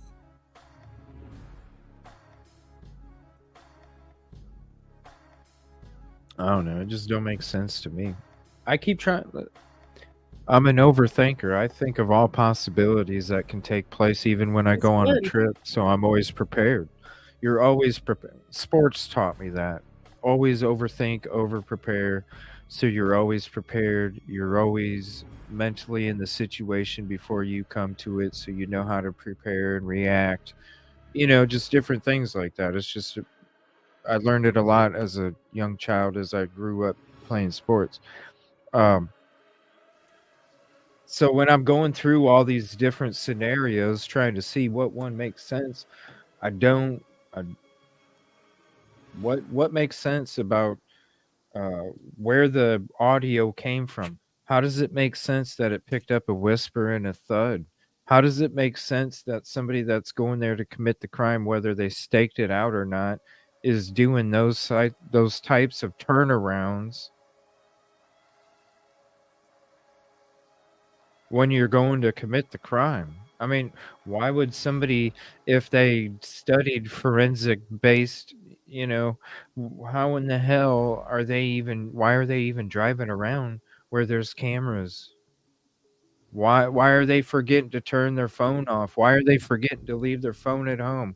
Why are they forgetting to turn their phone back on before they even made it back home if they turned it off to go commit the crime? I try running through all these damn things and none of it makes sense. That's why I talk about it so much. People think I'm not pro BK. I'm pro freaking justice. I truly don't think you'd ever really, truly will get it. I mean, I don't think anybody truly will. Well, it seems like if it's anything, it's a conspiracy of some sort. Because one person to be having this, I don't know. It seems that more people know, or more people were involved. Yeah. Right. Well, this is a video I want to get into. This is a Friday update. This is from November 18th, 2022. I just want to take a quick pause in case anybody, needs to take a break. I need to make another K-Cup. And I want to keep continuing this conversation because we ain't done yet. I mean, I'm not. Yeah. I'm still going to be around for another couple hours. Yeah, and I need a bathroom break. So yeah, this is good. I'm just gonna play a video that is an update. This is Friday update. Police release new details into the crime. This is from November 18th. So let's hear what these new updates are. Thank you all for hanging out tonight. I appreciate you. Thank you, Yoli Unravel. And like I said, I'm still going to be around for a couple more hours. Good evening, and thank you for joining us tonight for Creme 2 News at 6. I'm Cody Proctor. Mark and Whitney are on special assignment tonight. We'll hear from them in a few minutes. But first, let's get right to some breaking news on the murder of 4 University of Idaho students. Moscow police now say the murders happened while the victims were most likely asleep. Creme 2's Kyle Simchuk is joining us now live in the studio tonight. And Kyle, what can you tell us at this hour? Well, Cody, Moscow police just put out new information. They still don't have a suspect, but they have started to rule some people out. Tonight, authorities are also dispelling some rumors being shared online. New details are emerging in the stabbing deaths of 4 University of Idaho students. Tonight, the Latah County coroner says the 4 students were likely asleep. Some had defensive wounds, and each victim was stabbed multiple times. Authorities found no sign of sexual assault. Moscow police say at this point in the investigation, they do not believe the 2 surviving roommates or the man seen standing near a local food truck were involved in the murders. Police also addressed rumors swirling online claiming the victims were gagged and tied, saying those are not accurate, and the identity of the 911 caller has not been released. Detectives say they've received nearly 500 tips, which are being processed, investigated, and cleared. 38 people who may have information about the murders have been interviewed. The whereabouts of the killer and the knife used are still unknown. Detectives seized the contents of 3 dumpsters on King Road to look for evidence. Police have also gone to local businesses to see if anyone recently purchased a fixed blade knife. Anyone who saw something suspicious, has video surveillance, or can provide relevant information about the murders is asked to call the Moscow Police Department. And a lot of resources have been put on this case. 128 members of law enforcement, including 46 FBI investigators, all on the ground in Moscow trying to figure out who did this and why. Cody. Kyle, thank you so much. And tonight we're getting more perspective on this high-profile case from a man who spent decades working alongside the FBI. Chris Bertram's an associate professor of criminal justice and says the fact a knife was used is unique given the fact mass killings usually involve a gun. He says detectives will have to examine where the victims were stabbed and whether the attack was an overkill. On top of looking into the victims and what was going on in their lives leading up to the murder, Bertram says police are likely focusing on the people they knew. Somebody that saw them, somebody that went to school with them, somebody that associated with them in the community or at work or in some type of endeavor. And they became fixated on them, and we have to look at that. Or, as in some cases we look with school shootings, was this based on peer rejection or social rejection? Bertram says police may also be asking around to see if anyone close to the victims had a fascination with knives. Now, in other new developments tonight, the Idaho State Police released a map roughly outlining where the students were late Saturday night going into early Sunday morning. At this hour, they're hoping it'll help the public remember any information that will prove helpful in this investigation. Creme 2's Amanda Rowley has been in Moscow tracking this story all week long, as she's joining us from the crime scene tonight with that newly released timeline and map. Investigators are still trying to piece together where the 4 University of Idaho students went the night before they were found in their Moscow home, stabbed to death. Investigators are hoping the map released today will provide additional tips from the community. The map details the night of Saturday, November 12th into the early hours of Sunday, November 13th. It highlights locations and approximate times when Kaylee Gonsalves and Madison Mogan were in downtown Moscow, while Ethan Chapin and Xana Kernodle were at the Sigma Chi house. Investigators believe Madison and Kaylee were at the Corner Club on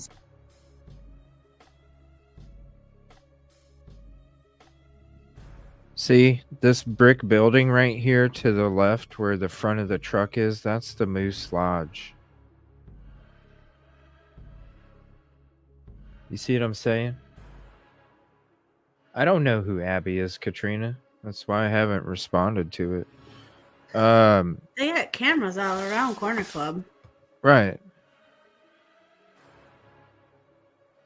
Right. So if they're not releasing where they were from 9 a.m. to 1:45 a.m. and something was taking place here shortly after something taking place at Sigma Chi, then why would they release that camera? Why would they? Because they're not releasing where they were at. Yeah, but they still Because don't if even you know where they were at. Because I think the trouble followed them. I don't even think they went inside the corner club. I think they made it to the parking lot. The shit was following them from Sigma Chi, which is about a 5 or 6 minute drive. The call to LE was what, 8 minutes? They didn't even make it in the corner club. The shit happened in the parking lot. They had to call it in to the Moose Lodge, so it didn't get called in on corner club. The dude took off. So then when LE got there, all they could put down was no report taken, which is a common theme. No report taken. Suspect fled. No report taken. Look it up. You can see them. There's a bunch. Alcohol offense. No report taken. Yep, no reports.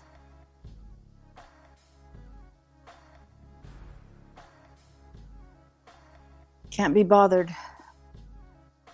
No report You taken. know what that means? Ooh, that's hot. No report, didn't happen. Didn't happen. Yeah, it's kind of like you don't put it in writing, it's very hard to prove. Yeah, because somebody threatened him with a knife. But they couldn't. The person took off. I mean, come on. Shit starts at Sigma Chi, continues up here, if that's what took place, continues up here, gets in the parking lot.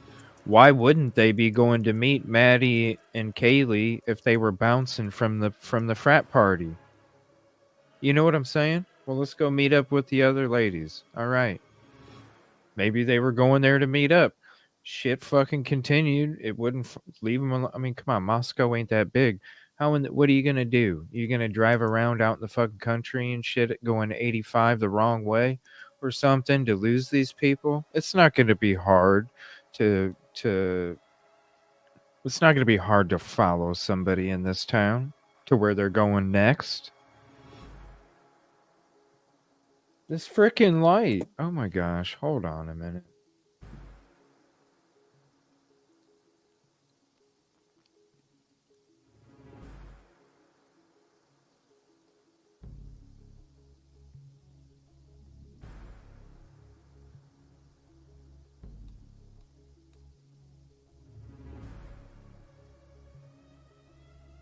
Okay.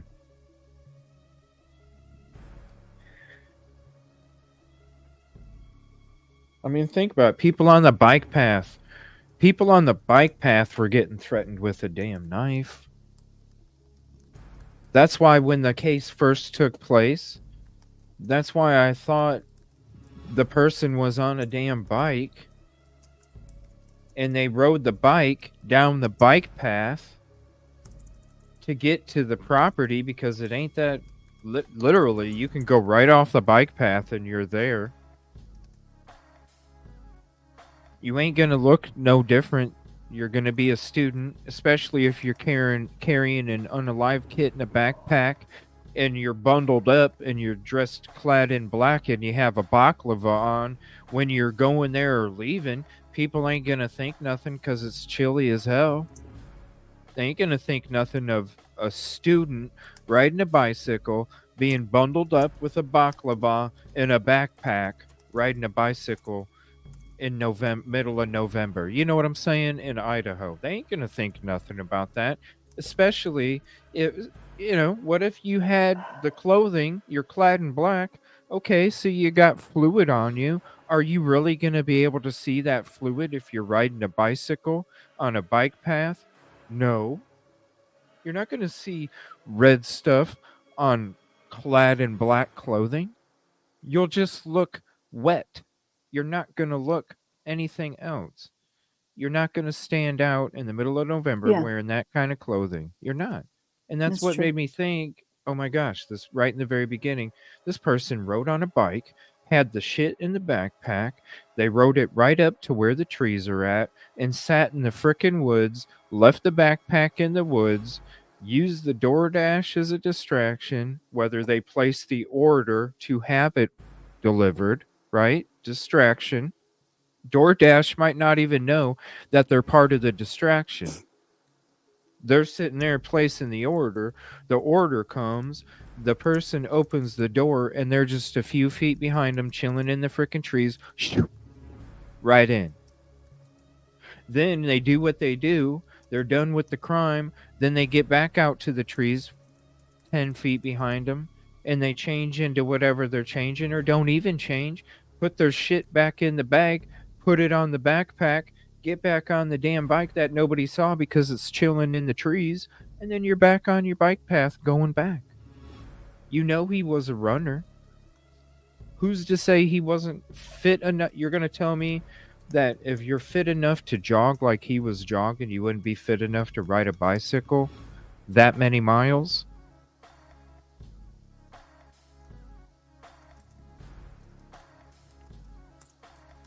Who says it wasn't the same person that was on Paradise Path threatening people with a knife? Who says it wasn't that person? Obviously, if somebody's willing to threaten somebody with a knife on Paradise Path where there's no emotional connection, right? That's rage. No, you're threatening somebody with a frickin' knife out in public. Is that not rageful? Why wouldn't that take place in somebody's house where maybe you're jealous of a female because you ain't getting no play? Yeah.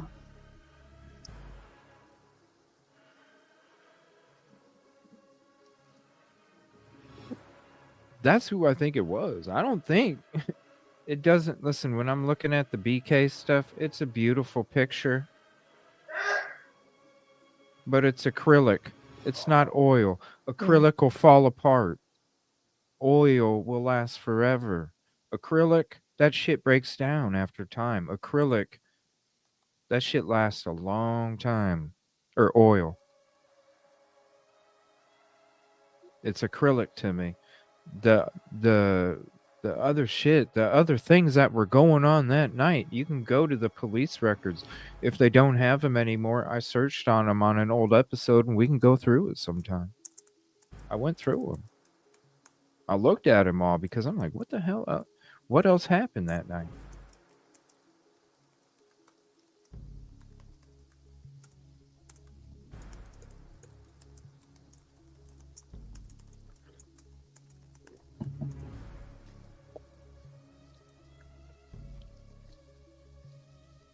No, there's. It's Yeah. just it don't make sense. No, none of it does, and that's why I'm here talking about it and obsessing about it. I don't know. I feel like somebody's just trying to give me a story, and it's not personal to me, but it feels like, I follow true crime, so I want to understand, and I want to understand why four young people were unalived, and why. And there was police officers just down the street. I mean, it's a small town. There's police all over. Yeah, they were all over in the band field. They were there, literally. I mean, they were there around the same time. The bicycle was not from the same night. It was prior. The Moose Lodge was the same night. The Moose Lodge was like 9:08. The altercation took place right before 9. It takes 5 to 6 minutes to get to the corner club Moose Lodge from the Sigma Chi property. You know what I'm saying? The last time they're seen is at 9. They go. What if they drove to a corner club to go meet the girls because they're bouncing from the frat party? They're going to meet the girls. They go there. The shit doesn't leave them alone from the frickin' frat party. Follows them to the parking lot. They don't want to get nobody in trouble at the corner club. We got to call it. Look, we're in front of the Moose Lodge. We'll just call it into the Moose Lodge. Dude takes off because he knows that the cops are calling because he sees the girl saying, there's a male that's messing with my boyfriend and won't leave my boyfriend alone. Then they show up. Dude's gone. No report taken. Yeah. Why?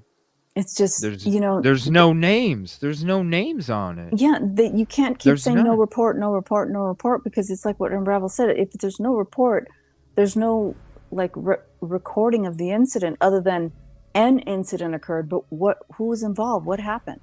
Where, And they don't want to let you know. Okay, there's video camera inside Corner Club that we all see because we all see Kaylee and Maddie. Where's the fucking video where the picture's outside, everybody? Because they have surveillance outside as much as they do inside. Where's the pictures or the videos outside the Corner Club, everybody? Is there a reason why we don't have that either? There's a reason why we don't know what happened from 9 o'clock after the Sigma Chi party. There's a reason we don't know what took place for the LE to show up there. And there's a reason we don't have the video or pictures outside the Corner Club, because they sure as hell want to show us the video of them walking up to the grub truck. What did you tell Matt? What did you tell Adam? Do we have any of the conversation leaving the Corner Club, which the Corner Club is surveilled?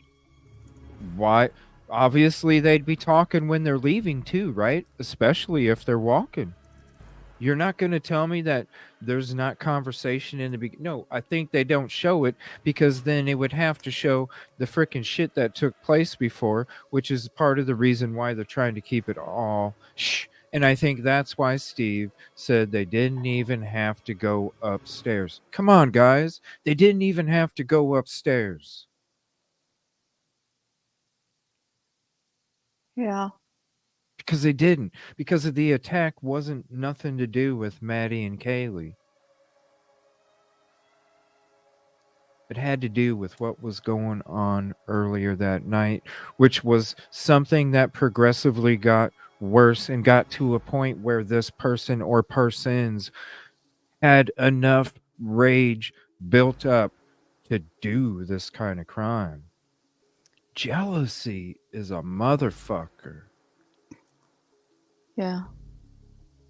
And you don't need a whole bunch of it for rage. Especially when you can't control it. You need this much. That's all you need is this much jealousy to get this much fucking rage.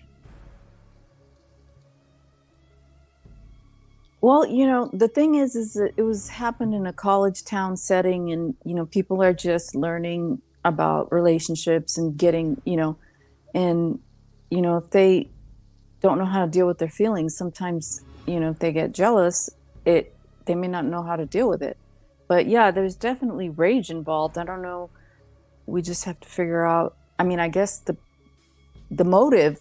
I guess crime of passion. That's what it is. Passion and rage. What else? What else makes sense? That's why, I shared this picture on Twitter, and it's a perfect freaking picture to show, because this is what you go through when you look at shit like the way that I'm looking at it. Are you thinking something about Xana and Ethan? Like, because I keep hearing stuff about how the family doesn't even really want to bring Xana up. They don't talk about her. Right. They do say that there isn't a love triangle. They make sure now, let's be honest, the Chapins don't talk that much. When they do, they've mentioned every single time there was no love triangle. They made sure to mention that.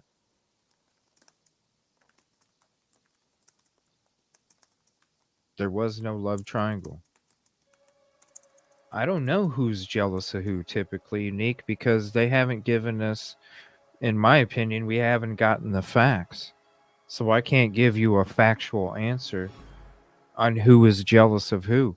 Now, if I feel like I had the actual facts, I'd give you an actual answer. We got 11 days. Oh, yeah. Until the motion to dismiss.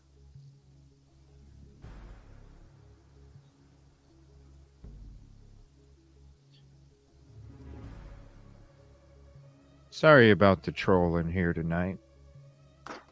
They won't be bothering us anymore.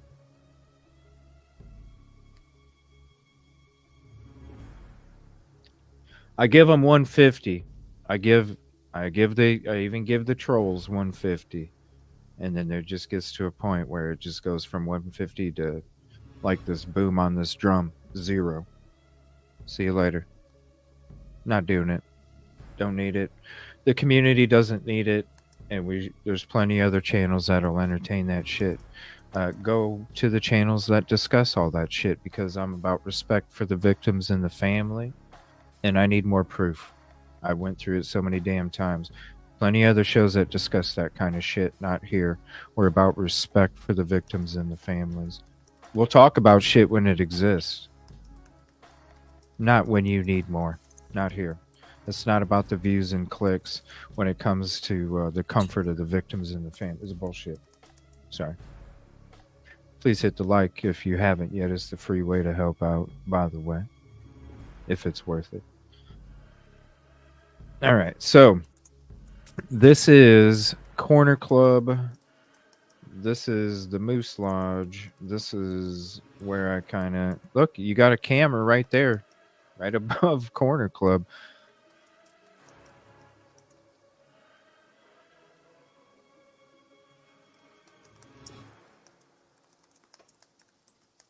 Look, I'll take you down here right now.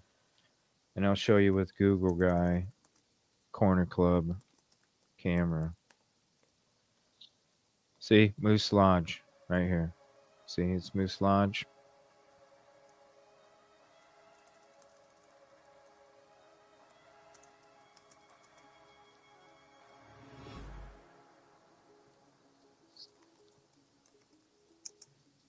There we go. Moose Lodge. It says Monday to Friday, 5 p.m. Oh, So- that's this. This is July of 2023, so this is old. I'm not worried. I'm just showing you Moose Lodge. Okay. This isn't the day of the crime. Here's the parking lot. How you could easily call it in to Moose Lodge because you parked your car here. You don't want to bring the bullshit to the Corner Club. You call it into the Moose Lodge.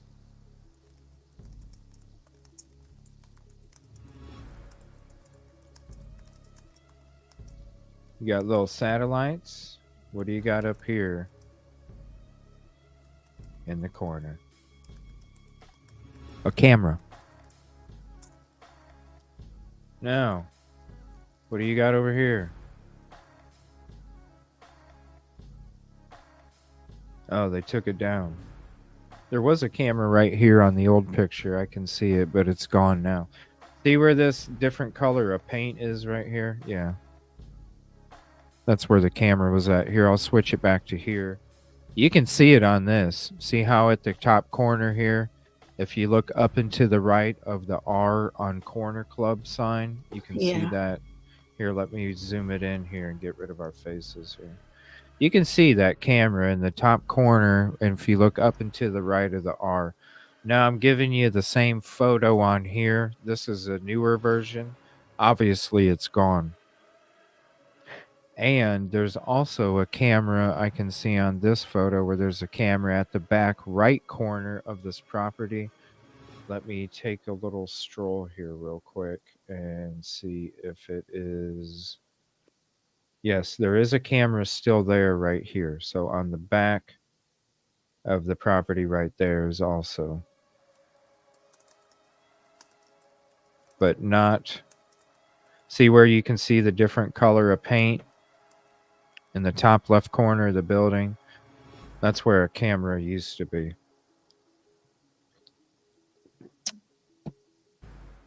What's up, Woke Up? How you doing? Yeah, that's where it used to be. That's what I'm saying.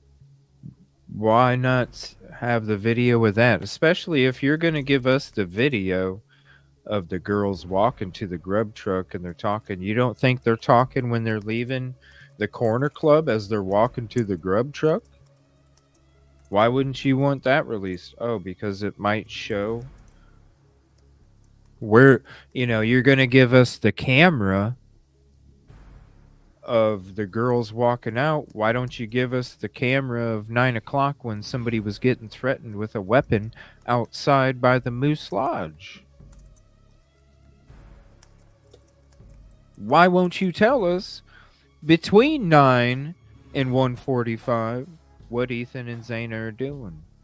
I don't think they had to have, it was an important weekend. Come on.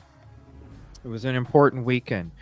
Brat, you're hanging out with your brothers, you have a party, you're all hanging out, and then some bullshit comes because some dude's jealous because you got a girl that they can't get any play with. Some dude's jealous on you, and he comes to your party and starts some shit, and you're like, look, bros, hey man, I don't want to ruin your guys' party. This is some bullshit. I'll just go ahead and take off. You guys kick it. I'll deal with it or whatever. You bounce. Your night's not over. Your night's not over. And what else are you going to do in Moscow? You're going to go try and hang out with your friends then. Let's go see what Maddie and Kaylee are up to. Then dude wants to be some kind of creeper and follows them, and maybe they didn't notice because they were, and then once they pull up, all of a sudden dude pulls up right next to him and starts fucking screaming some shit again. So then you're the dude, you're the boyfriend, you're like trying to confront this dude, like, yo, you need to chill up, you know what I mean? Like you get, hey man. So your girl X calls up, yes, some guy's messing with I'm not calling it in to the corner club because I want to be able to go. How many times does a corner club get call on it? Probably not very much, because it's a popular spot, and the last thing you need is Ellie continually showing up, because then your license becomes in jeopardy. Because if you have too many calls from LE, it affects your liquor license. And it becomes a public nuisance. You know what I'm saying? That's why I think the call wasn't meant to. It was meant to go to Moose Lodge because they already know. As many times as there might, the last thing you want to do is put a bad mark on there. So why are you going to call it in? So then they end up going in there asking if this guy had been in there trying to figure out, what's going on, because it's at the establishment that is open, not the one that's closed, which is where it was called. So then it doesn't look bad on them. And then the people that own the place or run the place aren't looking at those people who called because they were just trying to be safe, ain't looking at them with the side eye when they come in thinking, oh crap, that's who called. Are we gonna have to deal with them calling again? Is the trouble that followed them the first time they called in gonna be following them here again?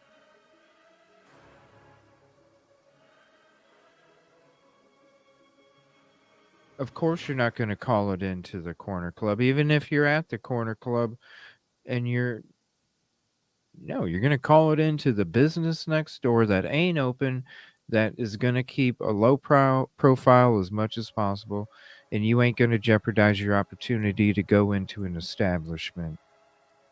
And they certainly ain't wanting nobody to call because, like you said, Yoli, it becomes a public nuisance when there's so many. There's laws with that. When it comes to how often there's events that take place at the establishments, how many times LE's called, all sorts of different things that, you get to a certain point. It's like fouls in the NBA. Once you reach so many, you don't get no more. Like you're in jeopardy, Right. But, I just thought of something. The house, it's, all those noise complaints. I mean, that could have been considered a public nuisance as well, that house. So I'm just wondering if there was some kind of like Sometimes reason they weren't why. even called.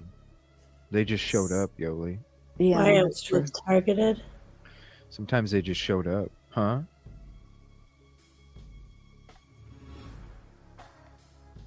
What'd you say, Unravel? I was just thinking about why it was targeted. Oh. Because the stuff that started at Sigma Chi was targeted, right?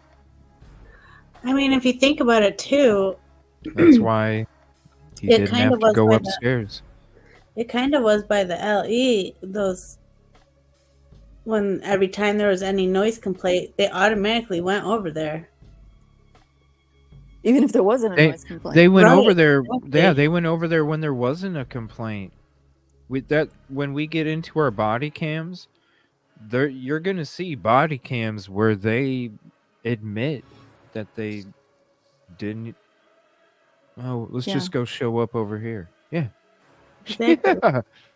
Yeah. Was LE There's targeting going to the be a house? body cam where you see there's Right. going to be a body cam where you see them taking a picture of Kaylee's freaking ID and putting phone in the phone. So maybe LE was targeting the house, and they know it was a targeted and isolated incident because Officer Fry or Chief Fry, whatever his Chief Fry said initially, he said what we know, and then he said, I'm sorry, what we don't know. and Oh he my gosh, corrected I himself. just recorded that. That is Yep. the weirdest thing. Yeah, it I was a have Freudian it slip. recording, and where he messes up is really weird. That what in that first one that we watched earlier? I can play it right now. 'Cause Yeah, I, she can play I it. recorded it. He says, what we Because he did know, fumble. Yeah. and then he says, I mean, what we don't know. Yeah, but listen, I just listened to that when I was on mute, but listen to what he says. Yeah. Hold on, because hold on. That's crazy that you just brought that up. Well, let me turn it up. If Great it's minds too- think alike. I know. Okay, so if it's too loud, let me know. Or what we don't know, excuse me. Yeah. You know, or what we don't know, excuse me. The identity and location of the suspect. The location of the knife or any clothing that was worn by the suspect. Currently, we have 25 plus investigators working this case. Did you hear it? Yeah. He Yeah. said, what we know. I'm sorry, what we don't know. Yeah, but you know their notes say what they know, but you're supposed to say something else. Let me, because that was from the video I played earlier. I think when they had Yeah, I think it was. I think the press It was. conference, right? Yeah, I think it said 11:17. 11:17. Let me see here. Let me go to this. I think it was right in the beginning. If I go to 11:17, it takes me to a different part. Let me see here. No, I mean the date. Oh, It says streamed 11:17. yep. Yeah, this is it. Let's take a listen. The Moscow Police Department would like to extend our condolences to all family members, friends, the University of Idaho, and the Moscow community.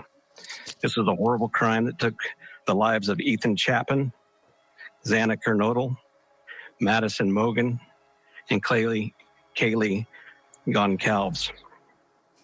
This horrible crime has affected all of us, the families, the University of Idaho, our community, our country, and our officers. Agencies that are involved in this I'll just say this, Silence. Bartenders know a lot. task force include Latah County Sheriff's Office, the Idaho State Police, and the Federal Bureau of Investigations. As we continue our investigation, we have learned that Ethan and Xana were at a party on campus, and Madison and Kaylee were at a downtown bar. They arrived home sometime after 1:45. If anyone in our community or across our nation has any information about these times or the victim's whereabouts, please call our tip line at 208-883-7180. The facts of the case that we know right now. We know that these homicides occurred in the early morning hours of Sunday, November 13th. Around noon, Moscow officers received a call of an unconscious person. Officers discovered the bodies of Ethan Chapin, Xana Kernodle, Madison Mogan, and Kaylee Goncalves inside the residence on King Road. The four were stabbed with a knife, but no weapon has been located at this time. There was no sign of forced entry into the residence. Investigators are continuing to collect evidence at the scene.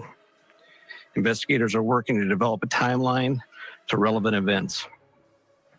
Autopsies are taking place today on all the victims so we can continue to gather evidence and solve the crime. Investigators are working to follow up on all leads and to identify a person of interest. Based on details of the scene, we believe this was an isolated, targeted attack on our victims. We do not have a suspect at this time, and that individual is still out there. We cannot say that there's no threat to the community, and as we have stated, please stay vigilant, report in line to relevant events. Autopsies are taking place today on all the victims so we can continue to gather evidence and solve the crime. Investigators are working to follow up on all leads and to identify a person of interest. Based on details of the scene, we believe this was an isolated, targeted attack on our victims. We do not have a suspect at this time, and that individual is still out there. We cannot say that there's no threat to the community, and as we have stated, please stay vigilant. Where does he say that? At Did I miss 208. it? Did I miss it? No, he's coming. Oh, shit. That there's no threat to the community, and as we have stated, please stay vigilant, report any suspicious activity, and be aware of your surroundings at all times. What we do know, or what we don't know, excuse me. Sure. All right, so 5:30 of the video. Here's the link again if you guys want it for yourself. But what he says after that, he says what we do know, and then he says, excuse me, I'm sorry, what we don't know. And then what he says after that is we don't know that, or if you take out if you just go with what we know, he talks about the identity of the suspect, the weapon. We don't know any of those things, but he first said what we do know. The clothes, yeah. Mm-hmm. Yeah. I don't know. I think it's a Freudian slip, in my opinion, but I don't know that for sure. Well, you could hear the slips. Sorry, go ahead, Unravel. No, I actually think the same thing. You could hear the slips from the beginning. When I noticed that when we started playing it, I was like, damn, the names and just different parts. He was just fumbling the words. Yeah. Mhm. Granted, I'm sure it's hard to speak, when you're the chief of police and you're having to give a Yeah, press I mean, conference and- when you're not the coroner that's already dealt with these kind of, crimes before, let's be honest. When you're the coroner that hasn't dealt with these kind of crimes before, you're not as experienced as the coroner is with these kind of events. Well, actually, the coroner relied on the press conference. She said, based on the press conference, blah, blah, blah. So it's just circular. She's really experienced because she's, this isn't the first one. She's had multiple. She's already stated that. Fry, he became the chief, not too much, he wasn't around maybe 7 years. He was the chief at the time, something like that. And so, he, you know what I mean? So he was probably just used to the noise complaints and the alcohol force team, the underage alcohol force team that they had. And when something like this happens in your community and you're the chief and then it's all put on your plate, I'm sure he might not have been prepared. I mean, let's be honest. It's Moscow, Idaho. It's not Baltimore. Just being real. It's not Baltimore. It's not Cleveland. It's not Indy. It's not Chicago. It's not Minneapolis. It's not Seattle. It's Moscow. So Anyway, that was interesting. how could they be prepared? I'm sure he was nervous as hell. This is right, this is a big press conference right here. But he's looking down like he's reading something, and I think I don't know. It's weird. I mean, maybe they have written down what they know, and he was just what we do know, and then he said, "Oh Yeah. shit, what we don't know." Yeah, he has to break the chains. You know what I'm saying? He's got to break the chains. So they're no more. So, yeah, just listen to his words. You know what I'm saying? Just it's a lot of, come on, it's got to be to try and have to you don't know nothing, you don't have the weapon, you don't know how they left, you didn't tape off the parking lot right away, there's different things, you didn't show up till 4, you didn't, there's so many things that it's like, damn, dude, what happened? The coroner's And relying on the press conference, right, which is so bizarre. I'm sure the dude's uncomfortable, you know what I mean, and that's what you're seeing, especially from the get-go. Now I'd definitely put more play into it if it went from like that was a fumbaloo, after you already got, but he already been into the press conference for a bit, and there was a few fumbaloos already. I think it was just nerves. It was I mean, he didn't even know how to pronounce their names, It could have been nerves, but also, people slip up. They say things, and sometimes, it's a Freudian slip. I mean, I do think that he was nervous, but I also think that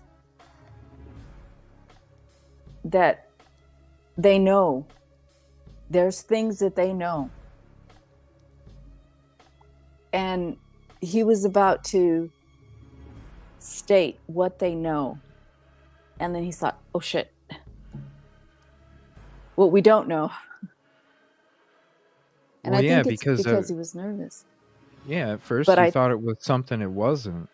But I think they know. I mean, I think it was more likely than not a Freudian slip. But again, he was nervous. So I'm giving him the benefit of the doubt. But in my opinion, I think it was a Freudian slip.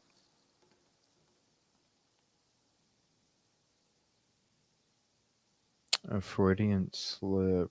Completely agree. Let me see here. Oh, thank you. Yeah, a Freudian slip. Just, yeah, nerves. Period.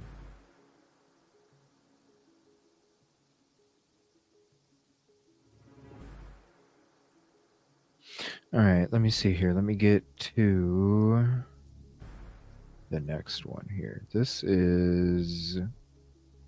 We watched the new evidence one. Oh, whoops, I got to go to the top. 1 second.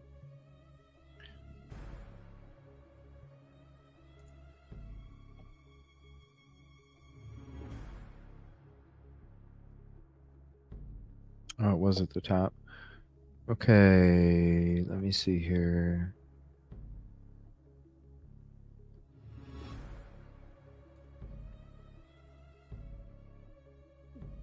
Let's see. New details. So this is going to be from November 19th.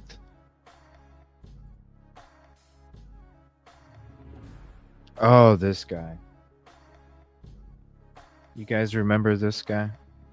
There's gonna be some things, you know, like we're gonna be watching people we normally don't watch, you know, because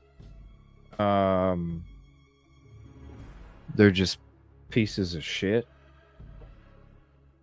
But this is gonna be one of those where it's gonna be this guy in the bottom right. If you guys have been in the show here recently and he's been on one of the videos, you'll know exactly what I'm talking about. And if he shows his true self on this program, you'll see exactly what the hell we're talking about. This is new details, and this is from November 19th. We have a developing situation in Idaho. The investigation continuing into the murder of 4 college students. Court TV legal correspondent Chanley Painter is joining us live tonight from outside that home. Chanley, you've been there all day, all night. What's happening? Hey, Vinny, I have some new updates from when I was on with you last, and that is the photographers, the crime scene investigators still inside this home at the time, because we can literally see them through the second-story window in their crime scene suits. You know, they cover themselves so they don't leave anything behind as they collect forensic evidence. We can see them up there on that second floor still working. But in the meantime, the third floor, there was the middle window on the third floor. The light was on when I was live with you last. Now the light is turned off on the third floor. But before we noticed the third floor window light, the light turn off through the window, there were photographers up there, like we witnessed on your show just moments ago on the second floor, CSI taking photos. As we can see now on the second floor, they're taking photos. So they're still actively working this scene. They've been here all day long. It's been roped off with crime scene tape. We see the victim's vehicle still parked out front. We've seen investigators walk in and out of the front door of this home carrying giant boxes, I presume full of evidence. On the backside, we witnessed. This is the video. Like I said, I'm going to share the links with you guys. This is the video. Am I mistaken? This is the video that shows the people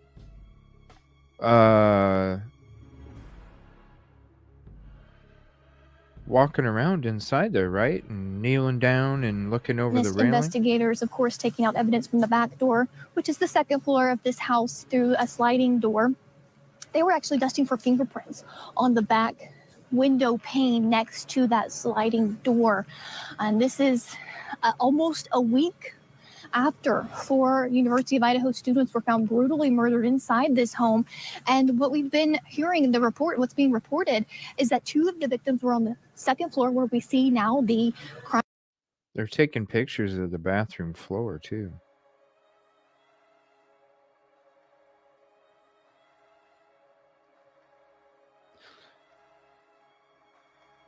You know, that kind of, my gosh.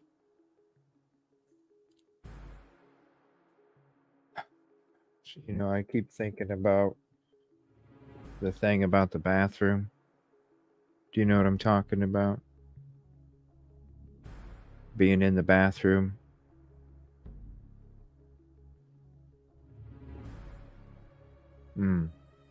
If you know what I'm talking about, you know what I'm talking about. I don't want to get too much into it because it's not really the fact that somebody may have taken a shower? No, that somebody was maybe in the bathroom at the time that the attack in the second bedroom was. Yeah, that just made me think to that. Why are they standing there just? Yeah. Because if the bathroom door is shut or not, if it took place in the bedroom, why are you even taking pictures of the bathroom? Because that's the bathroom door right there before you get to their room. Yeah, there's so many things. No, that's not. That's the hallway. That's the third floor, isn't it? No. That's no. That's the living room. I thought she just said And third floor. no. That's the living room. No, that's the Well, what that's did the they living say in the room. video? They said they were taking. I mean, I forgot. That's the living room. That's the living room. That's not the bathroom door on the second floor. That's the doorway going into where the stairs are. See how it's, can you see my mouse? See how it's dark right here? Right? Okay. See the frame of the doorway, right? The lit up, the bright color. See where would, so if you're looking at this and you would see stairs in front of you, then see how it gets a lighter shade of what you're seeing around the door frame, but it's not the same shade of color as what the stairs would be. I think you see the top of the stairs, and then you see the painted wall as you would be turning around to go up the other part of the stairs. Is that solo cups? That, yeah, that is the left side of that doorway is on the opposite side of the good vibe light sign.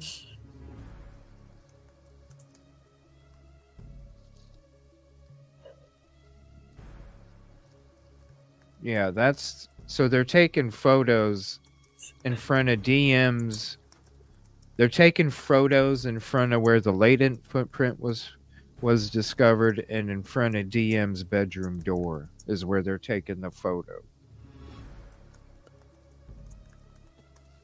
That's where they're taking it. The red solo cups were against the window on the second floor, all the way to the left. Yeah. Okay. Yeah, I do see that. So you're looking, so if we're inside, when I was looking at it with the tour, the couch would be on the left side of where this window is where the couch would be. The doorway to go to the stairs is the doorway you see right here, the doorway that has the good vibe light sign on the right side. This is that doorway.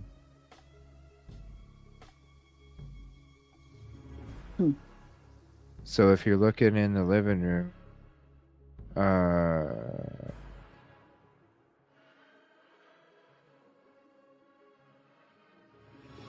here, I'll show you guys right here. This, it comes right up to this picture. Right here, that's what you're seeing. This doorway right here. So see that? See that?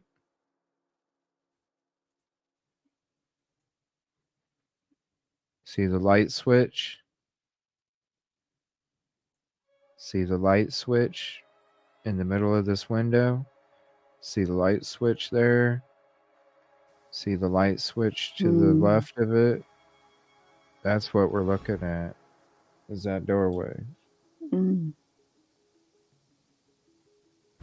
I was thinking it was the bathroom, because it was, I was thinking there's a different angle, but no, that's the doorway.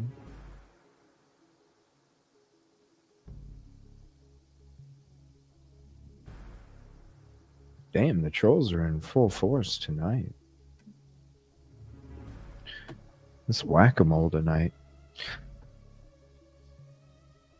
Crime scene investigators collecting forensics, and on the third floor of this home is where they were actually located. We're also learning some new details from the Moscow Police Department this evening. They're confirming that, of course, the four murdered inside were stabbed to death multiple times while they were likely asleep. Some had defensive wounds. Maybe they heard what was going on and woke up. We don't know, but we're confirming there's no sign of any sexual assault or what maybe some have speculated as motive in this crime. Also, there were two surviving roommates in this multi-room home that were unharmed, and the detectives have ruled them out. They believe that the two surviving roommates, the detectives have. So that's the dude taking the photos. And he turned around and took them the other way too. See? multiple times while they were. Oh, that was another person. What could be there? Well, the latent shoe print wasn't shown until black light. You're funny, CJ. I'm just. I don't mean to laugh because this is not what's happening here. It's not funny, but Like, no, it's not. But, aw, Lulu, thank you so much. Number one with the flag. I appreciate the 1999. Thank you so much. Lulu, thank you. That's so sweet of you. She's my coffee sponsor. I'm telling you, one day when I have my own coffee company, I'm making a flavor after Lulu. It's going to be called Lulu's Choice. It's going to be her own coffee. I'm serious. One day I'm going to have my own coffee company. And she'll have her own flavor. Lulu's Choice. Whatever she wants. All right. so why does this guy have a mask and the other one doesn't? I think he did. Did he? Oh gosh. Yeah, they just didn't have goggles. He didn't have goggles on. Maybe he did. Let me see.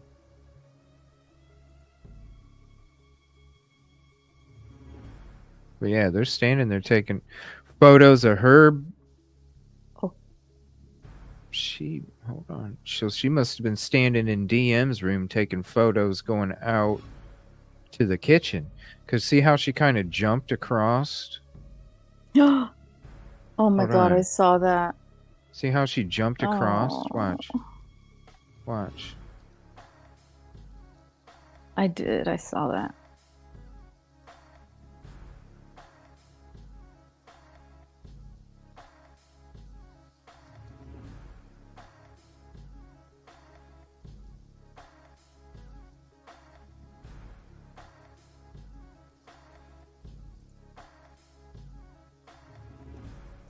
Watch. More photos. Did I rewind it too far? No, I didn't.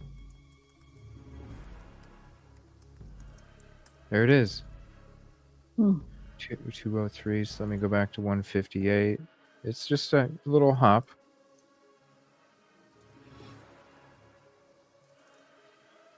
Because if you're taking photos right there, you're not walking backwards over what you're taking photos of. That's not what took place. Hopped backwards, probably was taking photos from DM's room. Why would you be standing on the stairs? You're not going to stand on the stairs and take photos because that's the route that the person went upstairs to commit the crime up there. God. So you're only going to be standing in DM's bedroom to take the photos of what you're taking. And then that's why you're not standing on the stairs to go to the other side. You're not backing up to go over what you're taking photos of. You're hopping back because you're trying to hop around. So then you can. This is what's the. If that person is hopping to the other side, then there obviously ain't nothing on the other side. That's why there's no the path of the mess, I will just say, was up and down those stairs to the bedroom. If it was anywhere else outside of that pathway, then that person wouldn't have jumped across over to where the kitchen's at. They would have came where the dude's standing right there, from DM's doorway to where dude's standing right now. This just shows me right here with the way that other person moved that there's no other evidence in the kitchen other than the pathway to go upstairs and to go through the living room by the good vibe light sign to go to the second floor. What did they do? Did they have a bag that they just walked in and dropped it right in the kitchen that they literally could have leaned over from the pathway to go upstairs? Could they have just stayed in that spot, standing in front of the doorway where DM is, and they could have literally grabbed their bag there and did their cleanup right in front of the frickin' door? because you don't have a mess coming into the property because you didn't commit anything yet. So why would there be anything in the kitchen? And there wouldn't be anything in the kitchen if you did your thing while you were still standing in front of DM's doorway. Because the way that this person moved, there's no mess in the kitchen. They are not going to hop skip over to the other side if there's a mess. No. They're going to where the other dude's at. They're probably asking, hey, grab the hand, help swing them around the corner of the wall so you're not stepping on evidence. All in the way that this lady moves, right? Or he. Leaning over, taking photos.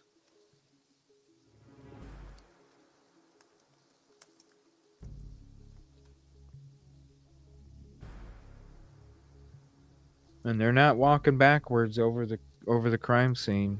They're just, you can literally hop backwards from the doorway back there. You can just hop back. You don't even have to barely jump.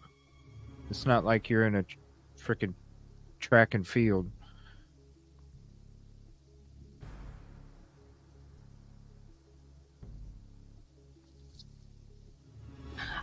Maybe they heard what was going on. Now she's standing where dude was. Wow. She on her knees? What the hell? No, I think she's just that short. Oh.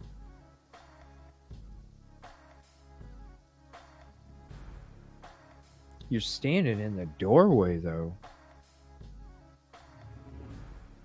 You're standing in the frickin' doorway. What's up, Kylie?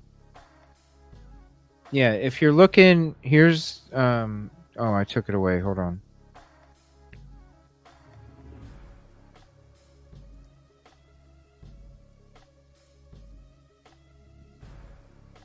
That's the doorway that you're looking at. Here, I'll zoom it in as much as it's... Oh, I can't. That's the doorway that you're looking at. He or she is standing in the frickin' doorway. Why are they standing in the doorway? Right where that... Dude, that's where the two crimes meet, in the middle. What? Oh, hell no. I don't think so. I don't think so. Look, if you look at this, if somebody's on their knees, they're not going to even reach past the light switch. See it right here? If somebody's on their knees, they're not going to, unless you're like a 7-foot female, or a 7-foot female or male, I don't see you being on your knees and being above this light switch. You go back to this picture, light switch is right here. That's where their nose is at, okay? Light switch is where the nose is at.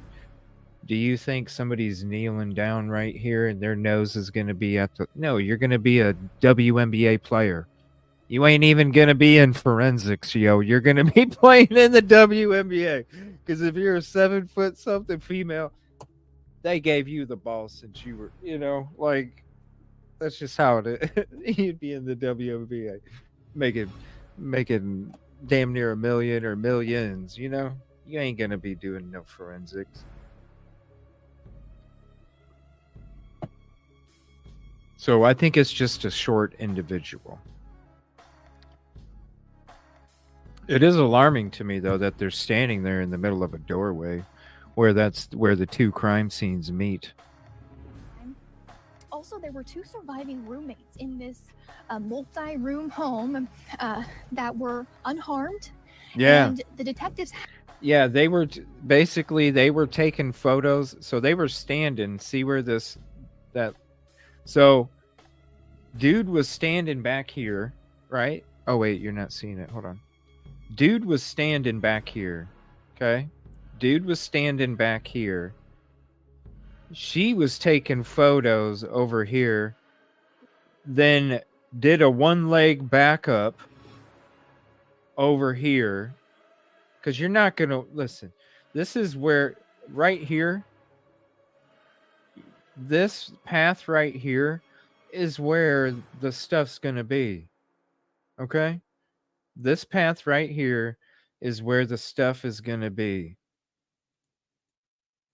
It's also going to be here and going up the stairs here.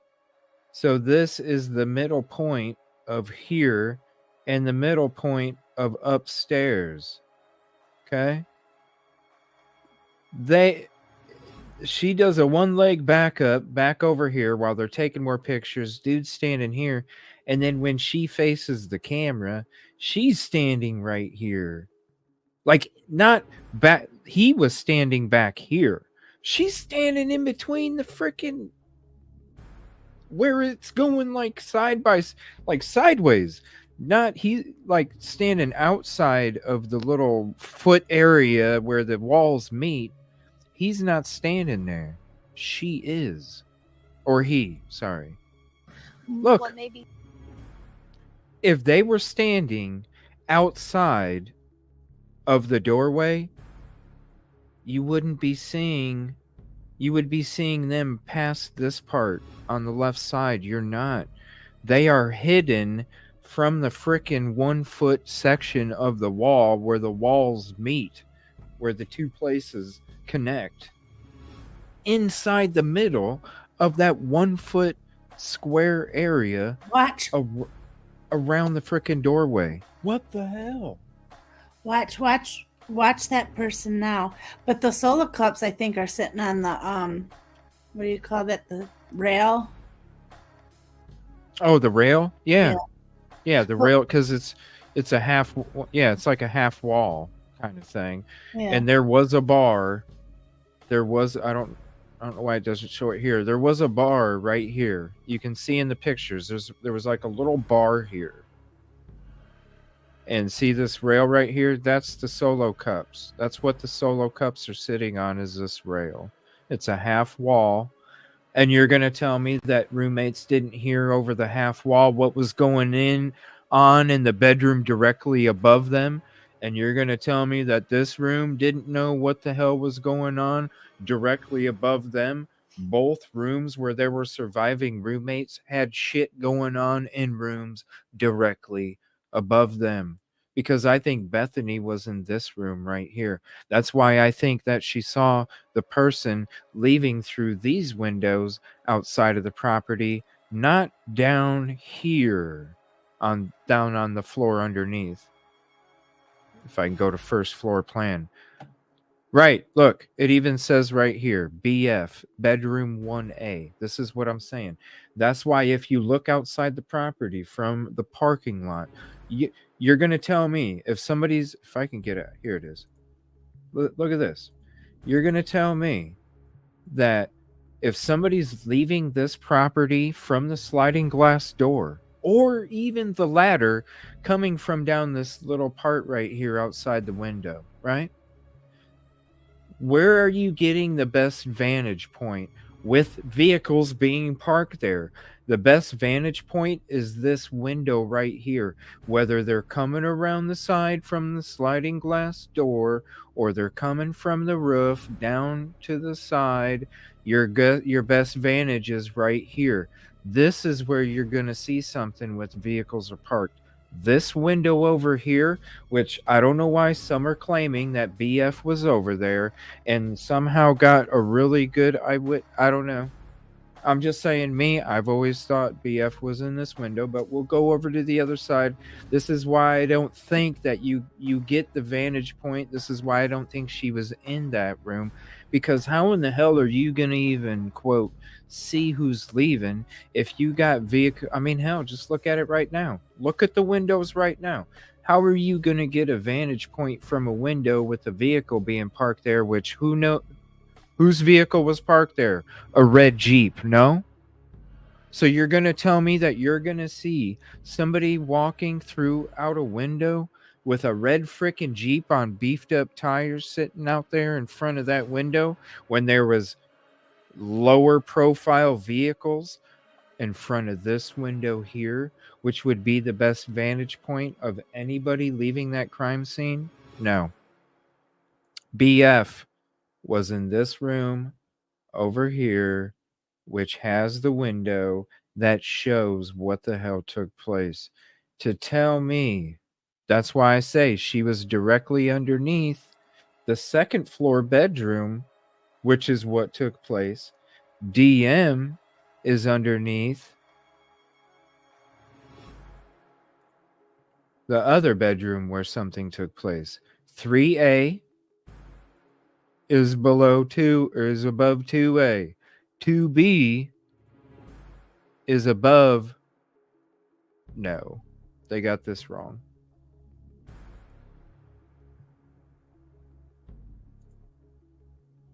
This is flipped around.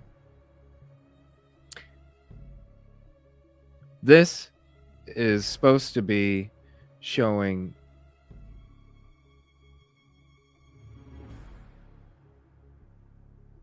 no, this is supposed to be over here. I don't know. I don't think she was in there. I think she was in the other one. This one then right here.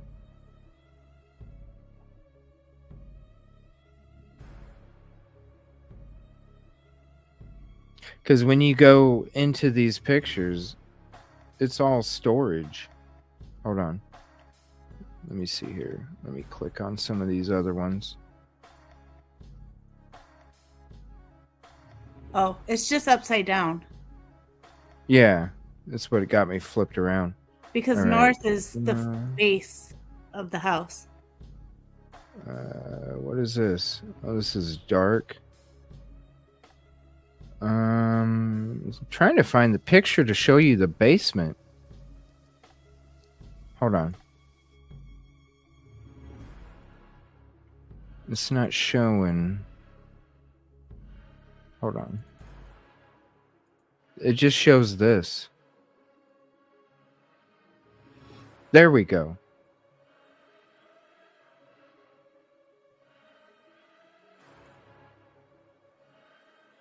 There we go. This is the room. It says vacant. I don't think it was. Red Jeep in front of this window. I don't see how you're supposed to see anything out those windows unless you're looking out the door, and you ain't looking out the door.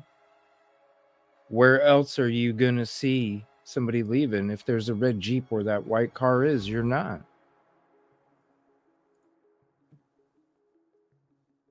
Let me see if I can find a photo of it.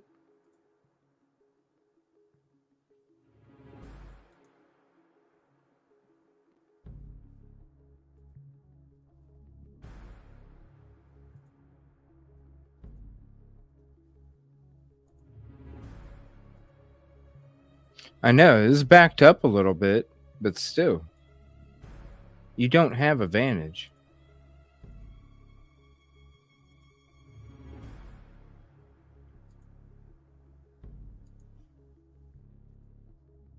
I actually think I have a picture of it. Let me email it to myself real quick. Because this is at nighttime.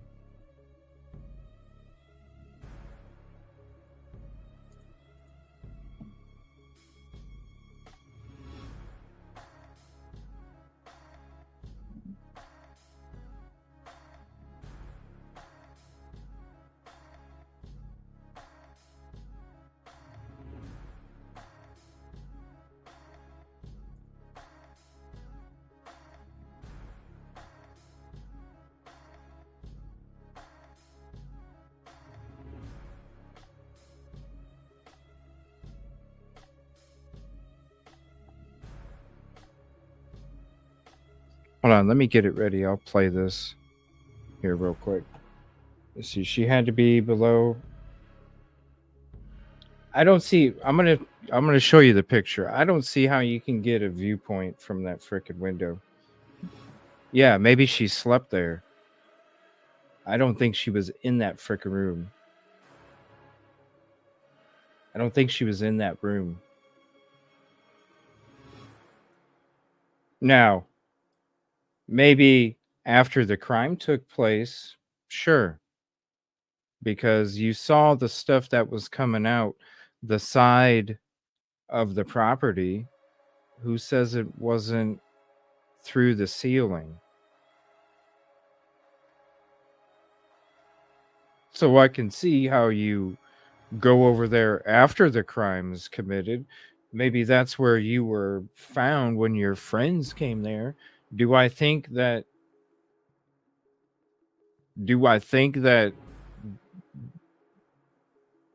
that room is where no, it came, the eyewitness came from where the police cruiser is, the SUV, the police SUV. Come on. If the stuff's leaking out the side of the house, you know it's coming through the floor. You think somebody's going to stay in that room? I don't see how you get a vantage point from the other window.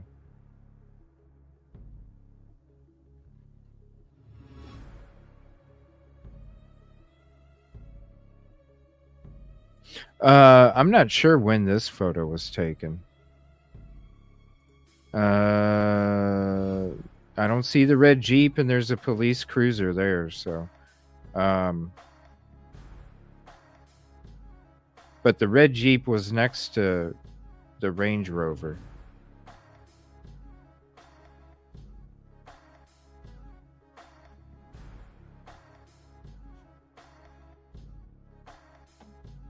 So here's this, the red Jeep was next to the Range Rover.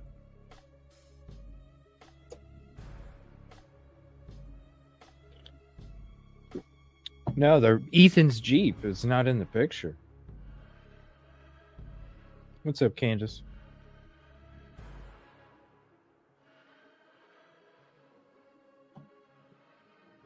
You're not going to hang out in the room where it's coming through. And if it's coming through outside,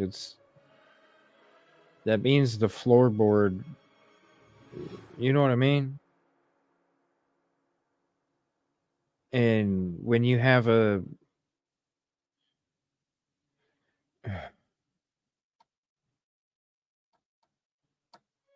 say you have a leaky faucet, you know what happens to your ceiling. You're not gonna frickin' chill out in that room.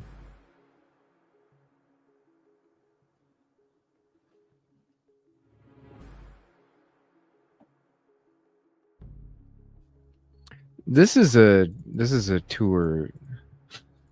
The frickin' trolls tonight. You guys are crazy.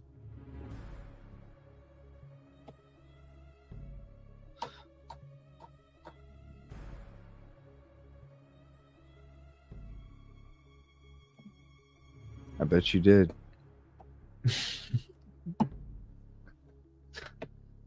I'm sorry your favorite content creator isn't on, so you have to come hang out over here and do dumb shit like you do over there. Sorry. Sorry.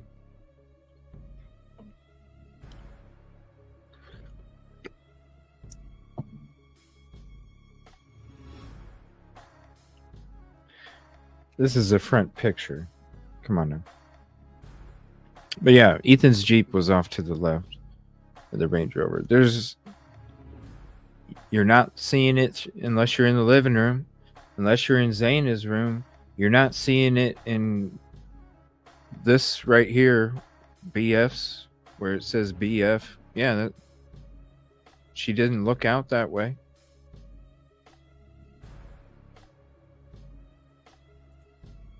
Like, think about it. There's a Jeep in front of your freaking window. If you're gonna look out, why are you looking out that window when you can't barely see anything? If you're trying to see who's doing something, obviously it's not coming through your ceiling at that moment, so you're going to be looking out the corner window underneath their room. You're going to hear shit going on, so if you don't want to go upstairs, aren't you going to go run underneath and try and hear through the walls? Just think about it. That's why I'm saying it. I don't feel like she was in her room. She was in this one right here. There was lower profile vehicles. You would be able to see who's coming and going a hell of a lot better, especially coming from the side of the house. You would have so much more view looking from this window right here than you would at all with this one with a Jeep in front of it. Sorry, I thought I had it flipped around in my head. Because we're looking at a photo another way when I wish they would have just made it to where you're looking at it forward view. So there's the side, revised January 2023. Oh, that's neat. So again, here's the link to the tour. You can't do the walk around anymore. I don't know why. Used to be able to. All the victim's vehicles still. Is there anything you guys want to cover on that before I play the rest of this? This is the new mysterious details from November 19th. And then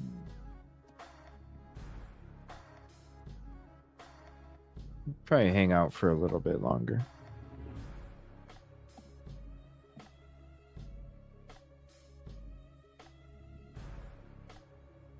I mean, DoorDash would have came through the What's up, Deborah? front side, not the sliding door, unless it was a special delivery. Well, you would think, right, unless it's unless it's requested specific, yeah, then I would imagine it would have went to where the door was for Bethany. But if somebody's using it as a decoy, then I could see them delivering it to the screen door in the back to then gain access without having to force entry. Do you think that they went to the front door and then they busted through?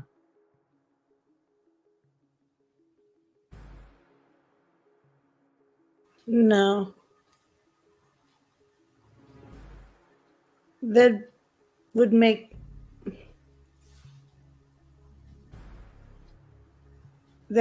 Bethany no, or BF no, huh.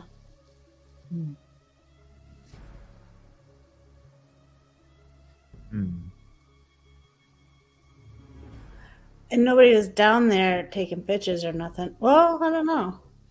They did take pictures over the rail. And there was a yeah, there was a spot where they took pictures. You could see him leaning over, taking photos. That's as far as I could tell. Now there was somebody, because you could see her back towards the window, and you could see somebody's back towards the window that was standing in front of the stairs coming up. Well, then they had those red tags on the front door. Yeah, I did see that. Evidence stickers. I don't think there was any kind of evidence that went downstairs.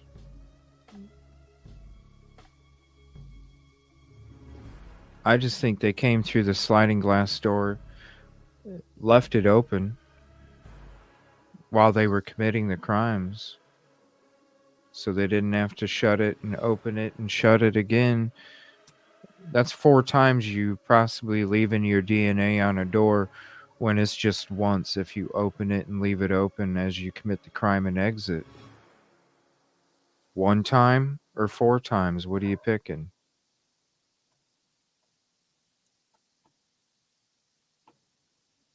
And the first time, you're really not leaving your DNA more than any of the other times because you haven't even committed anything yet. .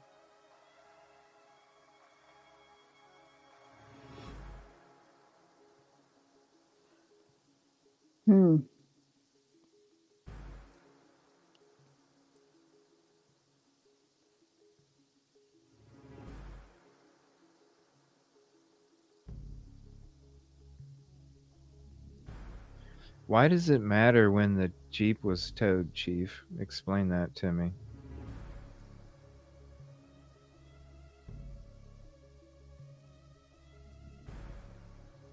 It's a very interesting night tonight. I'll just be honest.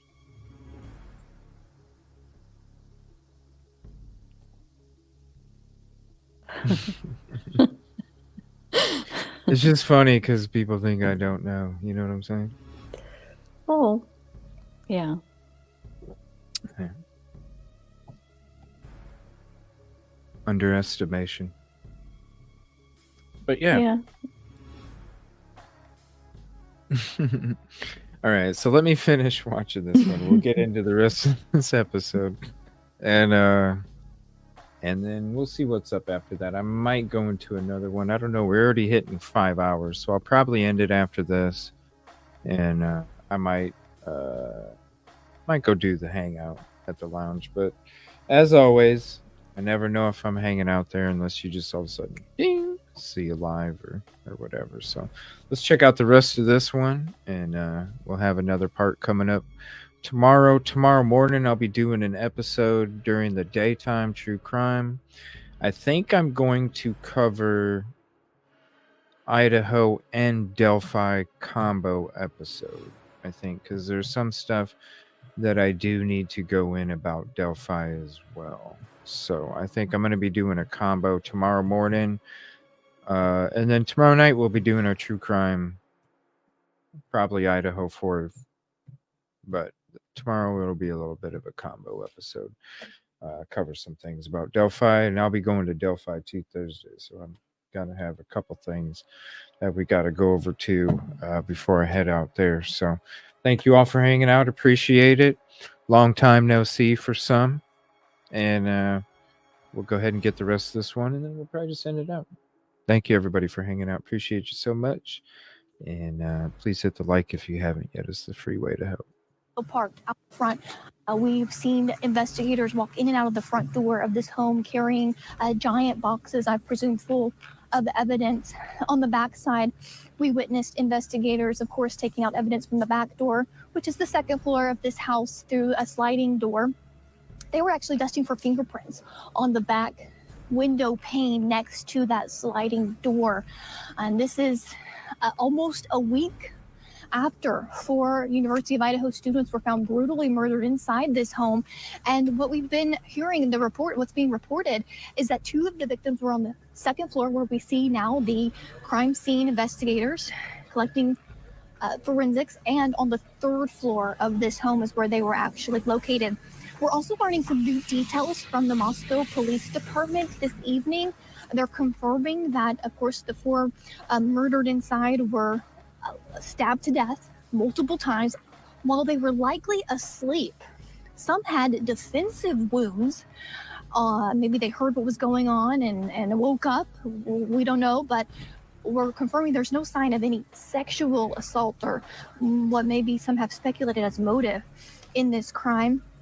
Also, there were 2 surviving roommates in this multi-room home that were unharmed, and the detectives have ruled them out. They believe that the 2 surviving roommates and a young man that is seen in video at the food truck where 2 of the victims were hours before their death, they've ruled them out. They are not involved in this crime. Additionally, we learned from the police this evening that any rumors that these victims had been tied or gagged, that was not accurate. They still, though, aren't releasing who called 911, because they're saying that these murders happened around maybe 3 or 4 a.m. last Sunday morning. Police were not called until noon, and they arrived to this home with the front door wide open. They've released that there's no signs of forced entry in this home. And when we've been here, we've noticed that the front door has a door handle with a security code lock pad that some sense of maybe security here at the home, but they say no forced entry. And it's still no murder weapon found. Still no suspect or suspects named. We know that the dumpsters that are to my right and left here at the home, they've collected items. They did mention that. And they also are confirming that they've contacted local businesses here to determine if a fixed blade knife had been recently purchased. The Idaho statesman had talked to a local hardware owner store, and he says that the police were in town asking about some kind of combat style or Rambo style knife blade. That's just so scary to think about here, Vinny. And this happened here. I've been out in the town talking to people and neighbors without any arrest and really not much info from the authorities. You know, many people are still on edge and in fear, have left town. I've talked to the neighbors. I know I spoke with one with you live on air just an hour ago, but we've spoken to more since we've been out here. They say that, you know, this is just steps from the University of Idaho campus. A lot of students live here. And so as you can imagine, the parties happen here. We're less than a block from Fraternity Row on campus, where two of the victims were at a party before their deaths. So the neighbors say that, you know, it's usual to have parties in this area at this home where the crime scene is, and it's not unusual to hear, you know, people excited or screaming or, you know, just being loud. The neighbor I talked to earlier said they just put on a fan, they drown out the noise, and they go to sleep. So it is unusually quiet here, and people are being more cautious, not only here in this area, but on the campus. Students have gone home for the Thanksgiving holiday, and you can definitely see, Vinny, the increased security, not just of the campus police and Moscow police, but state police here, as well as the FBI are inside this home right now, and private security. The campus has hired private security as well. I could understand. And again, you're looking at live pictures, folks. This is inside the murder house. You've got photographers with their protective gear on that are taking pictures of the murder scenes. This is a 3-level house, as Chanley has told us. The murders, we believe, took place on the 2nd and 3rd floor. That 2nd level can be accessed from ground floor behind the home. From this side where Chanley is, that front door kind of goes to the lower level, the basement level. Chanley describing it, a lot of parties, it's college. Yeah, you got red cups right there. There they are. It's just a typical college house. Typical college kids doing what college kids do, only in this case, someone entered that scene and took the lives of 4 of them. Chanley, so just to, once again, I want to go over the big headlines that you've told us. I want to make sure no one is missing this. And you've got, on the one hand, and correct me if I'm wrong, the murders taking place on the 2nd and 3rd level. Coroner believes everyone may have been sleeping.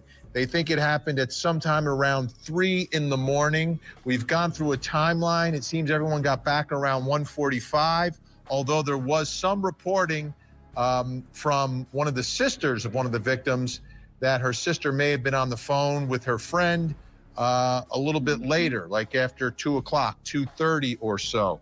And they're looking for a Rambo-style 6-inch bladed knife is what they believe may be the murder weapon here, although they have not recovered anything.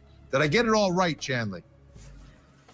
Yes, you did, Vinny. And one of the fathers of, I think it was Xana, her dad spoke with her just midnight, you know, the night she was murdered. And you mentioned the knife that they're looking for. The victim was stabbed multiple times in their rooms. It seems as though what we're showing you right now, that's a room on the back side of the 2nd floor that they are inside. And Vinny, we have a photo of what's on the outside of that room, and that's blood seeping through the walls where the crime scene technicians are right now, taking photos and collecting evidence. Through the walls, see what I'm saying? It would have went through the floor into where I feel like she was looking out the freaking windows for the description of the vehicle. Thank you, everybody, for your kind words. I appreciate that. Sorry about the freaking trolls that came in here tonight. Don't worry, I handled it. It's done with. I don't know why people need to feel the need to keep doing stupid ass shit like that, but they got hate in their souls and we got love, so we don't deal with that. But it's not the back side of the house, it's the front side of the house. So don't think that, oh my gosh, no. The 2nd floor of the back side of the house would have showed the sliding glass door. This is the front side of the house. So she kind of misspoke there or whatever. forgive her. It's the beginning of the case, but we're just about halfway through. Actually, I'm just going to go ahead and pause it at this point, since it is a 5-hour mark.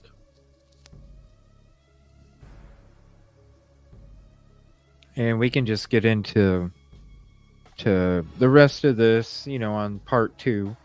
We'll be continuing this tomorrow night, where we kind of get fresh notes out of old notes, kind of going through old stuff, making new notes about different things that just kind of stick out. Like I said, if there's anything that you want to include in this, please send it to me at any of these Discord, Twitter, Gmail.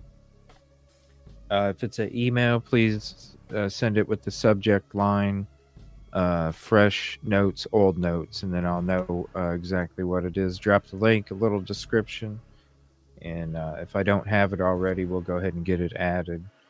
No, thank you guys. I appreciate your guys' patience when stupid stuff like that happens. It happened early tonight. We already had people flagging mods' comments, reporting them, so it was a little ridiculous, but they got hate in their heart. We got nothing but love, so love will always conquer no matter what. So just stay strong. We'll be good. Thank you, Unravel and Yoli, for hopping up. Either one of you, if you're not busy tomorrow, you're more than welcome to hop on during the day or at night, whichever. Just let me know. Reach out. I'll make sure I send you a link. And, Okay. we'll be Thank you doing for this having tomorrow. me. No, thank you for being up here. I appreciate it. And we'll be doing the same thing. We'll be going into the same stuff tomorrow night. Kind of going through, as we break it down, going through each section that I have. However long it takes is how long it takes. I got the whole list of stuff. We just made it a little bit way through, and we got plenty of more to talk about, and plenty more quote new details as it gets reported as time went on. It's also a good way to see what changes from here to there. When does it change? The date it changes, just to kind of give us a better idea of their timeline, not necessarily BK's, but theirs. The timeline of how everything went down and changed and all that stuff. So thank you so much, everybody. Okay. Appreciate your kind Good words. night, everybody. Good night, everybody. We'll see you tomorrow. Be on Okay. 2 times, and I might be at the lounge tonight. We'll see. Just double Okay. check in about 20. Good night, All right. everybody. Good night.